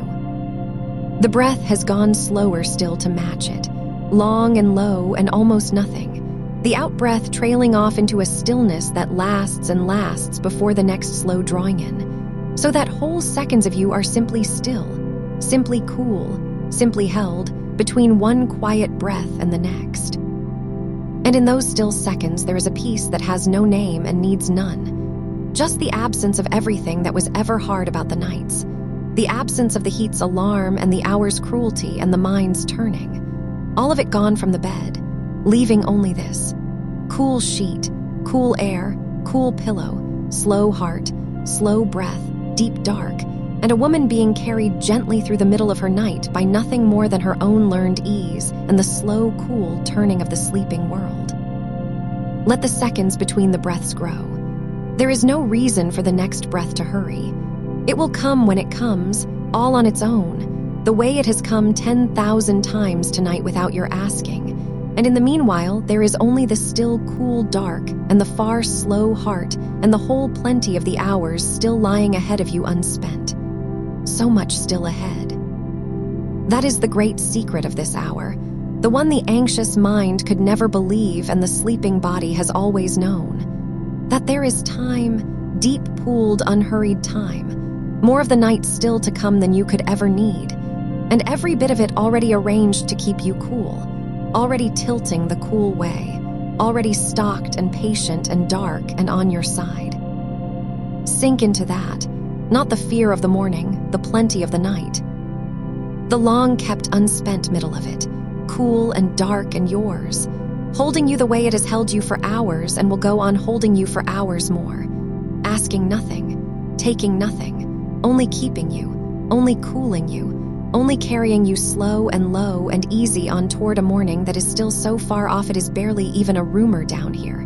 Nothing you need think of, nothing you need meet, nothing at all but more of this good dark between now and then. And more of this good dark is exactly what there is, breath by slow breath, cool by settling cool, inch by soft inch, further down into the still and stocked and patient night, with the watching gone and the fight gone and the fear gone and only the deep ease left, only the learned habit of rest carrying you now, on, cooler and lower and further, through the long-kept heart of the small hours, with nothing to do and nowhere to be and no part of you held back from the sleep that has already, quietly, completely, taken you in. And the taking in is so complete now that even the edges of you have gone quiet. The small places that used to hold on without your knowing, the hinge of the jaw, the soft skin at the temples, the thin, quick pulse that used to flutter at the throat when the heat came climbing. All of it loosened, all of it let down. The face you carry through the days, the one that arranges itself for other people, that face has slipped off entirely in the dark and left behind only the plain resting face underneath, the one no one sees, the one that belongs to no one but the night and the pillow, cool and slack and utterly unguarded, cheek turned to the cool cloth, mouth soft, the little muscles around the eyes gone smooth, and still under the closed lids that have not the faintest reason to open. There is a coolness that gathers in a room in the deepest part of a night, and it has gathered here. Not the sharp cool of a wind, not anything that moves or asks to be noticed, only the slow settling cool of still air that has had hours to find its level, sinking low and even through the dark, pooling along the floor, lying quiet over the bed like the calmest possible water. It has crept in without a sound while you sank, and it holds the whole room in one temperature now, one long, unbroken mildness, so that wherever the sheet touches you, it touches you cool, and wherever your skin meets the air is already there ahead of it, waiting, mild, on your side. Feel how the pillow has kept its cool this whole long while. Somewhere in the earlier dark, you turned it, or reached for the far cool corner of it, and made that small practical peace with the heat, and it held. The way a cool thing left in a cool room simply stays cool, needing nothing from you, no vigilance, no getting up, no fight. It is cool under your cheek now the way stone is cool in the shade, the way the underside of a leaf is cool, a patient mineral coolness that does not fade because there is nothing left in you tonight hot enough to warm it. You have given the heat away. It drained out of you hours ago, down and out through the hands, down and out through the soles of the feet, out into the mild waiting room, and it did not come back, and the pillow beneath you has forgotten it entirely. And the water is there. Somewhere within reach in the dark, on the near table, the glass of water sits keeping its own small silence, cool with the coolness of the room, waiting with the endless patience of water for whether you need it or not. You do not need it now. But knowing it is there, the near cool weight of it, the quiet fact of it, one arm's length off in the settled dark, that knowing is its own kind of rest, one more thing already seen to, already arranged, one less thing for any part of you to rise toward or reach for or worry after. Everything you might have wanted in the night is already here, already cool, already close. There is nothing left to fetch. There is nothing left to fix. The whole small country of the bed is provisioned and quiet and yours, and you are lying at the still center of it with nothing at all required of you. Somewhere far off outside the walls, the world goes on being cool and dark, and none of it needs you either. The street, if there is a street, lies empty and blue dark and cooling under whatever sky. The houses hold their sleeping people the way this room holds you. The long grass, if there is grass, bends heavy and cool with the night's slow damp. Everything under the great turned-away dark is doing exactly what you are doing, cooling, settling, keeping still, waiting out the low hours without hurry, tilted the same slow, cool way the whole spinning night is tilted. You are not apart from that. You are a small, warm, turned cool part of an enormous cooling quiet, one sleeping body among a world of them, and the same mild dark that lies along your sheet lies along all of it, evenly, patiently, asking nothing of any of it, letting all of it rest. Let that largeness hold you, not as a weight, as a company. You are not doing this alone, and you are not doing it against anything. The night is not a thing to be gotten through. It is a wide, cool room you are lying down in the middle of, with the hours banked around you soft and deep on every side. And there is no wall of it near enough to touch, no far end of it you have to reach, only more of the same mild dark going out and out in every direction. More than enough, far more than enough, so much that you could sink for hours yet and never come to the edge of it. And your body knows this now, in a way the thinking part of you could never quite be taught. Somewhere in the long practice of this one night, every hot waking met the same unhurried way. Every small climb of heat answered with the same slow, cool pass and the same long falling breath, over and over until the answer wore itself smooth. Somewhere in all that patient repeating, the body learned. It learned that the heat is not an emergency. It learned that the waking is not a sentence. It learned, deep below any words, that when the warmth rises it will be met and cooled and let back down, and that the meeting costs nothing and changes nothing and passes like weather, and so the body has stopped bracing for it. The old flinch is gone. The old readiness to fight has quietly retired.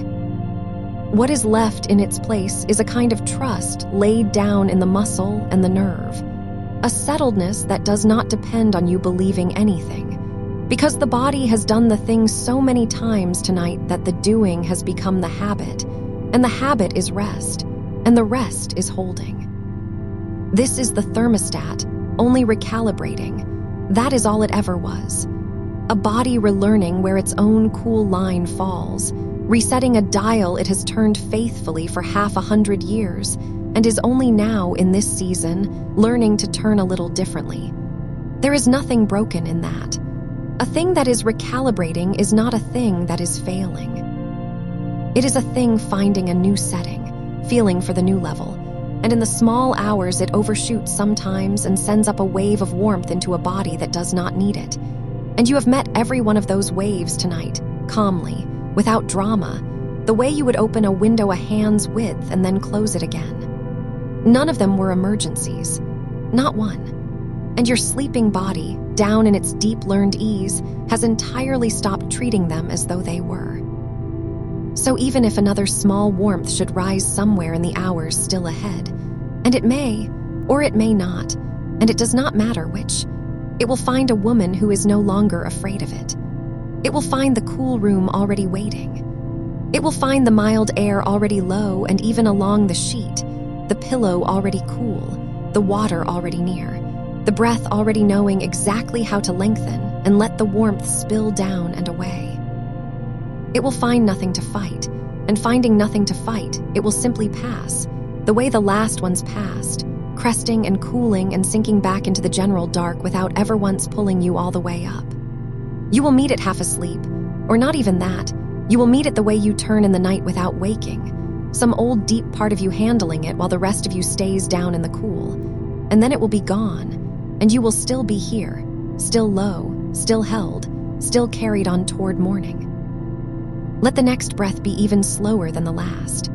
There is time. Let it draw in cool and thin and unhurried, barely lifting you, and let it fall away long and soft into the still place at the bottom of it, and then let that still place open wide and stay a while before there is any need for another. Whole slow seconds of nothing. Whole slow seconds of cool dark and far-off heartbeat and no breath moving at all, only stillness, only the settled body lying cool and low in the settled room.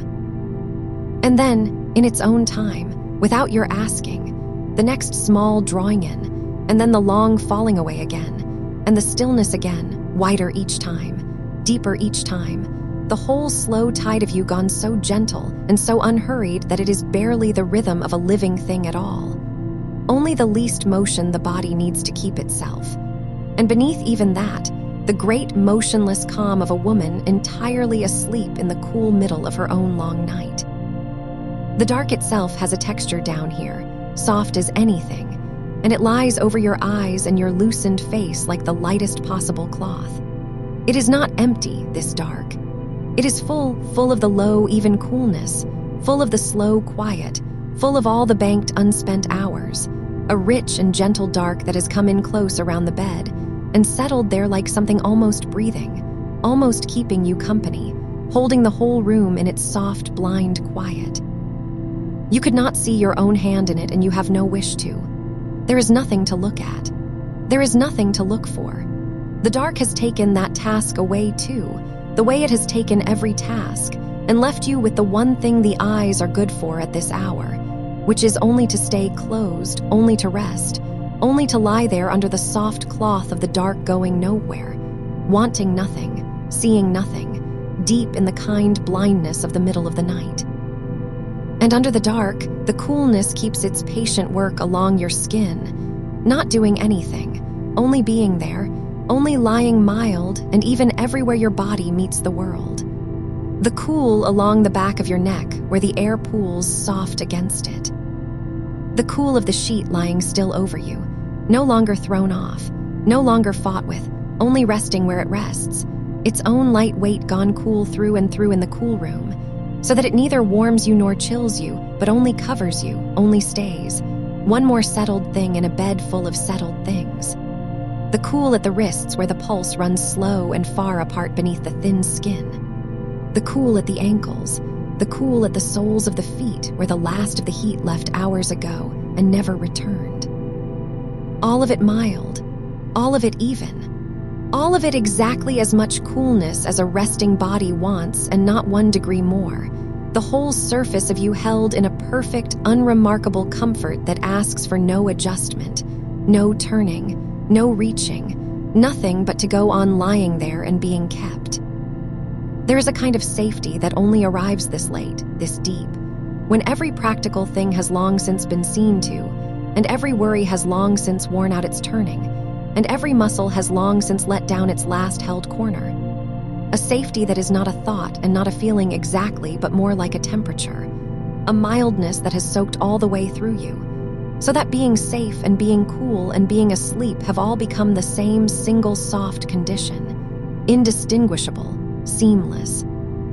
One gentle state you are simply in, the way a stone is simply in the riverbed, needing to do nothing to stay there, held by nothing more strenuous than the plain fact of resting where you have come to rest.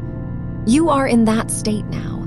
You have been in it for hours, and there are hours of it still to come. So let the mind, if any last thread of it still drifts down here, let it drift the cool way too. Not thinking, only drifting, the way a leaf drifts on still water, turning slow, going nowhere, carried by a current so gentle it can barely be called a current at all. Whatever small image floats up in the dark, let it float on past and away, uncaught, uncatchable, dissolving back into the soft, blind quiet before it can gather any weight. There is nothing to hold on to and nothing worth holding, only the drift itself, only the slow, cool passage of the thinning mind moving further and further from the shore of anything that matters, out onto the wide, dark, still water of the deepest part of the night, where the thoughts grow further apart than even the breaths, where whole long stretches pass with nothing crossing the mind at all, only the cool, only the dark, only the drift. And the drift carries you the same direction everything else is going tonight, down, and low, and cool, and on toward a morning still so distant it need not be thought of, still hours off past all this banked and patient dark, nothing you have to walk toward, nothing you have to wake for, only something that will arrive on its own eventually, far up ahead, long after you have drifted through all the good cool hours between here and there. You do not have to meet it. You do not have to be ready for it. It will come the way the breath comes, without your arranging, and until it does there is only this. Only more of the mild, low dark, only more of the cool, even sheet, only more of the slow, far heart keeping its unhurried time under everything. Only more of the settled, provisioned night holding you soft in the middle of itself and asking nothing at all. More of this, only more of this. Cooler and lower and further, breath by long, slow breath, down through the kept unspent heart of the small hours, with the fight retired and the fear gone and the heat forgotten and the whole wide patient dark still lying deep on every side, carrying you, cooling you, keeping you on and gently on. And if the heat should rise again in one of these last dark hours before the light, if the body should send up one more of its slow, warm swells and stir you part way toward the surface, you already know the whole shape of what happens next, because you have done it so many times tonight that it is no longer something you decide to do. It is simply something that happens through you, the way swallowing happens, the way blinking happens, a small automatic kindness the body now performs for itself without waiting to be asked. The warmth gathers. The skin grows aware of itself. And before the mind can even finish forming the old word for it, the exhale is already lengthening. The shoulders are already loosening back down into the mattress, and the cool is already beginning its slow, familiar move down from the crown. Practiced into a groove so smooth that the waking and the settling have almost fused into one motion. A single soft ripple that troubles the surface for a moment and then closes over again, leaving the deep water still. That is what all the hours have built.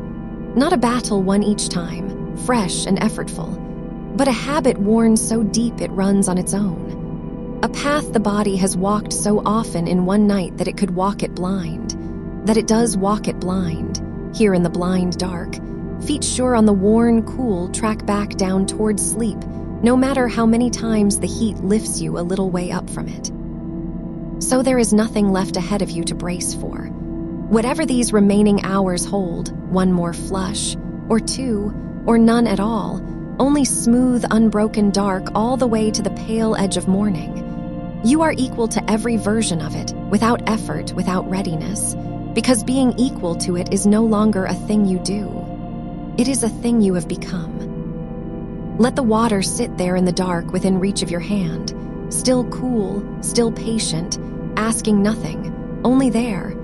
A small, faithful presence keeping its place on the nightstand through all the long, unwitnessed hours, the way a lamp left low in a window keeps its place for someone still out on the road. You may not reach for it again before morning. It does not mind. It was never there to be used so much as to be near. One more quiet thing that has your back tonight. One more small provision already made. So that even in your sleep, some part of you knows the reaching is possible and can therefore stop thinking of it entirely. Can let the whole question of thirst dissolve back into the general ease, unneeded, set down. And the shed layer, wherever it came to rest hours ago, folded back off the shoulders, pushed down past the hips, slipped away to the cool far edge of the bed or over the side and gone. It has done its whole night's work simply by being absent, by not being there to hold the heat against you, by leaving the skin free to the moving air. You do not have to think of it. You do not have to plan its return. If the night cools you further and some faint chill ever finds you, the body will draw the cover back up as easily as it let it go, in its sleep, without waking you, the arm moving on its own the way a sleeper's arm moves. And until then, there is only the good bare coolness across the skin, only the air-laid light along the length of you, only the pillow's far side still holding its patch of cool beneath your cheek, replenished somewhere in the last hour by nothing more than time and stillness, cool again, ready again, without your having to turn it. Everything, you see, is being taken care of, by the room, by the dark, by the slow machinery of your own resting body, which has been quietly minding the temperature all night long while you slept, adjusting and easing and letting off heat through the soles of the feet, and the palms of the hands the way a house lets off the day's warmth through its open windows after dark. A whole silent competence running underneath the sleep, needing no supervision, wanting none. You are not the one keeping yourself cool tonight. You gave that job over hours ago. It is being done for you well and steadily, and without any help from the thinking part of you at all, which is free, therefore, entirely free, to stay down here in the dark where it has drifted, far below the level where things are managed, doing nothing, being nobody, simply along for the long, slow ride toward light.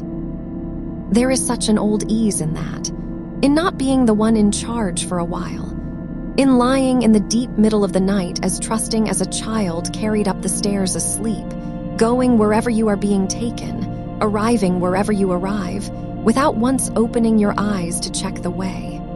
The body knows the way. The night knows the way.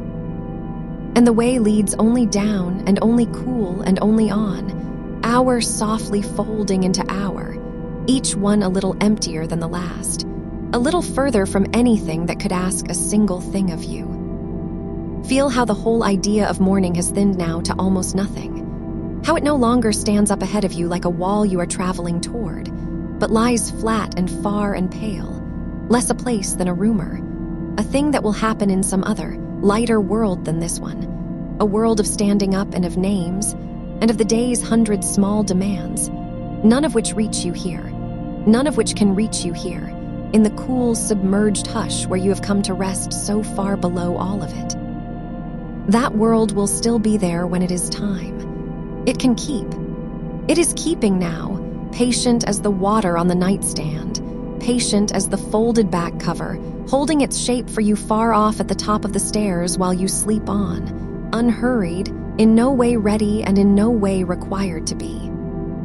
And nothing in these last hours is asking you to hurry toward it. Notice that. Notice how the night makes no demand, how it does not tug, does not push, does not lean you forward toward its ending the way the day always leans you on toward the next thing and the next. The night only holds. The night is the one long stretch of your whole turning life in which absolutely nothing is expected to be produced, or finished, or reached. A wide, dark field of pure permission, hours of it, hours you are lying in the very middle of right now, with more still spread out ahead than most of you can even hold in mind, and every last minute of it yours to do nothing with but rest. So rest. Sink another fraction deeper into the give of the mattress, into the exact warm hollow your own long stillness has pressed into it. A shape that fits you now the way a worn stair fits the foot, holding you so precisely that no muscle anywhere along your body has any reason to work. Not one. The neck let go, the jaw let go, the small muscles around the eyes let go, the hands unfolded and heavy, the hips loose in their sockets, the legs poured out full length and utterly unheld. The feet fallen open at the ankles, everything down, everything given, everything cool and slack and low. There is not one square inch of you tonight that still has a task. Even the breath needs no help. It goes on lengthening and lowering all on its own, down there below the reach of your attention, each slow tide of it a little longer, a little softer, drawing the cool of the room in through you and letting the last of the day's forgotten warmth sigh away, over and over, unminded all night. And the heart, that same slow, far heart that has kept its unhurried time under everything since the small flush hours ago that started all of this. The heart has long since forgotten there was ever anything to race about. It found its low, quiet pace in the deep of the night, and it has held there, even and easy, a soft, steady stroke somewhere down beneath the ribs that you no longer even feel as beating so much as belonging. A rhythm so folded into the general rest that it has become simply another part of the dark's own texture, another thing that goes on without you, keeping its faithful time all the way down here where time no longer has anywhere in particular to go. Let a stretch of the night pass now with nothing said at all. Let the words thin out the way the thoughts have thinned, further and further apart, more space than sound, more dark than word. And let the quiet between them be the truest part, the part that does the real settling, the long, unbroken, cool hush in which you go on drifting, lower and lower, needing no voice to keep you there. And when a voice does come drifting back down to you through the dark, soft from far off, let it reach you the way a sound reaches you underwater, muffled and gentle and no cause to surface, something you can hear without listening, something that asks nothing of you but to keep drifting through it. There is no news in it. Nothing has changed while it was quiet. You are exactly where you were deep in the cool kept heart of the small hours, held, provisioned, minded on every side, hours from any light. The voice only comes to lay one more soft layer over the quiet, one more thin, cool blanket of sound settling down over your sleep, and then to thin away again, and let the dark come back, and let you sink on. Nothing you have carried into the middle of this life has to be carried down here. Whatever the days have been asking of you lately, and they ask so much, of a body going through so much change, so quietly, with so little said about it, none of it followed you down into this hour. It all stayed up at the surface with the light, up where the lists are and the mirrors are and the long tiredness is, and you came down here without any of it, empty-handed, unburdened, nobody's answer to anything, just a resting body breathing cool in the dark. That is all you have to be tonight. That is all you have been for hours. And it is enough, so wholly enough, that there is nothing left over in you that even wishes to be more. The change your body is moving through, that slow, tremendous turning of a season within you, no more your doing or your fault than the turning of the year is the field's fault. That change does not have to be understood tonight, or managed tonight, or felt as anything at all tonight but this. The warmth that lifts and passes, and the cool that always follows it down, and the long-practiced ease of meeting each swell without alarm. It is only weather moving through. It is only the body finding its new way, the thermostat learning its new settings by feel, running a little warm and then correcting, the way anything newly reset runs a little rough before it smooths. There is nothing broken in that. There is nothing in you tonight that needs fixing, nothing that needs fighting, nothing that needs to be anywhere other than exactly, coolly, softly here. And this is a resting session and not a doctor's counsel. If the long, broken nights are wearing at you past what any voice in the dark can ease, that is worth carrying gently into daylight to someone who can sit with the whole of it. But here, now, in the dark, there is nothing to solve. Only the cool, only the drift, only the kept low hours going by. Let the skin be the quietest part of you now. That skin that woke you, hours ago, prickling and damp and too aware. Let it go silent. Let it go smooth and cool and unremarkable, no longer sending up any signal at all, just the soft outermost edge of you lying easy against the mild air, forgotten, the way you forget your own skin when you are deeply and safely asleep. It has nothing to report. The alarm it once raised has been answered so many times, and so gently that it long ago stopped raising it, and now it only rests, cool and even, from the crown down to the soles, a whole calm surface with no heat left anywhere on it to speak of, only the faint moving coolness of the room passing over it like the barely there breath of the dark itself. And underneath that quiet skin, the deep of you cooler still, the chest loose and open, the belly soft and rising slow, everything within lying banked and low and unhurried, the whole inner warmth of you turned down to the gentlest ember, just enough to carry you living and easy through the last dark hours. No more, nothing flaring, nothing racing, only the low-kept glow of a body at its deepest rest, running quiet, running cool, running on toward morning all by itself. So there is nothing now but to let the drift keep taking you, further out onto the still dark water, further down below the reach of the day, further along the worn, cool path the whole night has been walking, past this hour and into the next, and the next, each one softer and emptier and more yours than the last. You do not have to do the drifting. The drifting is being done. You have only to be the thing that drifts, the leaf, the stone, the sleeper carried up the stairs, going where you are gently taken. Cool the whole way, kept the whole way, asked for nothing the whole way. More of this, only ever more of this. The mild low dark on every side, the even cool sheet along the skin, the far slow heart keeping its faithful unhurried time, the water waiting patient in the dark and the cover folded soft away, and the whole long provisioned night still lying deep and unspent all around you, holding you, cooling you, keeping you, carrying you on and gently on, down through the last kept hours toward a light that is still so far off it need not be thought of at all. And out beyond the walls of this room, the night is doing the same slow work it has been doing all along. The air out there settling cooler with every hour that passes. The deep middle of the dark giving way by inches to that other hour, the one before the first gray, the coolest hour of the whole turning night. You do not have to watch for it. You do not have to know its name. But your body knows it, has always known it, the way a sleeping animal knows the tide has turned, and loosens one more notch into the sand. The world tilting you very slowly toward the coolest part of itself, and you going with it, unresisting, carried along on the same long current that carries the fields and the rooftops and the dark gardens down into the deepest trough of the night.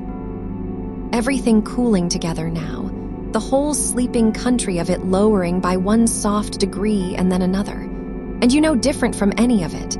One more cool and resting thing among the countless cool and resting things, breathing slow, giving off your small kept warmth into a dark that gathers it gently and lets it go. There is a kind of coolness that arrives not as a shock and not as a rescue, but as a slow settling in, a thing you only notice you have been given once it has already been there a while. And that is the coolness that holds you now. Not the cool of the shed layer thrown back in the first hot minutes, not the quick blessed cool of the pillow turned to its far side, but the deep patient coolness of a body that has finished all its flaring for the night and gone quiet, the coolness that comes up from underneath rather than down from above, rising through you the way cool rises off still water in the dark, meeting the last faint warmth still lingering at your center and easing it, softening it, folding it down into the general low mildness of everything. You are cool now not because anything is working to cool you, but because the working is over, because the body has come to rest at last at the temperature of its own deep sleep, That even, unremarkable, forgotten warmth that asks nothing and reports nothing and simply is. And should the heat come again, should some small tide of it rise out of the dark of you in this hour or the next, prickling faintly at the back of the neck, gathering at the chest, the old familiar warmth beginning once more to bloom. You already know, in the deep, wordless part of you that has done this so many times tonight, exactly what will happen, and it is nothing. It is the smallest thing. A slow breath will find its way out of you longer than the one that went in. The cool of the room will move once over the warm place and take the edge from it. The sheet will be there, mild along the skin, and the far side of the pillow will still hold its coolness for the cheek, and the water will be waiting where your hand knows to find it, and none of it will need deciding. None of it will need waking for, because the whole shape of the answer is already worn so smooth and so deep into you that it happens now the way breathing happens, without you, for you, while you stay down in the dark exactly where you are. The warmth rising and the coolness meeting it, and the warmth going back down. A small, quiet weather passing across the surface of a sleep too deep to be troubled by weather. And you not even the witness of it, only the still dark water it passes over and leaves unmarked. So you can let the last of the watchfulness go now. That faint held readiness, low in the body, that has waited all these years to be woken by the heat. The small sentry that learned, over so many startled nights, to sleep with one eye open, braced for the flood of warmth and the damp and the racing climb of the heart. It can stand down now. It has been relieved.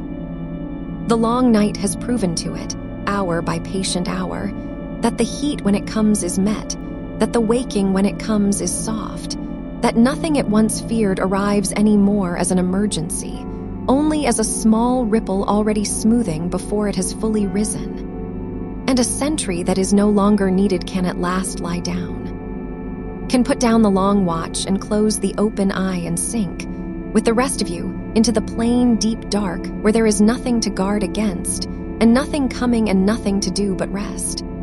The readiness dissolving out of the muscles of the shoulders and the jaw and the low belly, out of wherever it has been quietly held, going loose and warm, cool and heavy, one more part of you finally, fully, allowed to sleep. Feel how the bed has become, over these long hours, less a thing you are lying on and more a thing you are held within. The mattress giving up beneath you exactly to the shape you have pressed into it. The covers arranged now precisely as your resting body wanted them. The cool where you needed cool, and the light, mild warmth where you needed that. The whole nest of it settled around you so completely that there is no longer any edge between the you that rests and the rest that holds you. You have made your peace with this bed, tonight the way you make peace with a thing you have known a long time. All its small betrayals of heat forgiven, all its comfort accepted. And now it simply keeps you, patient and level, the one still surface at the center of the turning dark, asking nothing back for all its keeping. And time, in this hour, has gone soft at its edges. Those sharp, bright numbers that used to wait in the dark to be read, that used to say to you, in the worst of the broken nights, only 3 hours left, only 2, and pull the whole clenched dread of the coming day up around your ears. They have lost their edges now. They have gone blurred and unimportant and far away, because a night met calmly is not counted. A night met calmly only passes. One soft, unmeasured stretch of dark flowing into the next with no seam you could point to and no number that matters. You do not know what hour it is, and you do not need to know. And there is a deep sweetness in that not needing. A freedom the anxious hours never let you taste. To be adrift in the dark with no reckoning, no arithmetic of sleep still owed or sleep already lost, only the wide, unhurried now of it, the cool present dark that has no yesterday pressing on it and no morning tugging at it, that simply holds and holds and holds. Somewhere the house makes its small night sounds, the tick of something cooling, the settle of a floor, the far sigh of the air moving through the rooms, and none of it reaches you now as anything but the murmur of a world keeping watch so that you don't have to. The ordinary, faithful machinery of the dark going on around your rest. The things that hum and cool and hold their quiet through the night. All of them tending the sleeping house while you lie at the center of it needing to tend nothing. You can let those sounds become part of the dark itself, threads in the soft gray blanket of it, no more asking of you than the sound of your own slow breath or the distant even keeping of the heart. A whole low chorus of quiet things, and you the quietest among them, giving nothing back but the slow rise and fall of a chest at rest. And the breath, all this while, has been doing without you the very thing you once had to guide it toward. You no longer have to lengthen the out-breath, no longer have to think the cool air in and the warm air slowly out, because the breath has taken the shape you gave it and made it its own. And now it simply pours through you long and low and even, the out-breath spilling soft and unhurried into the dark, carrying whatever small warmth it gathers up and out and away, and the in-breath drawing back only the mild cool of the room, easily, without effort, without your hand on it at all. You are being breathed now, the way a sleeper is breathed, the great patient bellows of you rising and falling on its own slow tide, and every long fall of it settles you a fraction deeper, and every soft rise of it asks nothing. And between them, in the small still hollow at the bottom of each breath, there is a stillness so complete and so kind that you could live in it, that you do live in it, over and over, all night long. Let the hands rest wherever they have come to lie.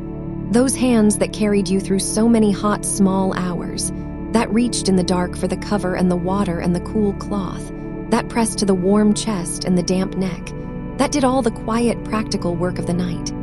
They are empty now, and open and still, palms gone soft, fingers uncurled, all their small tasks finished. And the heat that used to pool and throb in them in the worst of the flushes has long since drained away down through the fingertips and gone, leaving them cool and light and weightless on the sheet, so unbusy that they have all but disappeared. Two quiet resting things at the ends of two quiet resting arms, holding nothing, reaching for nothing, needing to be nothing but still. And the feet the same, far down at the other end of you, cool where the sheet lies loose across them, or cool where they have found the open air at the edge of the bed. The last of the day's heat run all the way down and out of them long ago, leaving them mild and slack and far away, hardly yours at all. You are so much less effort now than you were at the start of the night. At the beginning, in the first hot startled minutes, you were all effort, the whole of you gathered up and clenched around the heat and the pounding and the sudden furious wakefulness. And hour by hour the effort has been laid down, piece by piece, the way a traveler at the end of a long road sets down one bag, and then another and then the last. Until now there is almost nothing of you still working, almost nothing still held. The face given up, the jaw unhinged and soft, the throat open and cool, the shoulders melted wide, the back long and given over to the bed, the belly rising slow, the hips heavy, the legs poured out warm and cool and endless down into the dark. A body doing the one true work of the deep of the night, which is no work at all, which is only the letting go, only the sinking, only the long unclenching that the anxious hours never allowed, and that this kept and gentle night has given you back, breath by breath by breath. And you have done this now so many times tonight, woken and cooled and softened and gone back down, that it is no longer something that happens to you, but something you know how to do. A path your body has learned so well it could walk it in the deepest dark with no light at all. And that knowing does not leave you when the morning finally comes, and it does not leave you when the next night comes, and the one after that. It stays laid down deep in you now like a groove worn smooth, so that the heat that once meant hours of lying awake in the churning dark can come to mean only this, only a small rise and a small cooling and a soft slide back under, the whole thing over almost before it began. You are teaching yourself something in these long, dark hours that will keep you long after the hours are gone, and you are learning it in the gentlest possible way, in your sleep, asking nothing of your tired mind, only letting the body practice its cool, sure answer again and again, until the answer is simply who you are in the dark.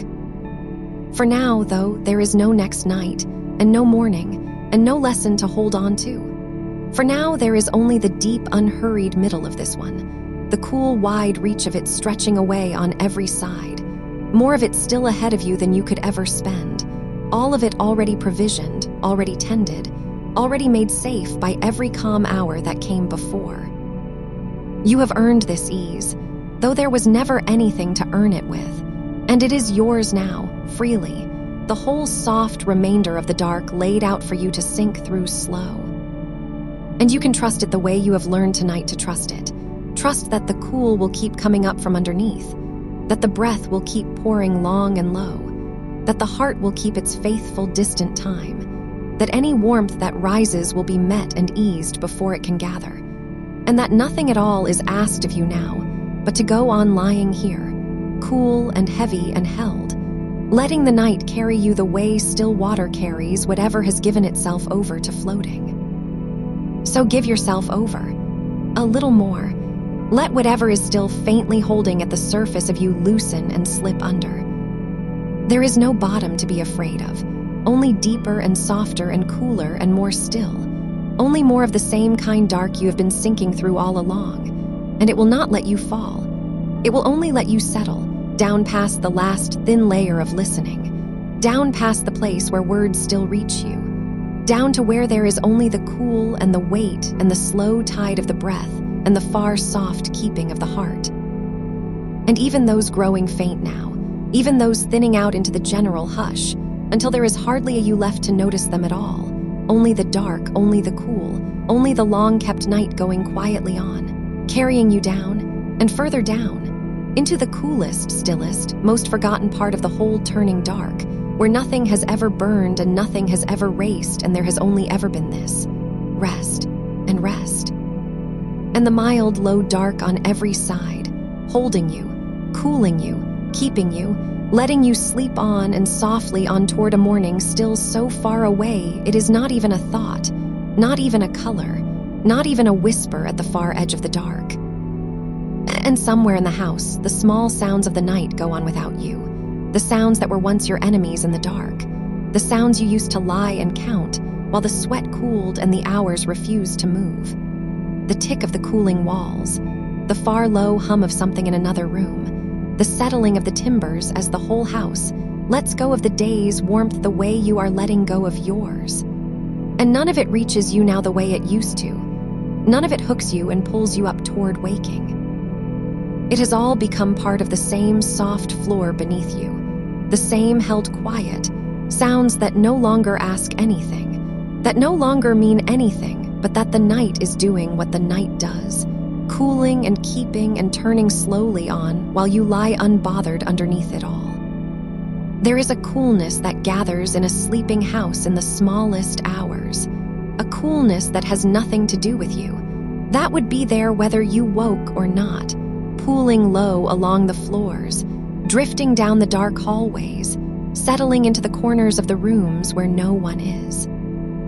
And you are part of that now, part of the great slow cooling of everything, no longer a separate warm and struggling thing fighting the temperature of your own body, but only one more cool still shape among the cool still shapes of the house, the chair, the doorway, the water in the glass beside you gone cool and patient in the dark.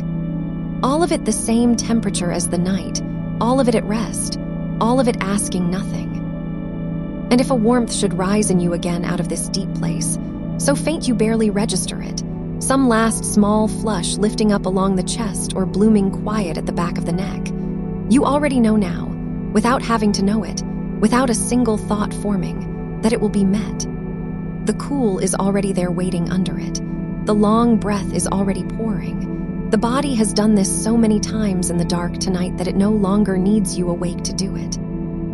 The warmth lifts, and the cool comes up to meet it, and the two of them fold together and thin away into nothing, and you go on sleeping straight through the meeting of them, never surfacing, never stirring, only perhaps sinking a fraction deeper as the small heat dissolves. This is the thing your body has learned while you were not watching, the answer it can now give all on its own, in the dark, without waking you to help. There is a place the warmth used to be able to take you, a bright, churned, wide-awake place where the mind would start its turning, and the sheets would feel like too much, and the whole long rest of the night would stretch out impossible ahead.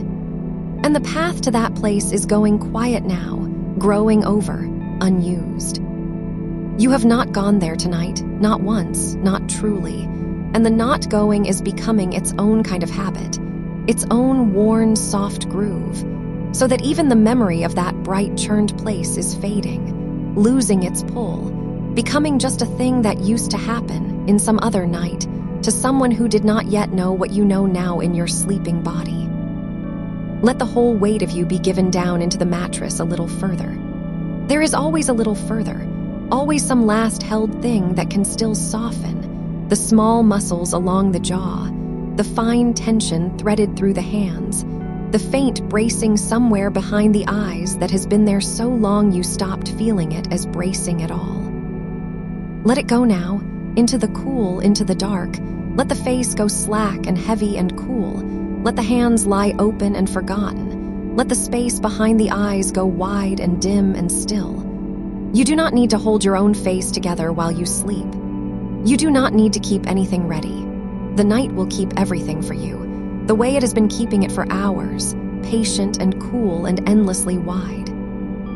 And the cool moves through you again, unbidden, the way a slow current moves through still deep water, not because anything sent it, but because that is simply what the water does down there. Down through the crown of the head, where the last of your thinking has gone soft and dark, down over the closed and quiet eyes, down along the loosened jaw, and the cool column of the throat where the pulse keeps its low, untroubled time. Down across the wide shelf of the shoulders, where you carried so much for so long, down the arms that have nothing left to do, out through the cool, forgotten hands. And it pours on down, this quiet interior cool, down through the slow rise and fall of the chest, down into the soft, heavy belly, down through the hips settling deeper into the bed, down the long, heavy lengths of the legs, and out and away through the soles of the feet, carrying with it any last thin thread of heat, any last faint memory of the warmth that woke you hours and hours ago in another life. And behind that cool comes the weight again, the good deep weight, the whole body grown so heavy and so willing that the bed seems to have risen up around you to hold every part of it. No gap anywhere between you and the cool, soft surface that carries you. No place where you have to hold yourself up. Nothing left of the effort of being a body at all, except the slow tide of the breath moving through on its own, and the far low keeping of the heart, both of them so quiet now, so distant, so entirely taken care of, that you can let even your attention to them dissolve, let them go on without you, faithful in the dark whether you notice or not. The night is so wide around you here. This is the deep middle of it, the still, hushed floor of it, the hours where the whole turning world outside has gone quiet too, where even the birds have not begun to think of morning, where there is nothing anywhere that needs you, no one waiting, no task standing by, no next thing at all, only this long, cool trough of dark you are floating in, more of it below you still, more of it stretching out ahead than you could ever cross before the light. And you do not have to cross it. You have only to lie here and let it hold you, let it cool you, let it turn slowly on beneath you while you sink and ask for nothing. Somewhere in you there used to live a watchfulness, a small tired sentry that would not fully lie down, that kept one ear turned toward the dark all night waiting for the heat to come, braced for the waking, never quite trusting the sleep. And that sentry is off its feet now, laid down at last, gone soft and dark like the rest of you, because it has learned over these long-kept hours that it does not have to stand, that the heat, if it comes, will be met without it, that it can lay its weary head all the way down and close its eyes too, and nothing will fall apart, nothing will catch fire.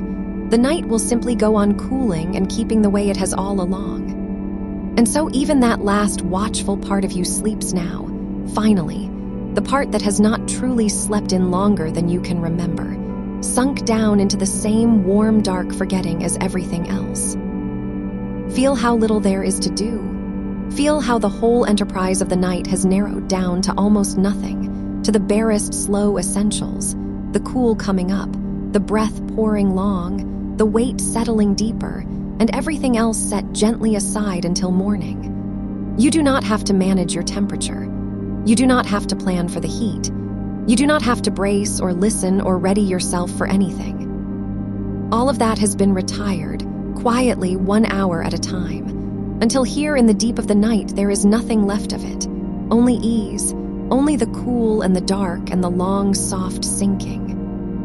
And the sheet lies cool against you, resettled and forgotten, no longer something you fight or throw off or gather close, only a cool, light presence resting where it rests, at the temperature of the calm, dark room, neither too much nor too little, simply there, simply cool, simply part of the quiet. And the pillow beneath your cheek holds its coolness patiently, a wide, cool country under the side of your face, and you have not had to turn it or seek the cool side or press your cheek to somewhere better, because it is all cool now, all of it, the whole surface of the bed gone quiet and cool and still beneath the still quiet weight of you. Let a little more of you slip under. There is no hurry, no edge to reach, no depth you have to arrive at by any hour. Only the slow, willing giving of yourself down into the dark, layer by layer, the way sediment settles through deep water long after the water has gone still, drifting down and down through the dim towards some soft floor it is in no rush to find. And you are drifting like that, settling like that, so slowly you cannot feel the motion of it, only now and then the sense that you are a little deeper than you were, a little further from the surface, a little more dissolved into the cool, wide dark. The mind has almost nothing left to show you now. The pictures have gone dim and few. The words have thinned to almost none. The last faint scraps of the day have drifted off and not come back. And what is left is barely thought at all, only a soft, dark awareness of being held, being cooled, being carried. And even that is loosening, even that is going quiet, sinking down toward the place below thinking where the deepest rest lies. You do not need the pictures. You do not need the words.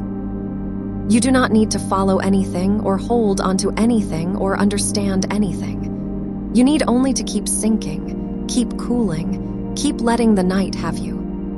And the heat that woke you is so far behind you now it is hardly even a memory, only a faint knowledge that once, hours ago, at the very start of all this dark, there was a small sudden rise, a thermostat turning over inside you the way it does, nothing broken in it, nothing wrong, only the body's old machinery adjusting itself in the night the way it has learned to lately. And you met it calmly, the way you have met everyone since, and it passed, the way they all pass, and it left no mark on the long, cool quiet that came after. And each one since has passed a little more quietly, a little more surely, met a little sooner, until now they barely surface you at all, until now the meeting of them happens somewhere below your sleeping, and you are not even called up to see it done. This is the piece you made, hours ago, without any fuss, the layer shed and dropped to the floor, the water set cool and close where your hand could find it, the pillow with its cool, wide side, the small, kind arrangements of someone who knows the night and no longer fears it. And that piece has held, all the way through, quietly provisioning hour after hour, so that there has been nothing to get up for, nothing to fix, nothing to solve, only the same unhurried settling again and again until settling became the whole of the night. Sink now into the coolest part of it, the part that is furthest from any heat, furthest from any waking, the deep hushed bottom of the dark where the temperature is even and low and kind and never changes.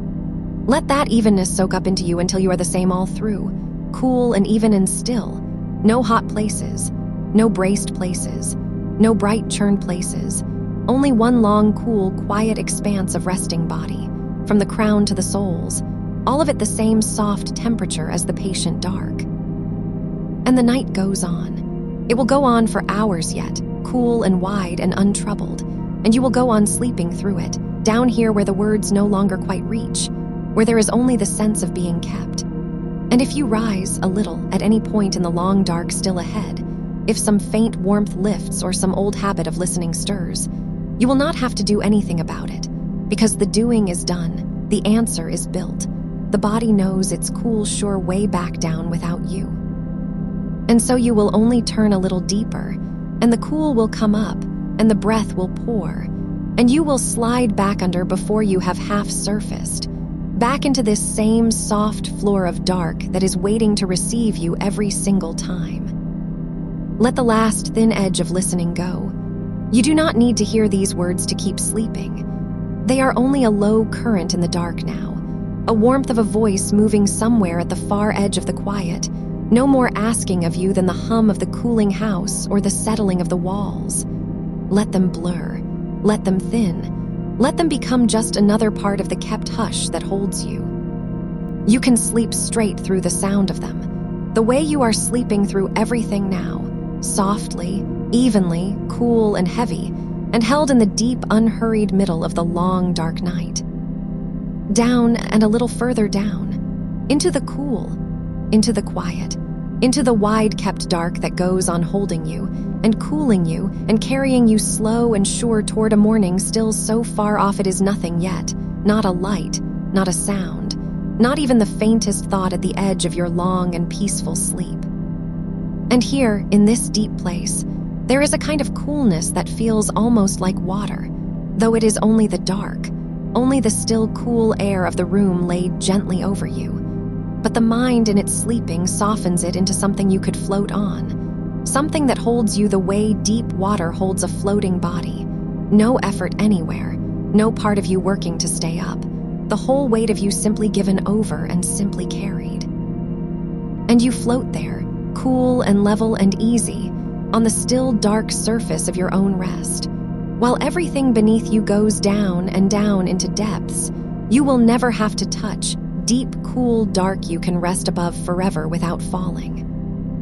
Nothing burns here, nothing races here. There is no heat that can reach this depth, no waking that can climb this low, no worry with breath enough to follow you down this far. You have come below all of it, into the quiet under the quiet, and it will keep you here as long as you need, all through the hours that are left, holding you cool and still and far from any morning. So rest, just rest. Let the cool keep coming, let the weight keep deepening, let the breath keep pouring long and low all on its own. There is nothing else, nothing more, nothing but this. Only the dark, only the cool, only the long-kept night, going quietly and endlessly on, and you asleep in the deep, soft heart of it, carried, cooled, and kept. And somewhere out past the walls the night has changed its color without a single sound. The deep black of the middle hours thinning by the smallest degree toward that long, slow blue that comes before there is any thought of light. And you do not need to see it. You do not need to know it. It is only the world outside your sleep doing quietly what it has always done, turning under you while you rest, indifferent and gentle, asking nothing.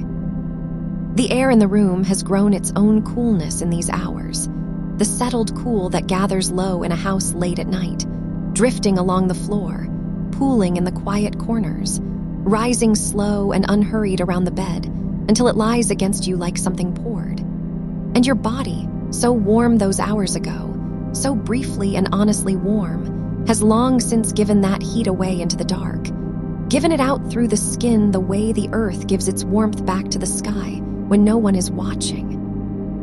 And what is left is only this even coolness, this settled, temperate stillness, the body at last at the very level it was always reaching for. And there is nothing to manage now. The small dial deep inside you that runs so hot and so sudden in this season of your life, that quick unbidden turning up that woke you long ago in the night, has gone quiet again, has settled again, is resting the way you are resting, and you can let it rest. You can trust it to rest, because you have met it so many times in this one long night that it has learned there is no alarm here, no fight here, nothing to flare against. Each time it rose, the cool came and the breath came, and the settling came, and it learned, The way a body learns anything, by the patient doing of it over and over until the doing wears a smooth path.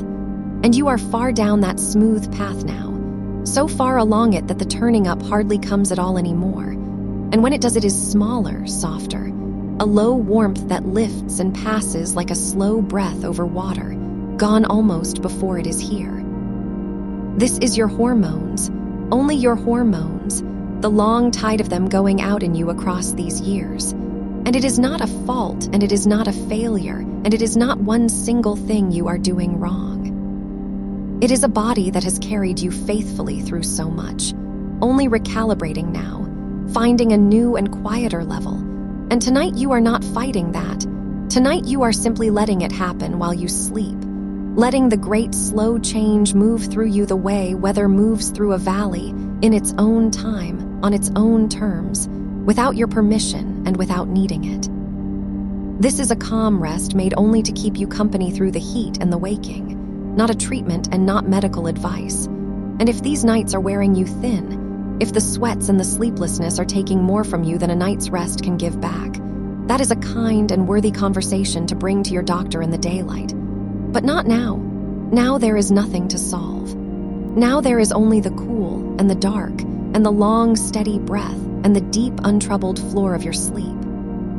Let it pour once more, that breath, all on its own. You are not breathing it. It is breathing you, drawing in some thread of the room's coolness through the nose, cool and thin and clean, and letting it go long and slow and warm from the parted lips, a little longer going out than it was coming in, always a little longer going out, so that with every turn of it you sink the smallest measure further, the out-breath like a hand laid flat on your back, easing you down, down, down into the give of the bed. And you do not count them, and you do not follow them. They simply go, one into the next, a slow tide with no shore. And you rest in the trough of each one, in the still low place after the air has left and before it comes again, that small pool of perfect quiet that opens each time and that you sink a little into each time. Feel where the cool touches you and where the warmth is kept, both of them held, both of them right. Along the top of you, where the air lies open, there is that clean coolness, a fine coolness like the far side of a smooth stone, resting over your shoulder, over the length of your arm laid loose on top of the covers, over the curve of your hip where the sheet has slipped away. And it is a good coolness, an easy coolness, nothing sharp in it, only the temperate hush of a room in the deep of the night. And underneath you, where you are folded into the warmth of your own bed, there is that other thing, that low-kept softness, the warmth that is yours and stays yours, the warmth you never had to give away. And you lie exactly along the seam of the two, cool above and warm below, held between them the way a leaf is held on the still surface of a pond. And neither one asks anything of you, neither one pulls.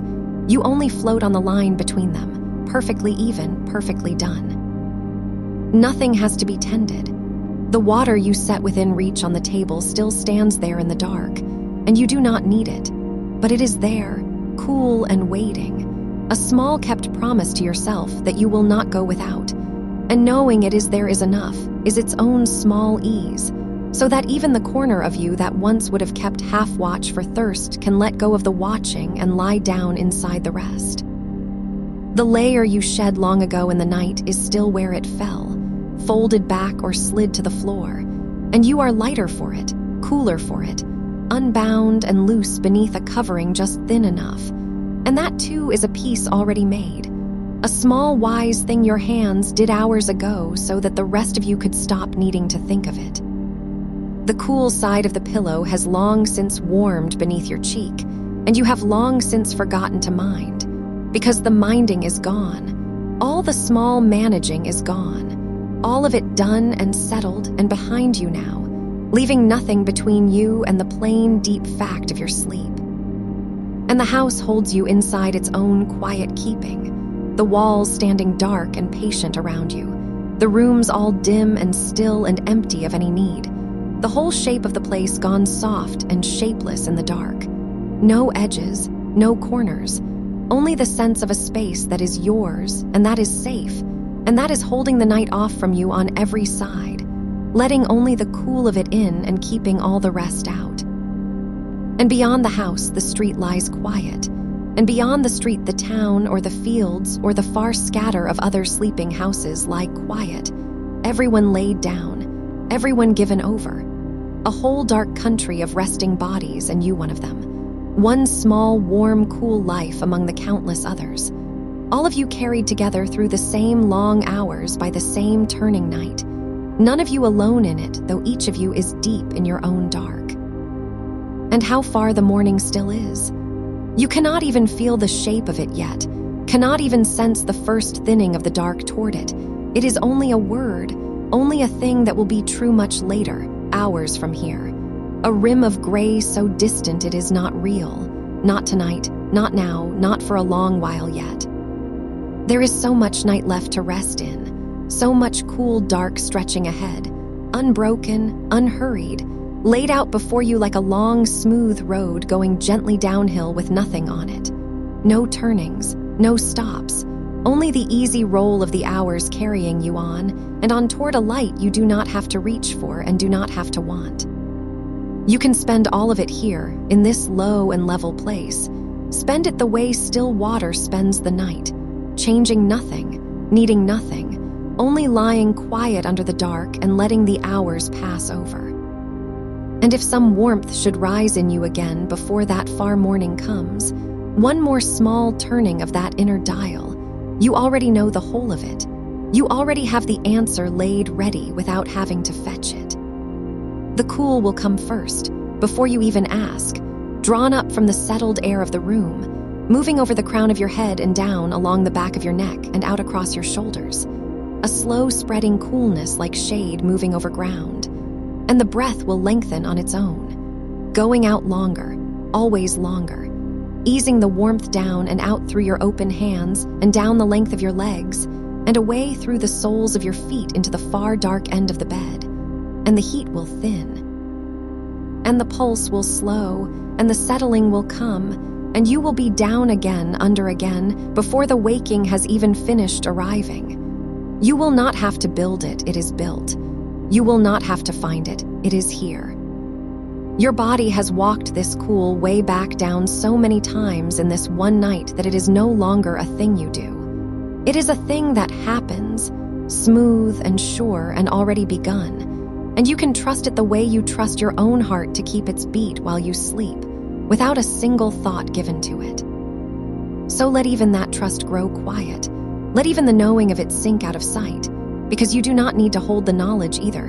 You do not need to keep anything ready. The readiness keeps itself. You are free to let go all the way down, past the last small ledge where any watching might have sat, into the plain deep dark where there is no watching left at all.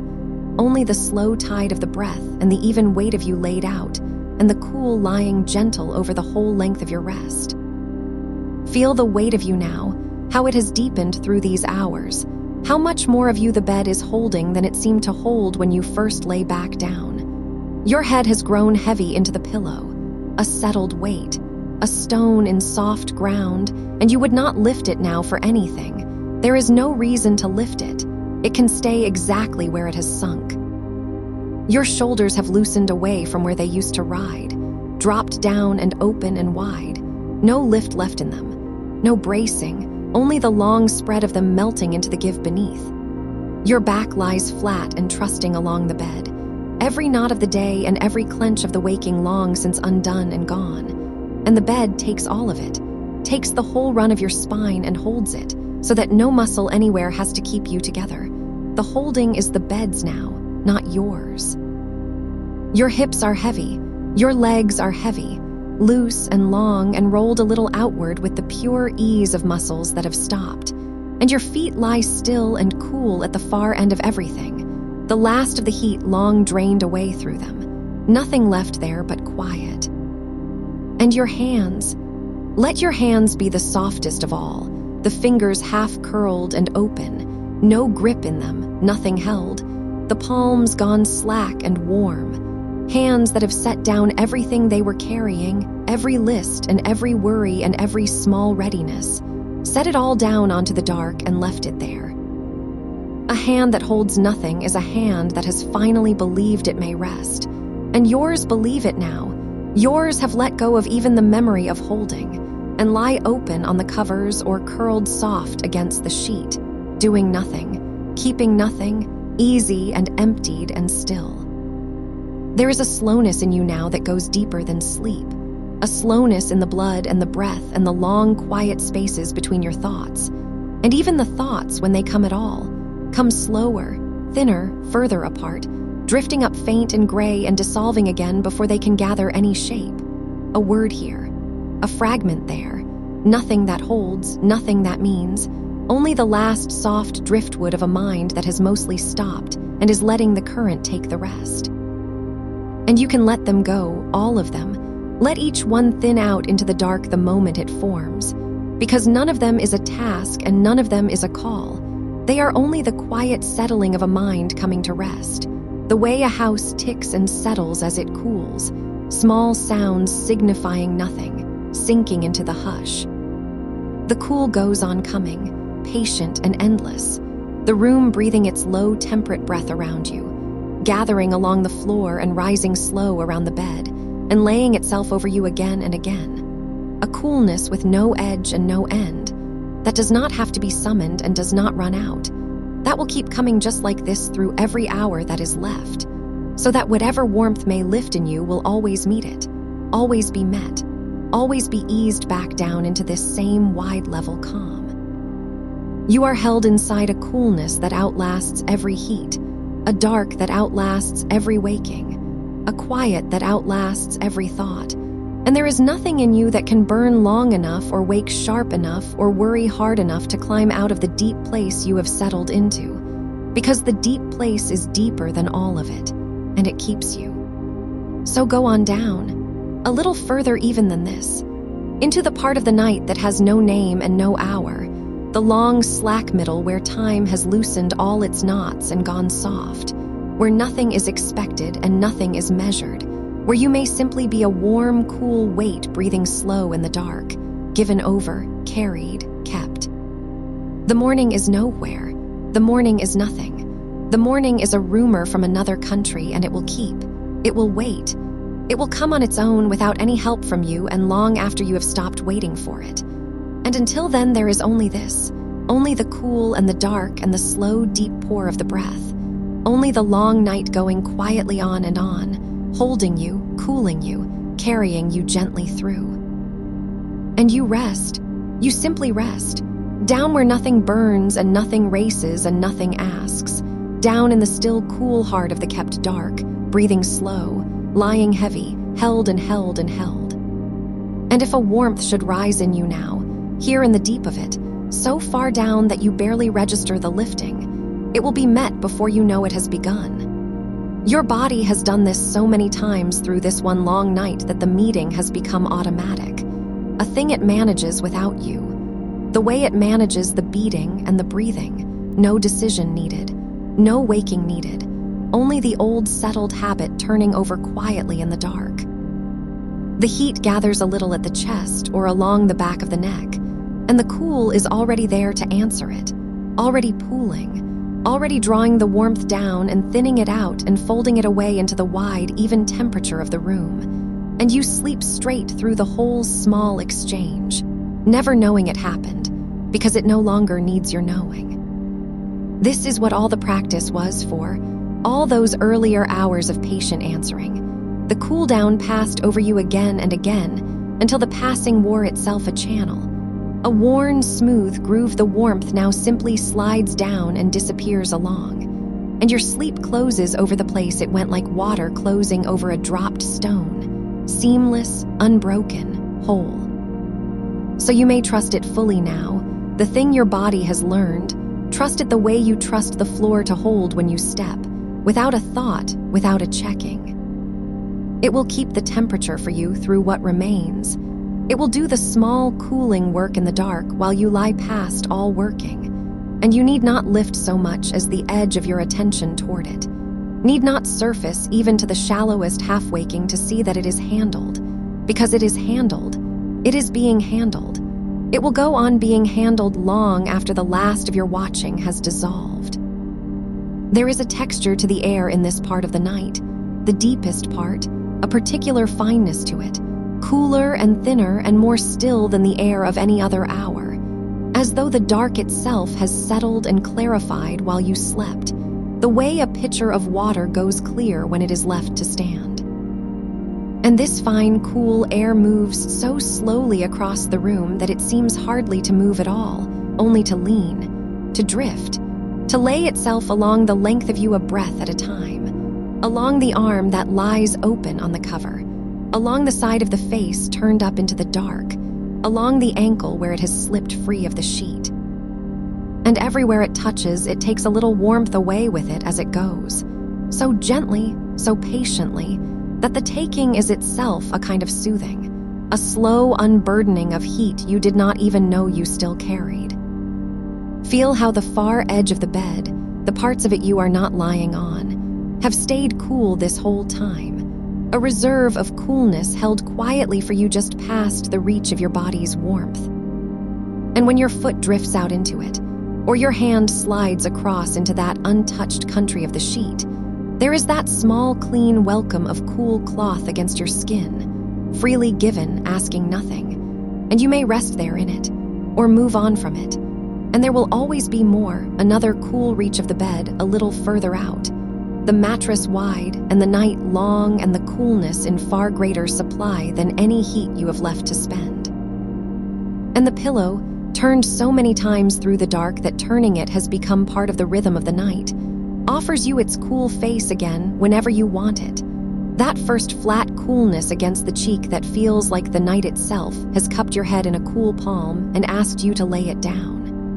You have learned the small kindness of it, the pillow turned, the cool side found, the head laid back into it with a sigh that goes all the way down. And even that you can do now half asleep, without climbing up out of the deep, a slow, blind turn of the hand, a settling and gone again, back down, the cool cheek and the cool cloth and the sleep unbroken through it all. No frustration lives here now, in this hour.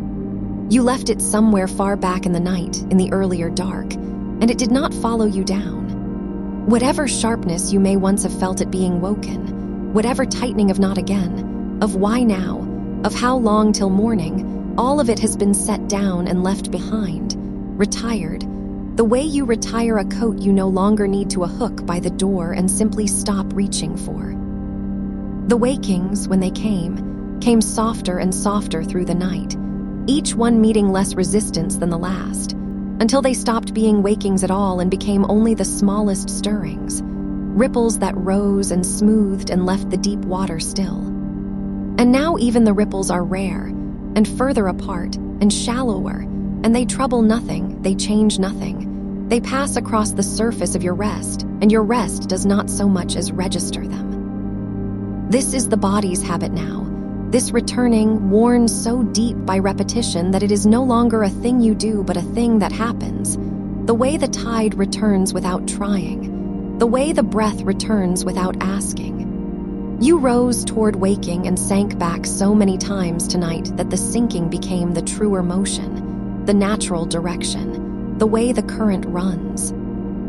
And so any small lift toward the surface now carries its own settling folded inside it, the return already begun in the rising, the down already waiting inside the faint up, so that you are always, even in the shallowest stir, already on your way back down. And down is where you are, down in the low, slow country of the deep night, where the mind has thinned almost to nothing, and the body has grown almost too heavy to be felt, where the border between you and the dark and the cool and the bed has gone soft and uncertain, so that you can no longer quite say where you end and the coolness begins, where the weight of you stops and the holding of the bed takes over. It is all one thing now, all one wide, low, quiet thing, warmth and cool and dark and weight and breath, dissolved together, and you are somewhere in the middle of it, given over, no longer keeping the edges of yourself, no longer needing to. The breath goes on beneath everything, the long, slow pour of it, in through the cool and out into the dark, slower now than it has been all night, so slow and so shallow that it barely stirs the air, barely lifts the chest, only the faintest tide of it moving in the deep enough, exactly enough. The body asking for so little now that even the breathing has gone spare and easy and small. And you do not tend it. You do not count it. You do not shape it in any way. You only let it happen far below you the way the sea happens far below a bird that has folded its wings and given itself to the air. And the cool keeps coming. You can feel it if you reach for the feeling, and you can let it go on unfelt if you do not. And either way it comes, gathering low along the floor of the room and rising slow and even around the bed, and laying itself over you like the thinnest, coolest, most weightless covering there could be. A covering made of nothing but temperature, of nothing but the mild, clean chill of the deep night air, drawn over you again and again with a patience that has no bottom to it. That does not tire, that does not thin. That will keep pouring itself over you cool and endless through every hour still to come. There is so much night left, and that is not a burden now but a mercy, a long, soft country of dark still stretching out ahead of you. Hours of it, more sleep than you have yet had, waiting, held, kept for you. You do not have to cross it or spend it or get through it. You have only to lie here in the cool middle of it and let it carry you, the way a wide, slow river carries a leaf that has stopped trying to steer, turning it gently, bearing it on, in no hurry to arrive anywhere, content to drift the long, dark distance at the speed of the current and no faster. And morning, when it comes, will not come as a demand. It will come the way light comes, slowly, from very far off, a graying at the far edge of things that asks nothing of you and touches nothing in you that is not ready to be touched. But that is a long way off yet, further than thought can reach from here, and there is no reason at all to send any part of yourself out toward it. Let it stay where it is, out past the edge of the dark, a pale rumor you need not answer. Between you and it lies all this good deep quiet, all these unspent hours, and you may sink into them without counting them, spend them without watching them go, because they are yours, given freely, and there are more than enough. Feel now how still the room has become, how the whole house has gone quiet around you, settled and cooled and hushed, all its small sounds sunk away, all its warmth of the day long since drained off into the night, so that the stillness of the room and the stillness in you are the same stillness, unbroken, continuous, running out from the deep, quiet center of you to fill every dark corner and coming back again unchanged. Nothing moves that needs your minding. Nothing waits that needs your rising. There is only the kept dark and the slow cool and the small far breath, and you resting in the fold of all of it, lower than thought, lower than heat, lower than any waking could reach down to find you.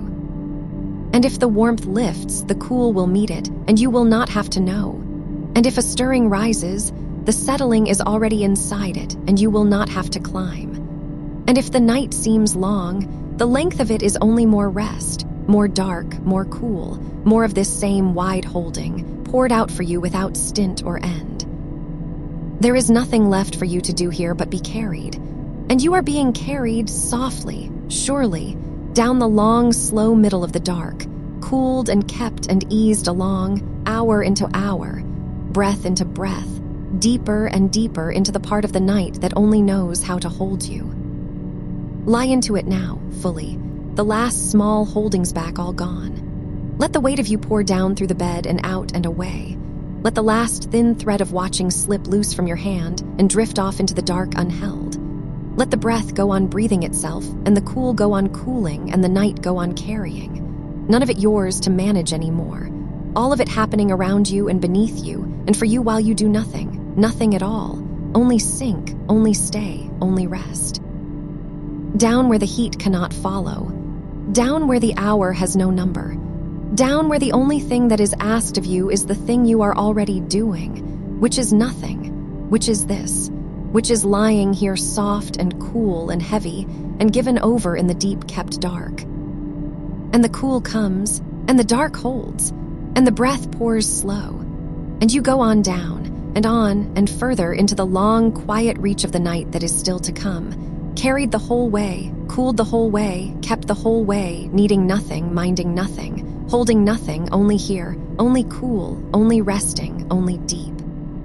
The coolness has settled into the very cloth of the bed now, into the weave of the sheet beneath your skin, so that even the fabric that touches you has become a cool thing, a still cool thing, holding no warmth of its own, giving you only its even mild temperature wherever your body meets it, along the length of the back, beneath the resting arm, under the turned cheek. And the small movements you make in the deep, the slight shifting of a leg, the slow drift of a hand to a new cool place, they are so unhurried and so half asleep that they are barely movements at all. Only the body settling itself another fraction lower, finding another cool reach of the sheet, sighing down into it, gone. And each of these small settlings takes a little more of you down with it, a little further from the surface, a little deeper into the slack, low quiet where the night keeps its stillest hours. You are not falling. There is no fall in it, only a sinking so gradual and so gentle that it feels like being lowered, like being let down inch by inch on the softest line into the darkest, calmest, coolest water, where the light does not reach, and the noise does not come, and nothing stirs but the slow, cool current moving over your skin. Down here, the difference between sleeping and waking has almost worn away. You drift across it and back without a seam, without a jolt, the way a swimmer floating on the swell rises and sinks with the water and never once feels she has left it. There is no hard edge left to catch on, no sharp waking to break the surface, only this soft, continuous drift through the shallows and the deeps of your own rest, all of it warm and cool and dark and held, all of it one long, unbroken night of being carried. And the thermostat within you, the small, deep, tender thing that lost its steadiness for a while and swung too warm and too sharp and too sudden, is finding its level again in the quiet, here where nothing pushes it, here where the cool comes patient and the dark comes kind and no demand is laid across it.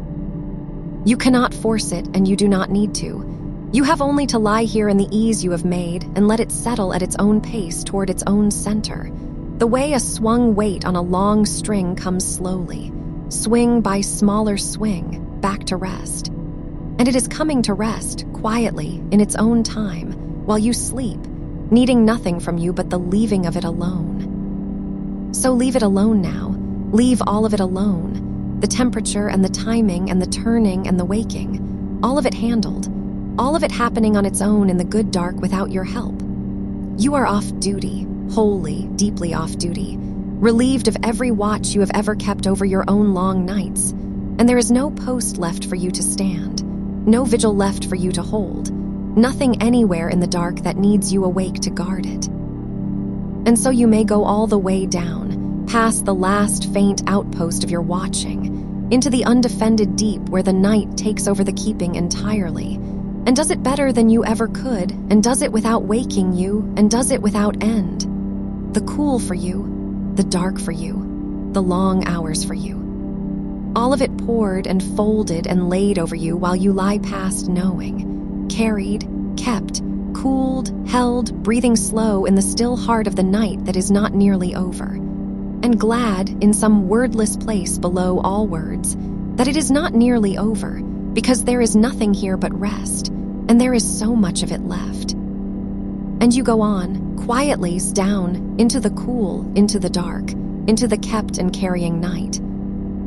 And while you go on down, something in the room is keeping you company that you have not noticed, because you did not need to notice it, because it asks nothing of you at all. The air itself, the plain, ordinary air of this room, has been moving all night in its slow, invisible way, drifting from the cool of the window toward the warm of the bed and back again, turning over and over without a sound, so that the heat you gave off hours ago has long since been carried off and away, and replaced with air that has been resting against the cold glass, air that comes to you already cooled, already quieted, laid against your cheek as softly as a hand laid there by someone who loves you and does not want to wake you. You do not have to breathe it in any particular way. It comes on its own. It finds the little damp places at your hairline and along your temple where the heat once gathered, and it draws the last of that warmth up off your skin and takes it away into the room, into the dark, up toward the ceiling and the far cool corners, and gives nothing back but coolness, patient and even and endless. And the room is large enough to hold all of it. Every degree of warmth you have ever set loose into this dark is somewhere folded into the great cool volume of the air above you and around you, and it is nothing to the room. It is a candle in a cathedral. It is a breath in a canyon, swallowed and cooled and gone. There is so much cool here, so much more than you could ever need, a whole roomful of it standing quietly on watch. And it does not tire and it does not run low, and it will be here in an hour and in 2 hours and in the gray hour before the light, still cool, still moving, still meeting you. So let the air do the cooling now. You have done it so many times yourself tonight, drawn the cool down through yourself pass after pass, and you can set that down too.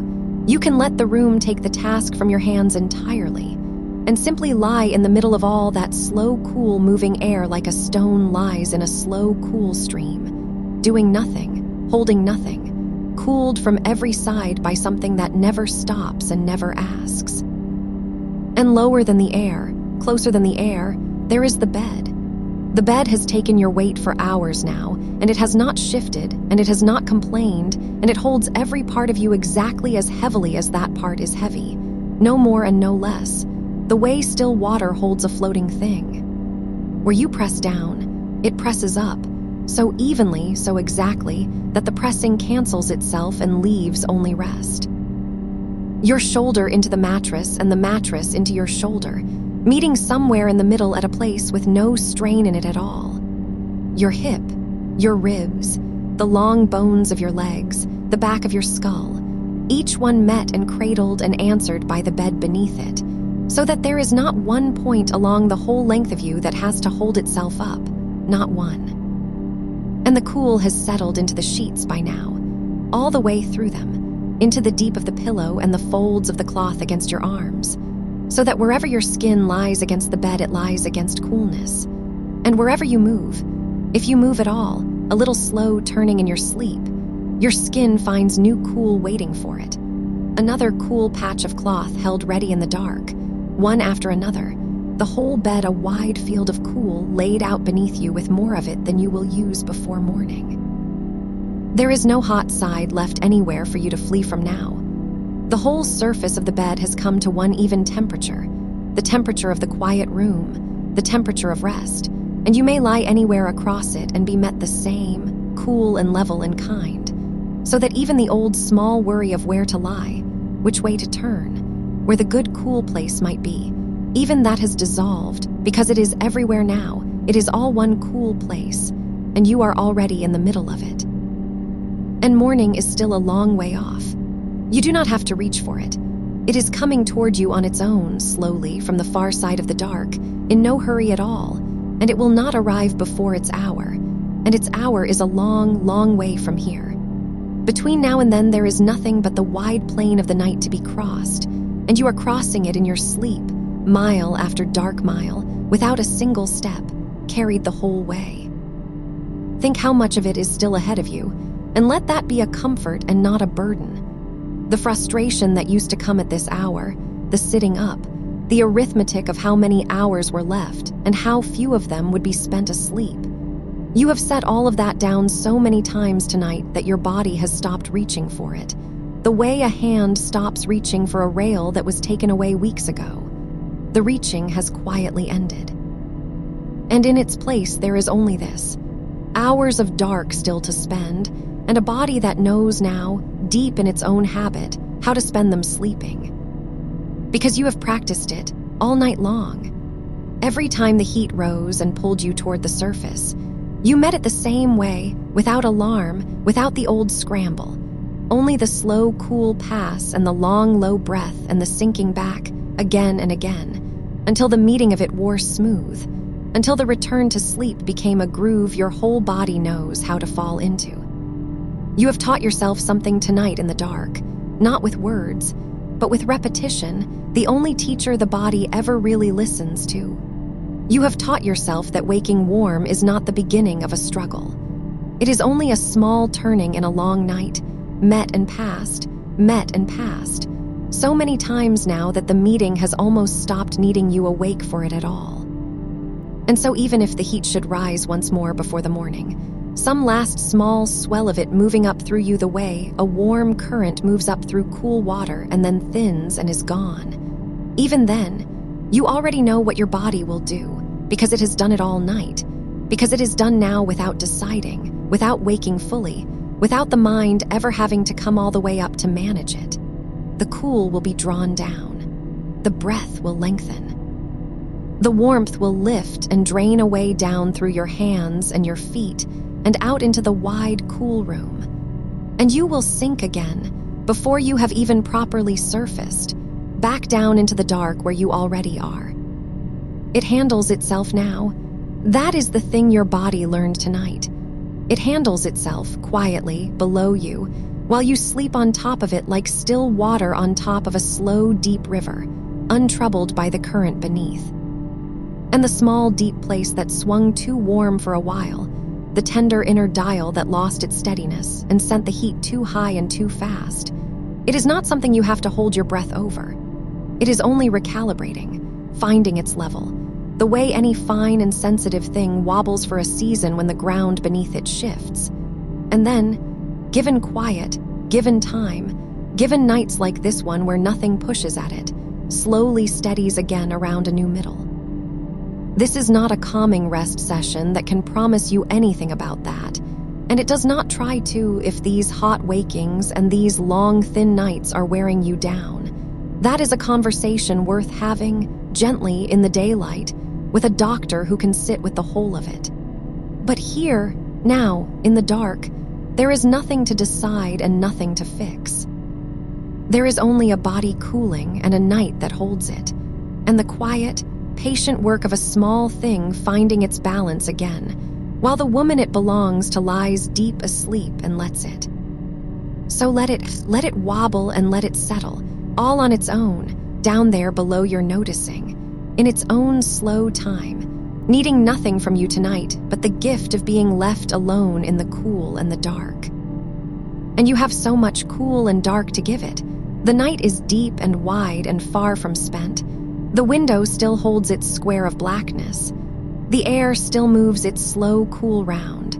The bed still holds you level and even. And you are still going down, gently, still further, into a place quieter than the one you left a moment ago, and quieter again after that, each breath setting you a little lower, a little looser, a little further from the surface, until the surface is only a rumor somewhere far above you, a faint remembered brightness you have no wish to climb back toward. There is nothing up there for you. Everything you need is down here, in the deep and the cool and the dark. The rest is down here. The ease is down here. The long, unhurried hours are down here, one folded into the next, more of them than you can count, and you may have everyone. And your breath has grown so quiet now that you could not say when one ends and the next begins. It has stopped being something that happens to you and become something that simply is, like the tide is, like the turning of the dark is, moving through you slow and even without your hand on it. In, and the long way out. In, and the long, slow settling out. Each out-breath a little lower than the last, each one letting a little more of you down onto the bed, into the cool, toward the sleeping center of the night. And far off, at the very edge of the dark, so far that it is more a feeling than a fact, the deepest stillness of the whole night has begun to gather. That hour when even the small night sounds have gone, when the house holds its breath, when the road is empty and the birds have not stirred, and the whole turning world seems to have come to rest for a while in the bottom of the dark. You are drifting down toward that stillness now, into the very quietest fold of the night, where the cool is deepest, and the silence is most complete, and there is nothing at all left to do but be carried. And you are carried. You are so thoroughly carried now, held from below by the bed and cooled from every side by the room and watched over by nothing you can name, but something steady all the same. Some plain kindness in the dark that keeps the temperature and keeps the hours and keeps you, without waking you, without asking you, without ever once needing your help. You may go all the way into that stillness. There is no floor to it that you can fall against, no bottom to strike, only deeper and deeper cool, softer and softer dark, quieter and quieter rest, opening below you without end. You sink into it the way warmth sinks out of a room at night, slowly, evenly, without a sound, without a struggle, simply lowering and lowering and lowering into the cool of the small dark hours. And there is no morning to hurry toward. The light will come when the light comes and not one moment before, and it is not coming yet. It is nowhere near. It is hours and hours down the long dark road, and every one of those hours is yours to sleep. You are rich with dark tonight. You are rich with cool and quiet and time. Spend none of it worrying. Spend all of it here, sunk and cooled and carried, in the deep still middle of a night that is holding you the whole way through. So down, and further down, past the moving air and into the deeper quiet beneath it, past the last small thought and into the wide wordless calm beneath that, past the very edge of your own knowing, into the kept and cooling dark where the night does everything now, and does it gently, and does it without you, and will go on doing it, hour after unhurried hour, until the far gray morning that is not yet, that is not near, that need not be thought of at all. Only this, only the cool, only the dark, only the slow held breath and the level bed and the wide quiet room and the long night carrying you on. Deeper and cooler and further down into the still heart of the hours where you rest and go on resting, carried the whole way. And if a little warmth should rise somewhere in these last dark hours, along the back, or across the chest, or gathering faint at the nape of the neck where the hair lies, you already know what it is, and you already know what to do, and the knowing has gone so deep by now that it needs none of you awake to do it. The warmth lifts, and the body answers on its own, the way it has answered a dozen times tonight, without alarm, without the heart quickening, without a single thought sent to meet it. A longer breath out, a small cool draft found along the edge of the sheet, the heat loosening from the skin and lifting away into the wide room, thinning as it goes, until it is nothing, until it is gone, until the skin is only skin again, cool and quiet and dry. This is what the body has learned in the long middle of this night. It has learned that the warmth passes. It has learned that nothing needs to be done about it but let it pass. And it has practiced that letting so many times over now that it has become as ordinary as turning the pillow, as ordinary as the slow tide of the breath, a thing the sleeping body simply does and is not troubled by. Your thermostat is only tending itself down there in the quiet, rising a touch, easing a touch, finding its level and losing it and finding it again. The way a house holds its warmth through a long night, the furnace stirring and settling, the rooms cooling by slow degrees toward the dawn. There is nothing broken in that tending. There is nothing wrong in the small climbs and the small falls. It is a body keeping a body through the dark, doing the oldest work there is, and doing it whether you watch or not, whether you help or not, whether you know or not. And tonight you have learned to not know it, to let it tend and tend without you, the way you let your heart keep its own slow time, the way you let your lungs draw and release without a hand on them. One more quiet system running itself in the dark. One more faithful thing keeping you while you sleep. So let it rise if it rises. Let it warm if it warms. You have a whole night of proof behind you now that it comes to nothing, that it lifts and passes and leaves you cool, that not once has it needed you awake to manage it. The proof is in your own limbs, heavy and unhurried. The proof is in the long, even breath still going out of you into the dark. The proof is in how far away the last warm waking already feels, folded back into the hours behind you, softened, half forgotten, no more than a small ripple on a wide, still surface that closed over itself and went smooth again. And the surface is smooth now, wide and dark and smooth, The way deep water lies at the bottom of the night when no wind touches it.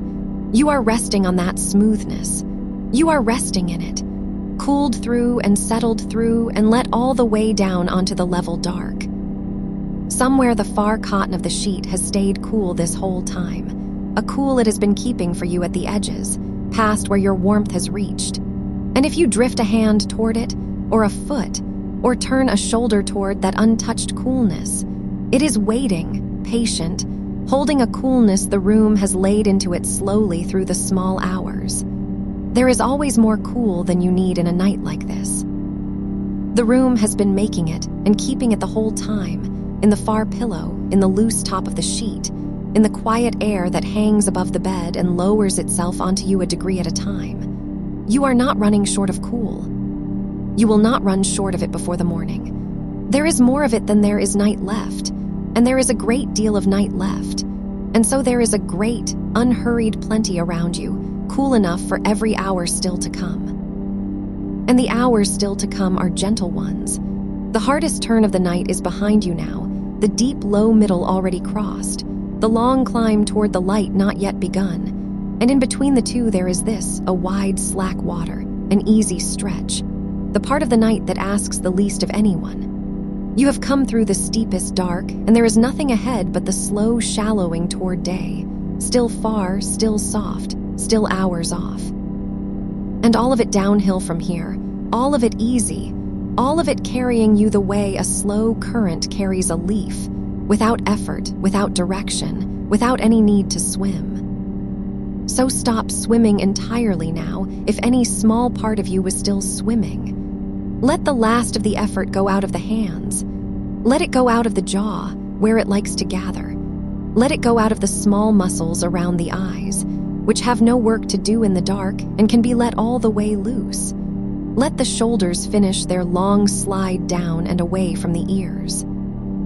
Let the whole framework of you, the whole faithful architecture of bone and weight, give itself over to the bed, which has held every ounce of it all night and will hold it still, tireless, without complaint, needing nothing back. You weigh nothing that the bed cannot carry. You never have. Every pound of you is welcome on it, is met by it, is answered by its steady lift from below. And the more you give it your weight, the more it gives you back its holding, so that the letting go and the being held are the same motion, the same easing, sinking, and being caught in the very same breath. Sink, then. There is a catching under you every time. And cool.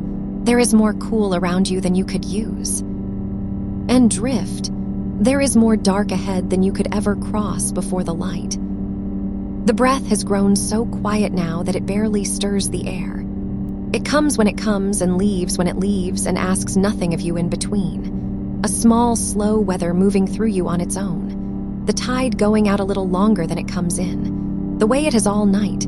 The long, soft emptying that lowers you another fraction each time toward the floor of sleep that is not a floor, that has no bottom, that only opens and opens beneath you into more rest. And your skin, cooled and dry and quiet, has stopped keeping any account of the temperature at all. It is not braced for heat. It is not waiting for warmth. It has laid its watch down and gone soft against the sheet, trusting the room, trusting the thermostat that tends itself, trusting the whole practiced machinery of a night that has kept you cool through waking after waking, and will keep you cool through whatever small wakings are still to come. If you rise a little toward the surface in an hour or two, you will find the cool already there waiting, the way you have found it every time. You will not have to look for it. You will not have to do anything but notice it is there, and breathe once the long way out and let it take you back down. The return has been made so many times tonight that it is no longer a thing you do. It is a thing that happens, the way the eyes close, the way the breath slows, a groove worn smooth and deep by all the gentle nights and all the gentle returns. A channel your sleep now runs along on its own the moment the warmth passes. So there is nothing left to guard against, nothing left to keep half awake for, no part of the night that still needs your watching. You have handed the watching over, all of it, to the cool room and the level bed and the quiet thermostat and the plain, steady kindness in the dark that has kept every hour so far and will keep every hour still ahead. And with the watching handed over, there is nothing of you left standing sentry, nothing still on duty, nothing waiting up. All of you is off watch now, stood down, released, laid down in the cool with the rest of the sleeping house. And how quiet the house has become around you. The small tickings have gone still. The pipes have finished their settling. The last car passed on the road so long ago you have forgotten it, and none has come since, and none will come for hours. There is only the faint sound of your own slow breathing, and beneath that the deeper silence that holds it, the wide kept quiet of the small hours that has room in it for every breath and swallows none of them, only lets them rise and fade and rise again into the dark. You are such a small, warm point of life in all that cool quiet, and so well kept, so carefully held. A single sleeping body in a single dark room in the long trough of the night, tended and cooled and carried, wanting for nothing, lacking for nothing, with water within reach you do not need and cool within reach you already have and hours of dark within reach that you may spend all of them, right here, sunk and still. Let the water sit there unneeded. It is enough that it is there. The reaching is already done, the arranging already made, the small practical piece of this night long since settled, the layer folded back off the bed, the cool side of the pillow found, the glass filled and set where a hand could find it in the dark. All of it done hours ago, all of it holding still, so that there is not one thing left for you to arrange, not one thing left to get up for, not one loose end of the night still needing a waking hand. It is all tucked and tended and finished. You made your peace with this night early, and the peace has held, and it holds now, and it will hold to the morning. So there is only the resting left, only the long, slow spending of the dark, only the cool going on around you, and the weight going on beneath you, and the breath going on within you, all three of them keeping their own slow time, none of them needing you to keep it for them. Further down now, a little further with each long breath out, not falling, only lowering, the way the temperature lowers through a room at night, degree by quiet degree, so slowly that no single moment is the moment it happens, and yet by the deep of the night the whole room has gone cool. That is how you are going down. Not in any moment you could name, just steadily, evenly, cooler and lower and further with every unhurried breath, until without ever crossing a line you find yourself deep in the still cool bottom of sleep, so far down that the surface is only a rumor above you, a pale far thing you need not rise to for a long, long while. And even the shape of you has begun to soften and go vague, the way things do at the edge of sleep. You can hardly tell now where the cool skin ends and the cool air begins, where the heavy limbs end and the holding bed begins, where the quiet body ends and the quiet room begins. The borders have gone soft and dim, one cool thing melting into the next, until you are less a separate body in a room than a cool stillness among cool stillnesses, one held quiet inside a larger held quiet, hardly divided from the dark at all. And that is a good place to be at this hour. That soft, undivided place where nothing is quite separate and nothing is quite awake and the cool runs through all of it evenly, through skin and sheet and air and dark alike, one temperature, one stillness, one long-held breath of a night. Rest there, in the soft-edged dark, in the even cool, in the wide, unhurried quiet. Rest with nothing at your borders to defend, and nothing at your center to keep, and nothing on the road ahead but hours and hours and hours of the same gentle keeping. The night is so far from over, and that is the mercy of it. There is no thin gray light at any window. There is no bird yet. There is no stir of anything toward morning. There is only more of this, a great deal more of this, the deep kept cool of the small hours stretching on ahead of you further than you could travel in your sleep, so that you may let go completely, without one backward glance, without one measuring look at the clock, without one small anxious question about how much dark is left, because the answer is, More than enough. Far more than enough. More dark, more cool, more quiet, more rest than you will spend before the far light comes. So spend it slowly. Spend it without counting. Let one dark, unhurried hour pour into the next with no seam between them. No waking to mark where one ends and the next begins. Just the long, smooth pour of the night going by while you lie sunk beneath it, cooled and carried, off watch and let down and held. And if the warmth rises once more before the light, let it rise. It will pass the way it always passes, and the cool will be there the way it is always there, and the breath will go the long way out the way it always does, and you will go down again the way you have gone down all night, into the same deep kept quiet, without waking any more than you must, without lifting any more than a hand toward the cool, far edge of the sheet.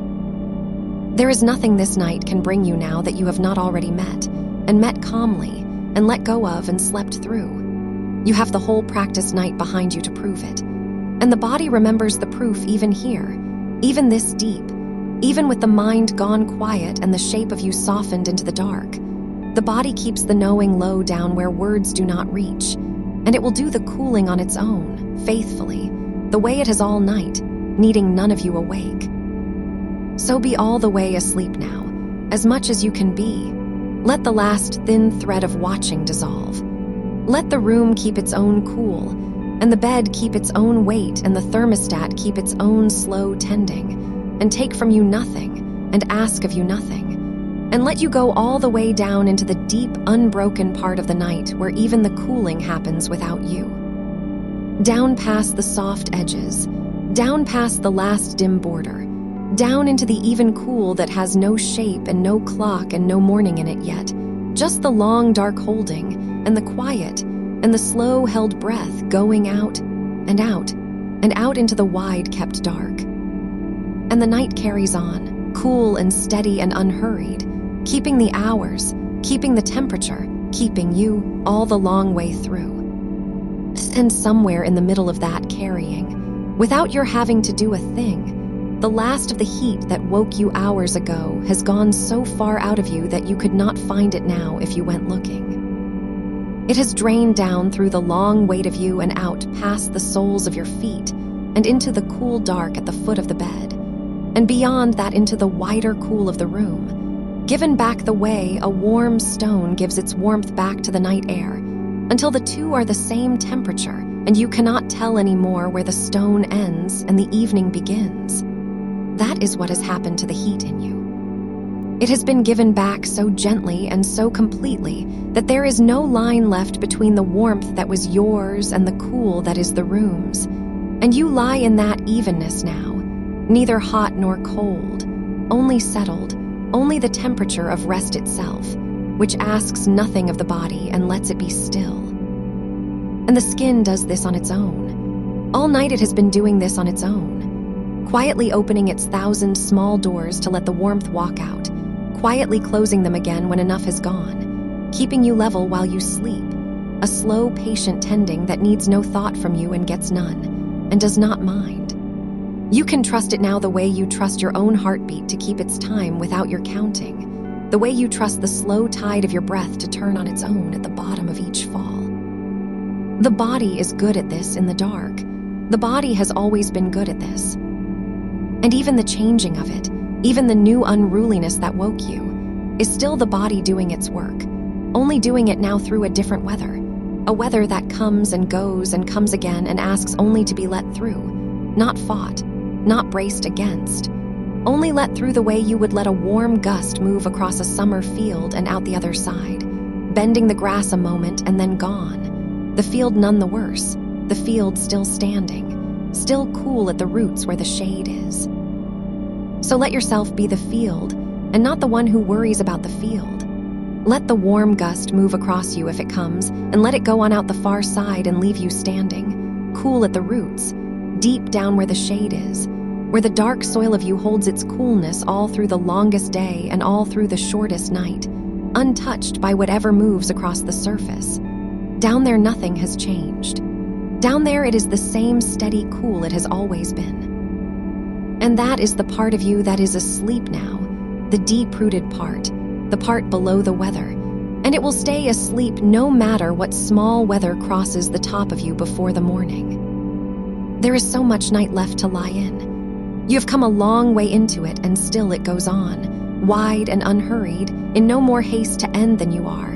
And the two of you well matched now, you and the night, both slow, both quiet, both willing to let the hours take as long as the hours take. Nothing in this room is in a hurry. The air near the floor lies cool and still and does not move. The walls give back the last of their day warmth so slowly you would need to sit a whole hour to notice. And you will not sit. You will lie, and let even that slow cooling happen without you. The water within your reach sits cool in its glass and waits, and does not need you to reach for it.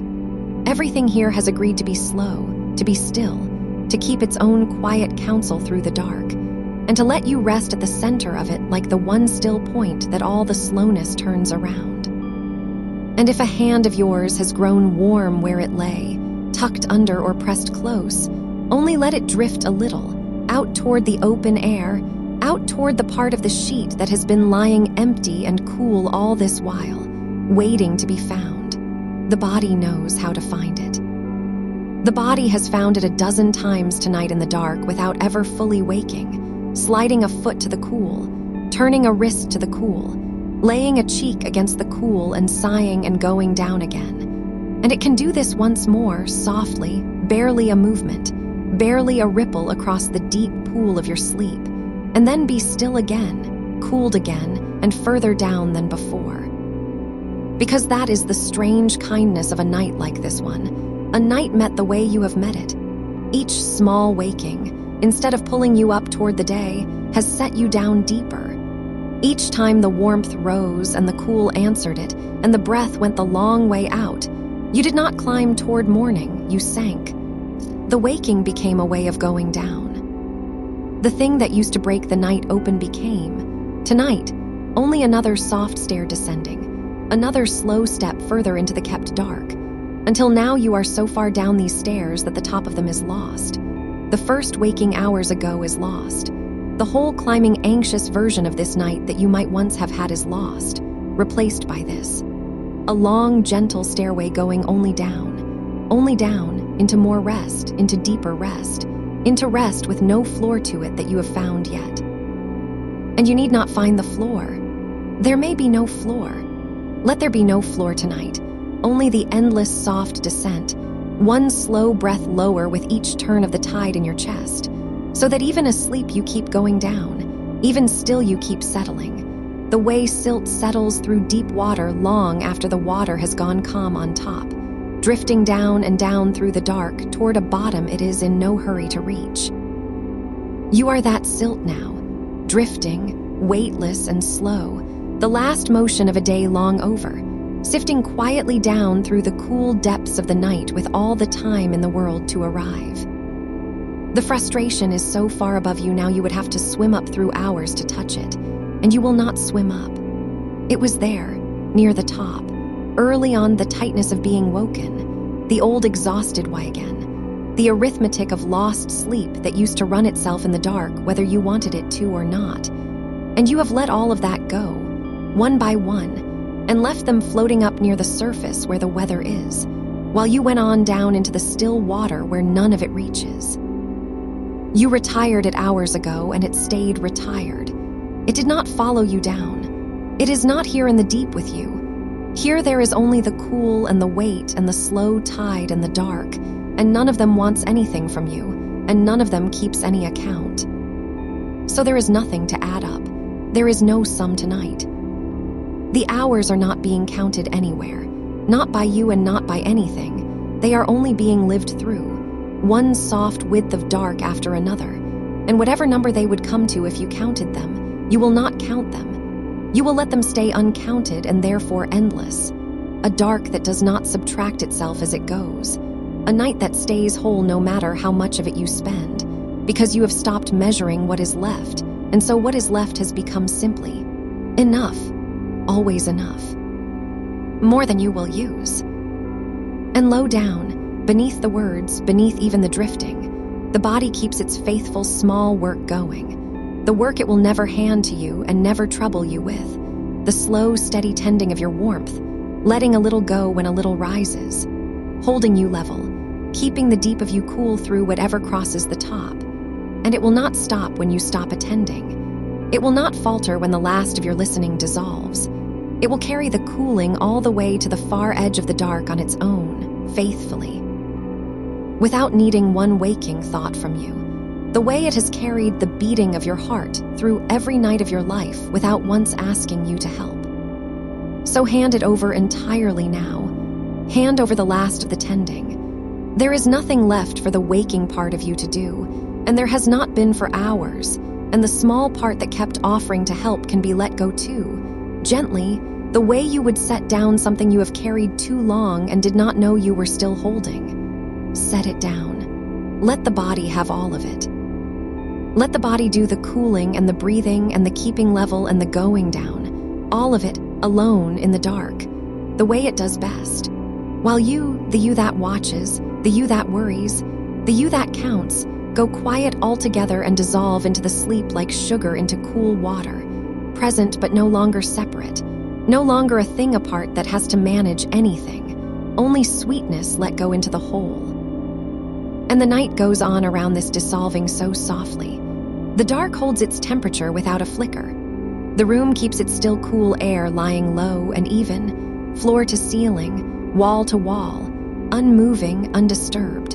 A held pool of quiet cool that you lie sunk in like a stone lies sunk in a spring, cooled all the way through, cooled past the skin, cooled past the warmth of the blood, cooled down to the still center where sleep keeps its deepest keeping. And there is no draft to trouble it and no sound to break it and no light to thin it, only the long, even dark, going on, patient as deep water in no hurry at all.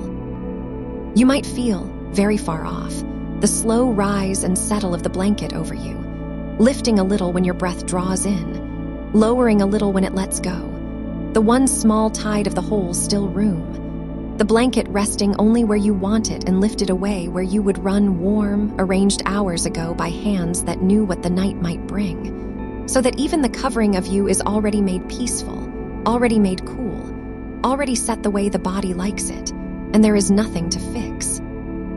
Nothing to shove off in the dark, nothing to fight. The peace with the covers was made long before you got this deep, and it holds, and it will hold, and you can lie beneath it exactly as you are, taking from it only the little weight you want and none of the heat you don't. And how good the weight is where it is wanted. Across the shins, across the near curve of you, a light, cool weight that says only you may stop now asterisk. Only you are held, only asterisk nothing is required. The plain gravity of a bed that has been holding sleepers safe through the dark since long before you. A weight that does not press and does not bind, only settles you, only keeps you, only tells the drifting body which way is down so it can keep on sinking that way without a single thought. Down then, a little further down, there is room. There is always more room tonight. The deep of this night has no bottom you have found and no walls you have touched.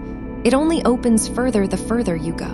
More dark below the dark, more cool below the cool, more quiet below the quiet.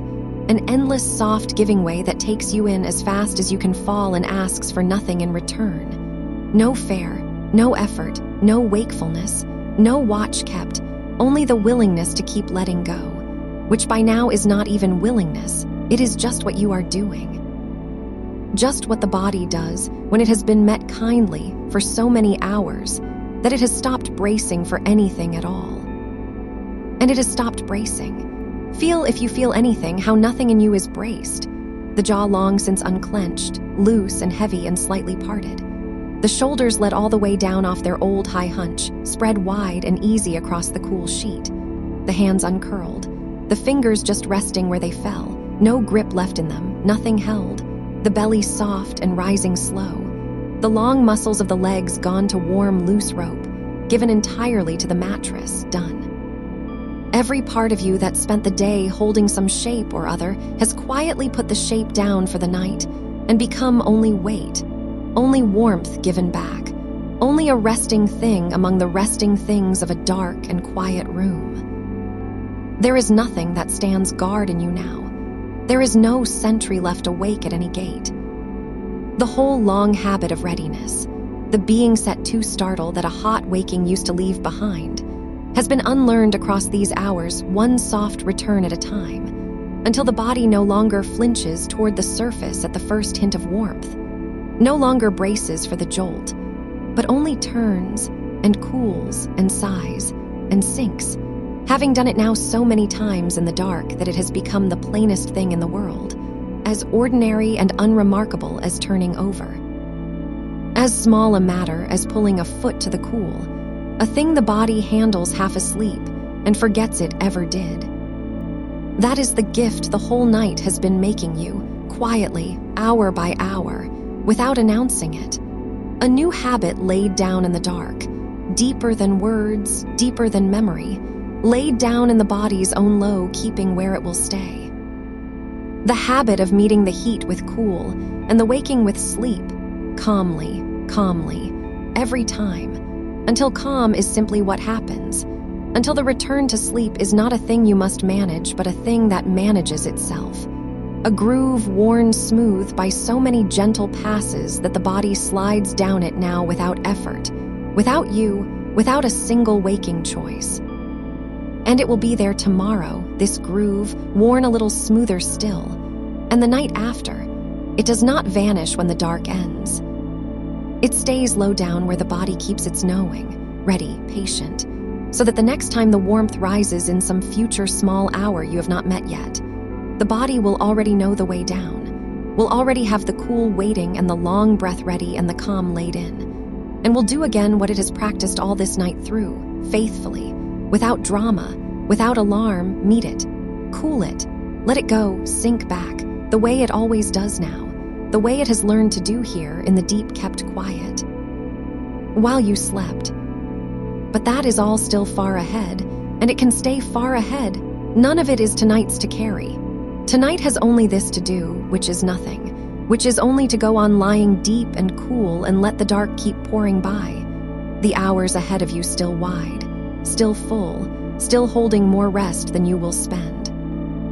And no thin light anywhere, no stir toward the day, no edge of morning yet on anything, only more of the good kept dark, more of the still cool room, more of the long, slow breath going its unhurried way out into the quiet and turning on its own at the bottom and coming back without your asking, in and slowly out. And the night carrying on all around it, cool and steady and in no hurry, keeping its own even temperature, keeping its own deep quiet, keeping you softly all the long dark way that is still left to go. And if you notice, somewhere far off, the faint sound of the house settling around you, a small tick in the wall as the wood gives up the last of the day's warmth, a whisper of air moving somewhere down a hallway, the low, steady nothing that a house makes at this hour when everyone in it is sleeping. Let it be one more thing that holds you rather than one more thing that reaches you. The house cool now too, cooling all the way through the way you are, the walls letting go of their heat into the dark just as your skin has let go of its heat into the sheet, the whole quiet structure of the place around you settling toward the same even coolness, breathing out its warmth the slow way old houses do, so that you are not cooling alone in the dark, but cooling along with everything around you, the room, the walls, the still air, all of it easing by degrees toward the low, steady temperature of the deep of the night. That even coolness the dark hours keep and hold.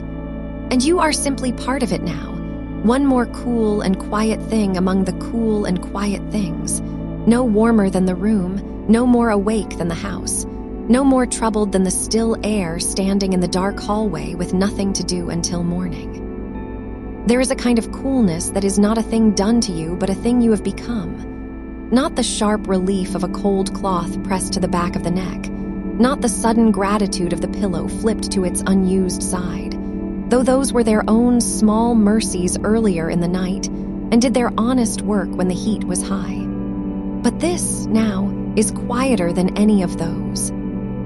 This is coolness with no edge to it at all, no contrast, no before and after, only the plain, even temperature of a body that has finished with heat for the while and settled into its rest.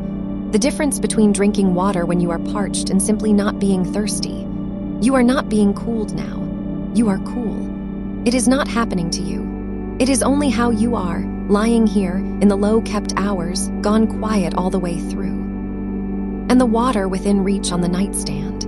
Still there, still waiting. The glass of it sitting in the dark, keeping its own small coolness whether you want it or not.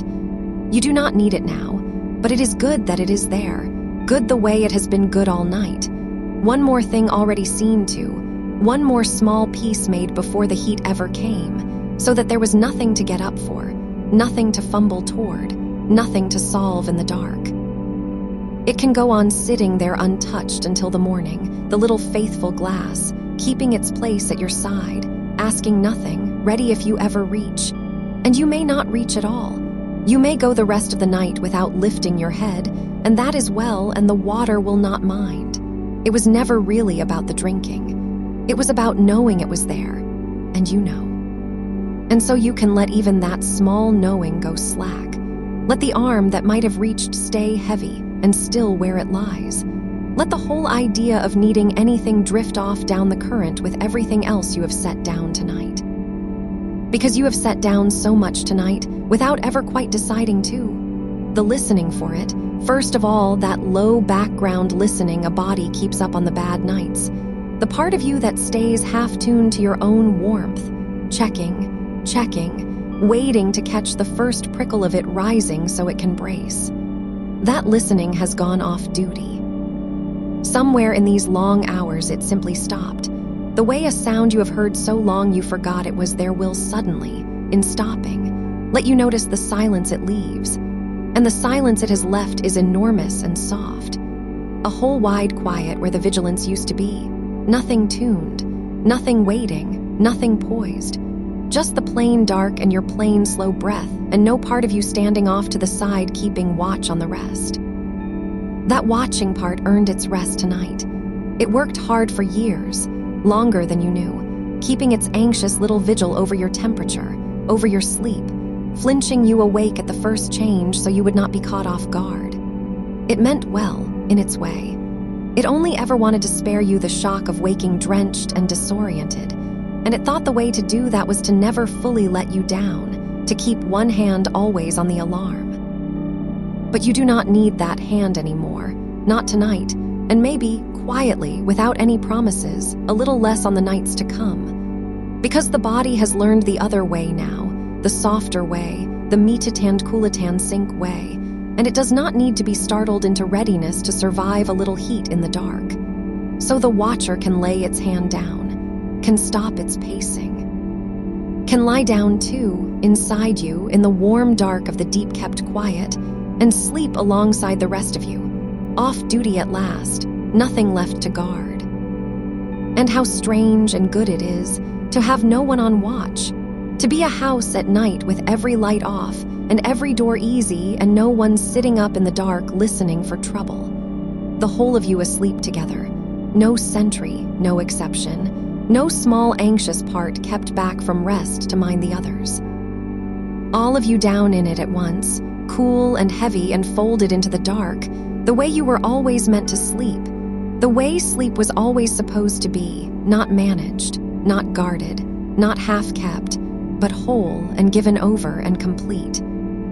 Let the weight of the blanket, what little of it you kept, settle that wholeness deeper still. Only the weight that is comfortable, only the cool light covering that stayed after the layer was shed hours ago, resting along you now not as heat, but as a mild, steady pressure, the plain, reassuring fact of something laid over you in the dark.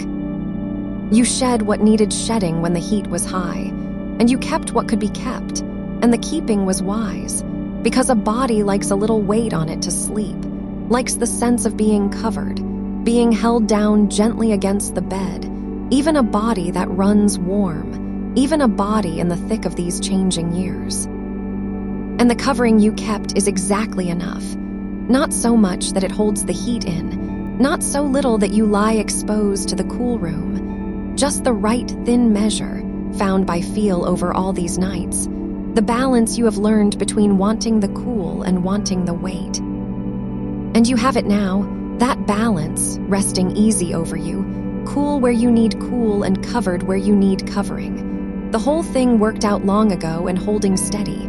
So there is nothing to adjust, nothing to pull up or push off, only to lie beneath it and let it press you kindly down. Down past the last thin layer of thinking. Down where the words go soft and lose their edges and stop needing to mean. You may notice that even these words, my voice going on in the dark beside you, have begun to matter less as sounds you follow and more as simply another cool and steady thing in the room, like the even temperature, like the faint settling of the house, like the water waiting and the dark standing full at the windows. You do not need to follow anymore. You never needed to follow, not really, but now especially you can let the following go, let the meaning wash loose from the sound. Let my voice be only a low warmth at the edge of the quiet, going where it goes, saying what it says, asking nothing of you, keeping on the way the night keeps on, whether you attend to it or not. It will still be here. It does not stop when you stop listening. It only carries on, low and even, part of the dark that holds you, so that if you surface a moment it is here, and if you sink it is here, and either way there is nothing you have to do about it, but let it be one more thing the good dark is made of tonight. And the temperature of you holds. This is the thing the whole night has been quietly teaching, the plain fact underneath all the softer words, that the warmth comes and the warmth goes, that it rises sometimes in the dark for reasons that belong to the body's own slow weather and not to anything gone wrong, and that when it rises it also, always on its own, in its own time, falls again. It is not a tide that only comes in. It turns. It always turns. Every hot waking you have ever had, every single one across all these years, ended. The heat crested and broke and drained away and left you cool again, every time, without exception, whether you fought it or not. You may not have noticed, on the hard nights, that it was ending even while you lay there hating it because the fighting made it feel endless. But it was ending. It always ends. The body cannot hold that heat for long, does not want to, has every mechanism it needs to shed it and return itself to the even keel it prefers. And it does, faithfully, whether or not you help, whether or not you believe it in the moment. The recalibrating thermostat, the one that woke you once tonight and may or may not stir again before the dawn, is not broken and not cruel and not out to keep you from your rest. It is only running a little hot and a little unpredictable for this stretch of your life, overshooting sometimes, correcting, overshooting again, finding its way through a change of settings the way it must. And every overshoot corrects. That is what a thermostat does, even a temperamental one. It comes back to center. It always comes back to center. And so there is nothing to dread in the dark ahead, even if the warmth should climb again in some hours still to come. You know now, all the way down in the body's own keeping, that it will climb and then it will fall, that you will meet it the way you have met it all night, without drama, without alarm, that you will shed if you need to shed and turn to the cool and breathe the long breath out and feel the heat drain down and away through the hands, and the feet the way it has drained a dozen times since dark, and that on the far side of it you will be cool again, and heavy again, and sinking again, back down into just exactly this. Into just this quiet, into just this even coolness and this held weight and this low voice and this deep-kept dark. It is not a threat, the possible heat ahead. It is only weather, and you have become, across this one long night, a person who sleeps easily through weather. Let that settle all the way in. A person who sleeps through weather, who does not need the night to be perfect to rest in it, who does not need the body to be finished with all its changing before she has allowed her sleep, who has stopped waiting for the thermostat to be fixed before she will let herself go down. You do not have to wait for anything to be over. You do not have to have solved the years you are in. You are allowed to sleep right through the middle of them, unsolved, still changing, exactly as you are tonight, warm sometimes and cool sometimes and held all the way through either one.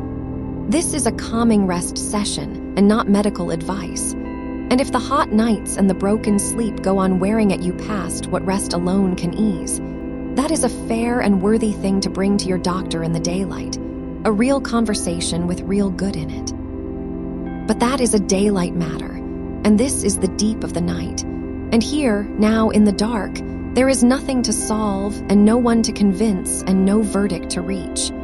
There is only the plain animal comfort of a cool body lying quiet in a cool room with the long hours still to spend. Spend them slowly. There is no rush on any of it. You have more dark left than you can use, more rest banked ahead of you than one body can draw down before the light, and no reason on earth to hurry toward the bottom of it. Let the breath take as long as it likes to leave you now. It has slowed past counting, past any shape you could name, gone so long and so soft at the far end of each turn that it hardly seems to be work at all, hardly seems to be yours, just a slow tide moving through a body that has given up steering it. In, when in comes without your asking, and out, the long way, the unhurried way, spilling off into the quiet and taking a little more of your weight with it every time, a little more of whatever is left in you that is not yet all the way down. And there is so little left in you now that is not all the way down. You have spent the night sinking, in slow stages, each return a little lower than the last, until the surface where the frustration used to live is far above you. A bright, thin skin of a place you have not touched in hours and have no need to touch again before morning. You are down under it now, down in the deep, still water where nothing moves quickly and nothing needs deciding, and the heat of the small hours, if it comes, arrives only as a far-off change in the weather up top, felt faintly, met easily, gone again before it ever really reaches you here in the depths where you have made your bed. This is where you sleep now, down here, where it is always cool, where it is always quiet, where the body's new habit lives and keeps, and does its patient work in the dark without troubling you for permission. And I will stay. The voice will stay, low at the edge of it, and the dark will stay, full and cool at the windows, and the room will stay, holding its even temperature all the way to the far side of the night.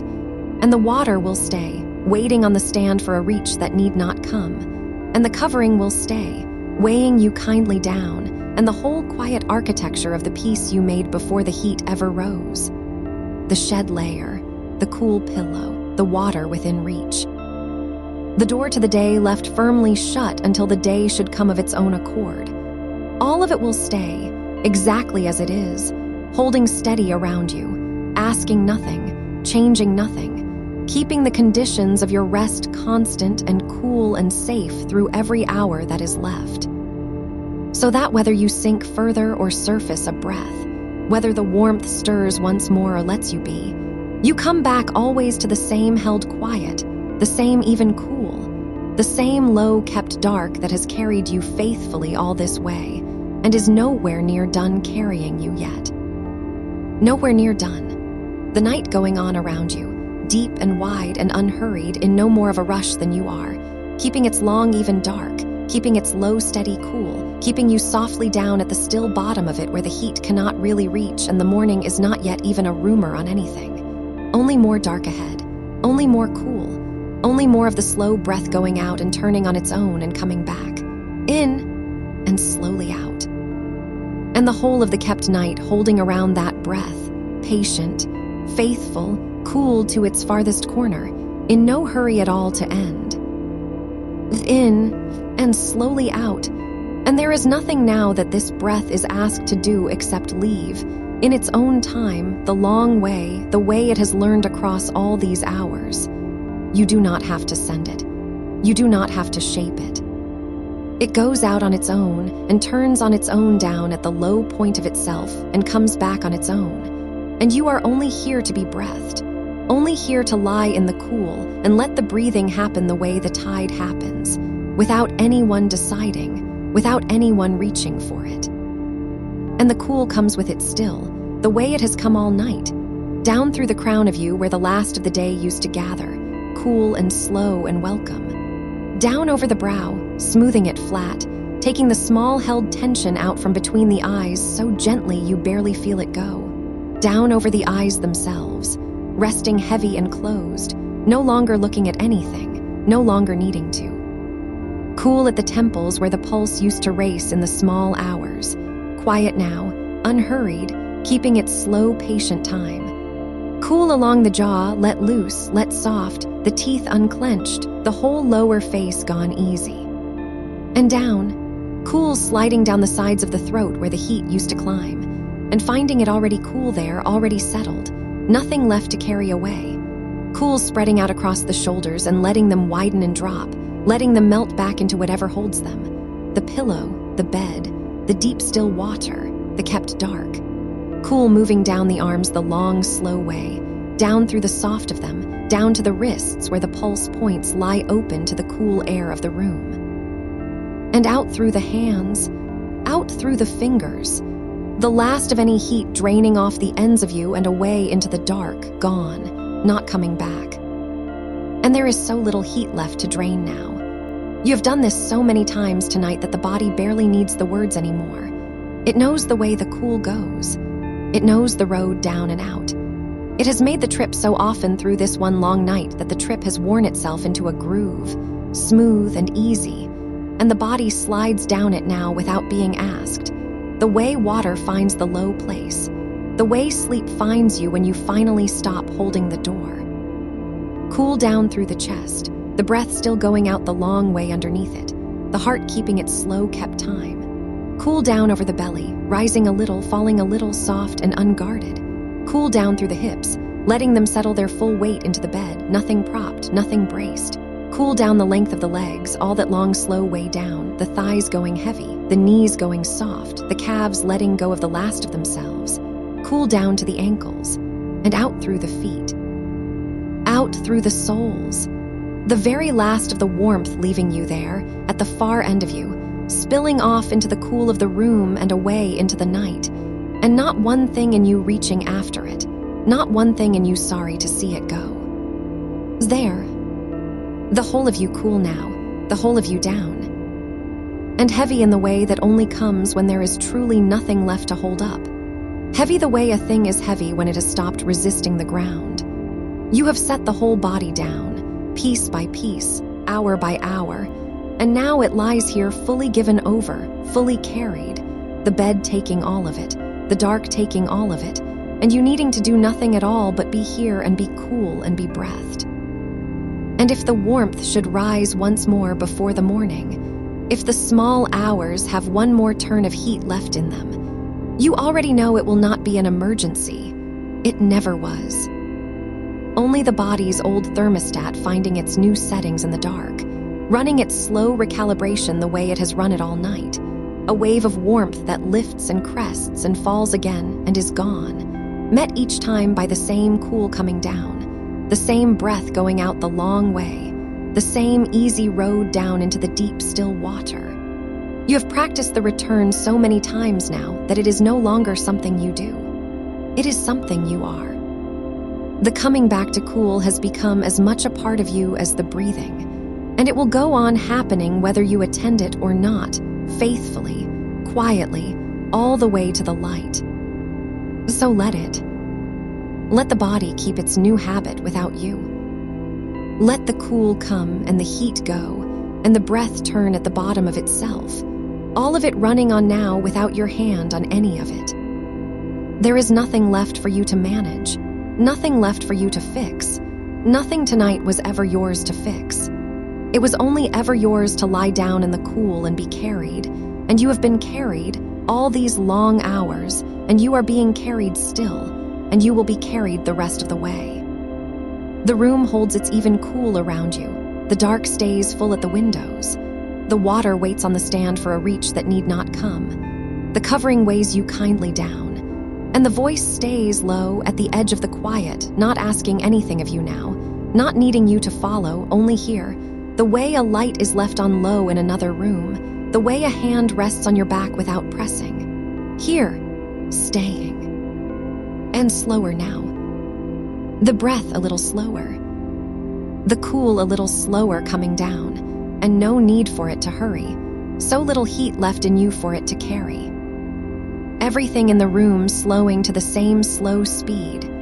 The dark, the cool, the breath, the low voice, all of it moving at the pace of deep water, which is almost no pace at all. You are so far down now. So far under the bright, thin skin, where the frustration used to live. So deep in the cool, still dark, where nothing moves quickly, and nothing needs deciding. And the morning is not even a rumor, not even a change in the light yet, only hours of kept dark ahead, cool and even and safe, holding steady around you in no hurry to end. Only more cool, only more dark, only the slow breath going out and turning and coming back without your asking. Rest here now, down here where it is cool, where it is quiet, where the body knows the way and does its patient work, in the dark, without troubling you. Rest, the cool coming down over you soft as anything, one more slow pass, the crown, the face, the throat, the shoulders, down and out through the hands and the feet, and gone and cool and still.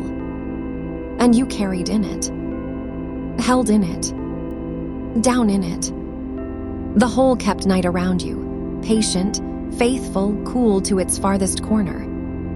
Staying, as you sink, a little further, a little lower, into the cool, into the dark, into the deep, still water where you sleep now, where you have made your bed, where it is always cool, always quiet, always safe, and the breath goes out, the long way, and does not need you, and comes back, on its own, soft, and slow, and cool. Rest, just rest, the dark holding, the cool holding, the night going on, gentle, and long, and in no hurry, nowhere to be, nothing to do, only here, only cool, only down, and the voice going quiet now, lower, softer, giving you back to the dark, giving you over to the deep, cool water that has carried you all night and carries you still. Rest, so far down, so cool, so still, nothing to hold, nothing to fix, only sleep, only dark, only the breath, going out, slow, and gone, and the cool, staying, the dark, staying, you, down, in the deep still cool, held, and quiet, and carried, all the way. Rest now, rest, cool, and dark, and still, is down, and cool, and quiet, and gone soft into it. The breath is slow, the dark, kept, the cool, staying, as you, sleeping, as here, where it is cool, where it is quiet, rest, is down, is end, is still, is cool, is end, is dark, is end, is carried, is all, is the, is way, rest, asleep, is down here, where it is always cool, always quiet, rest, asleep, cool, is end, is still, is down, rest.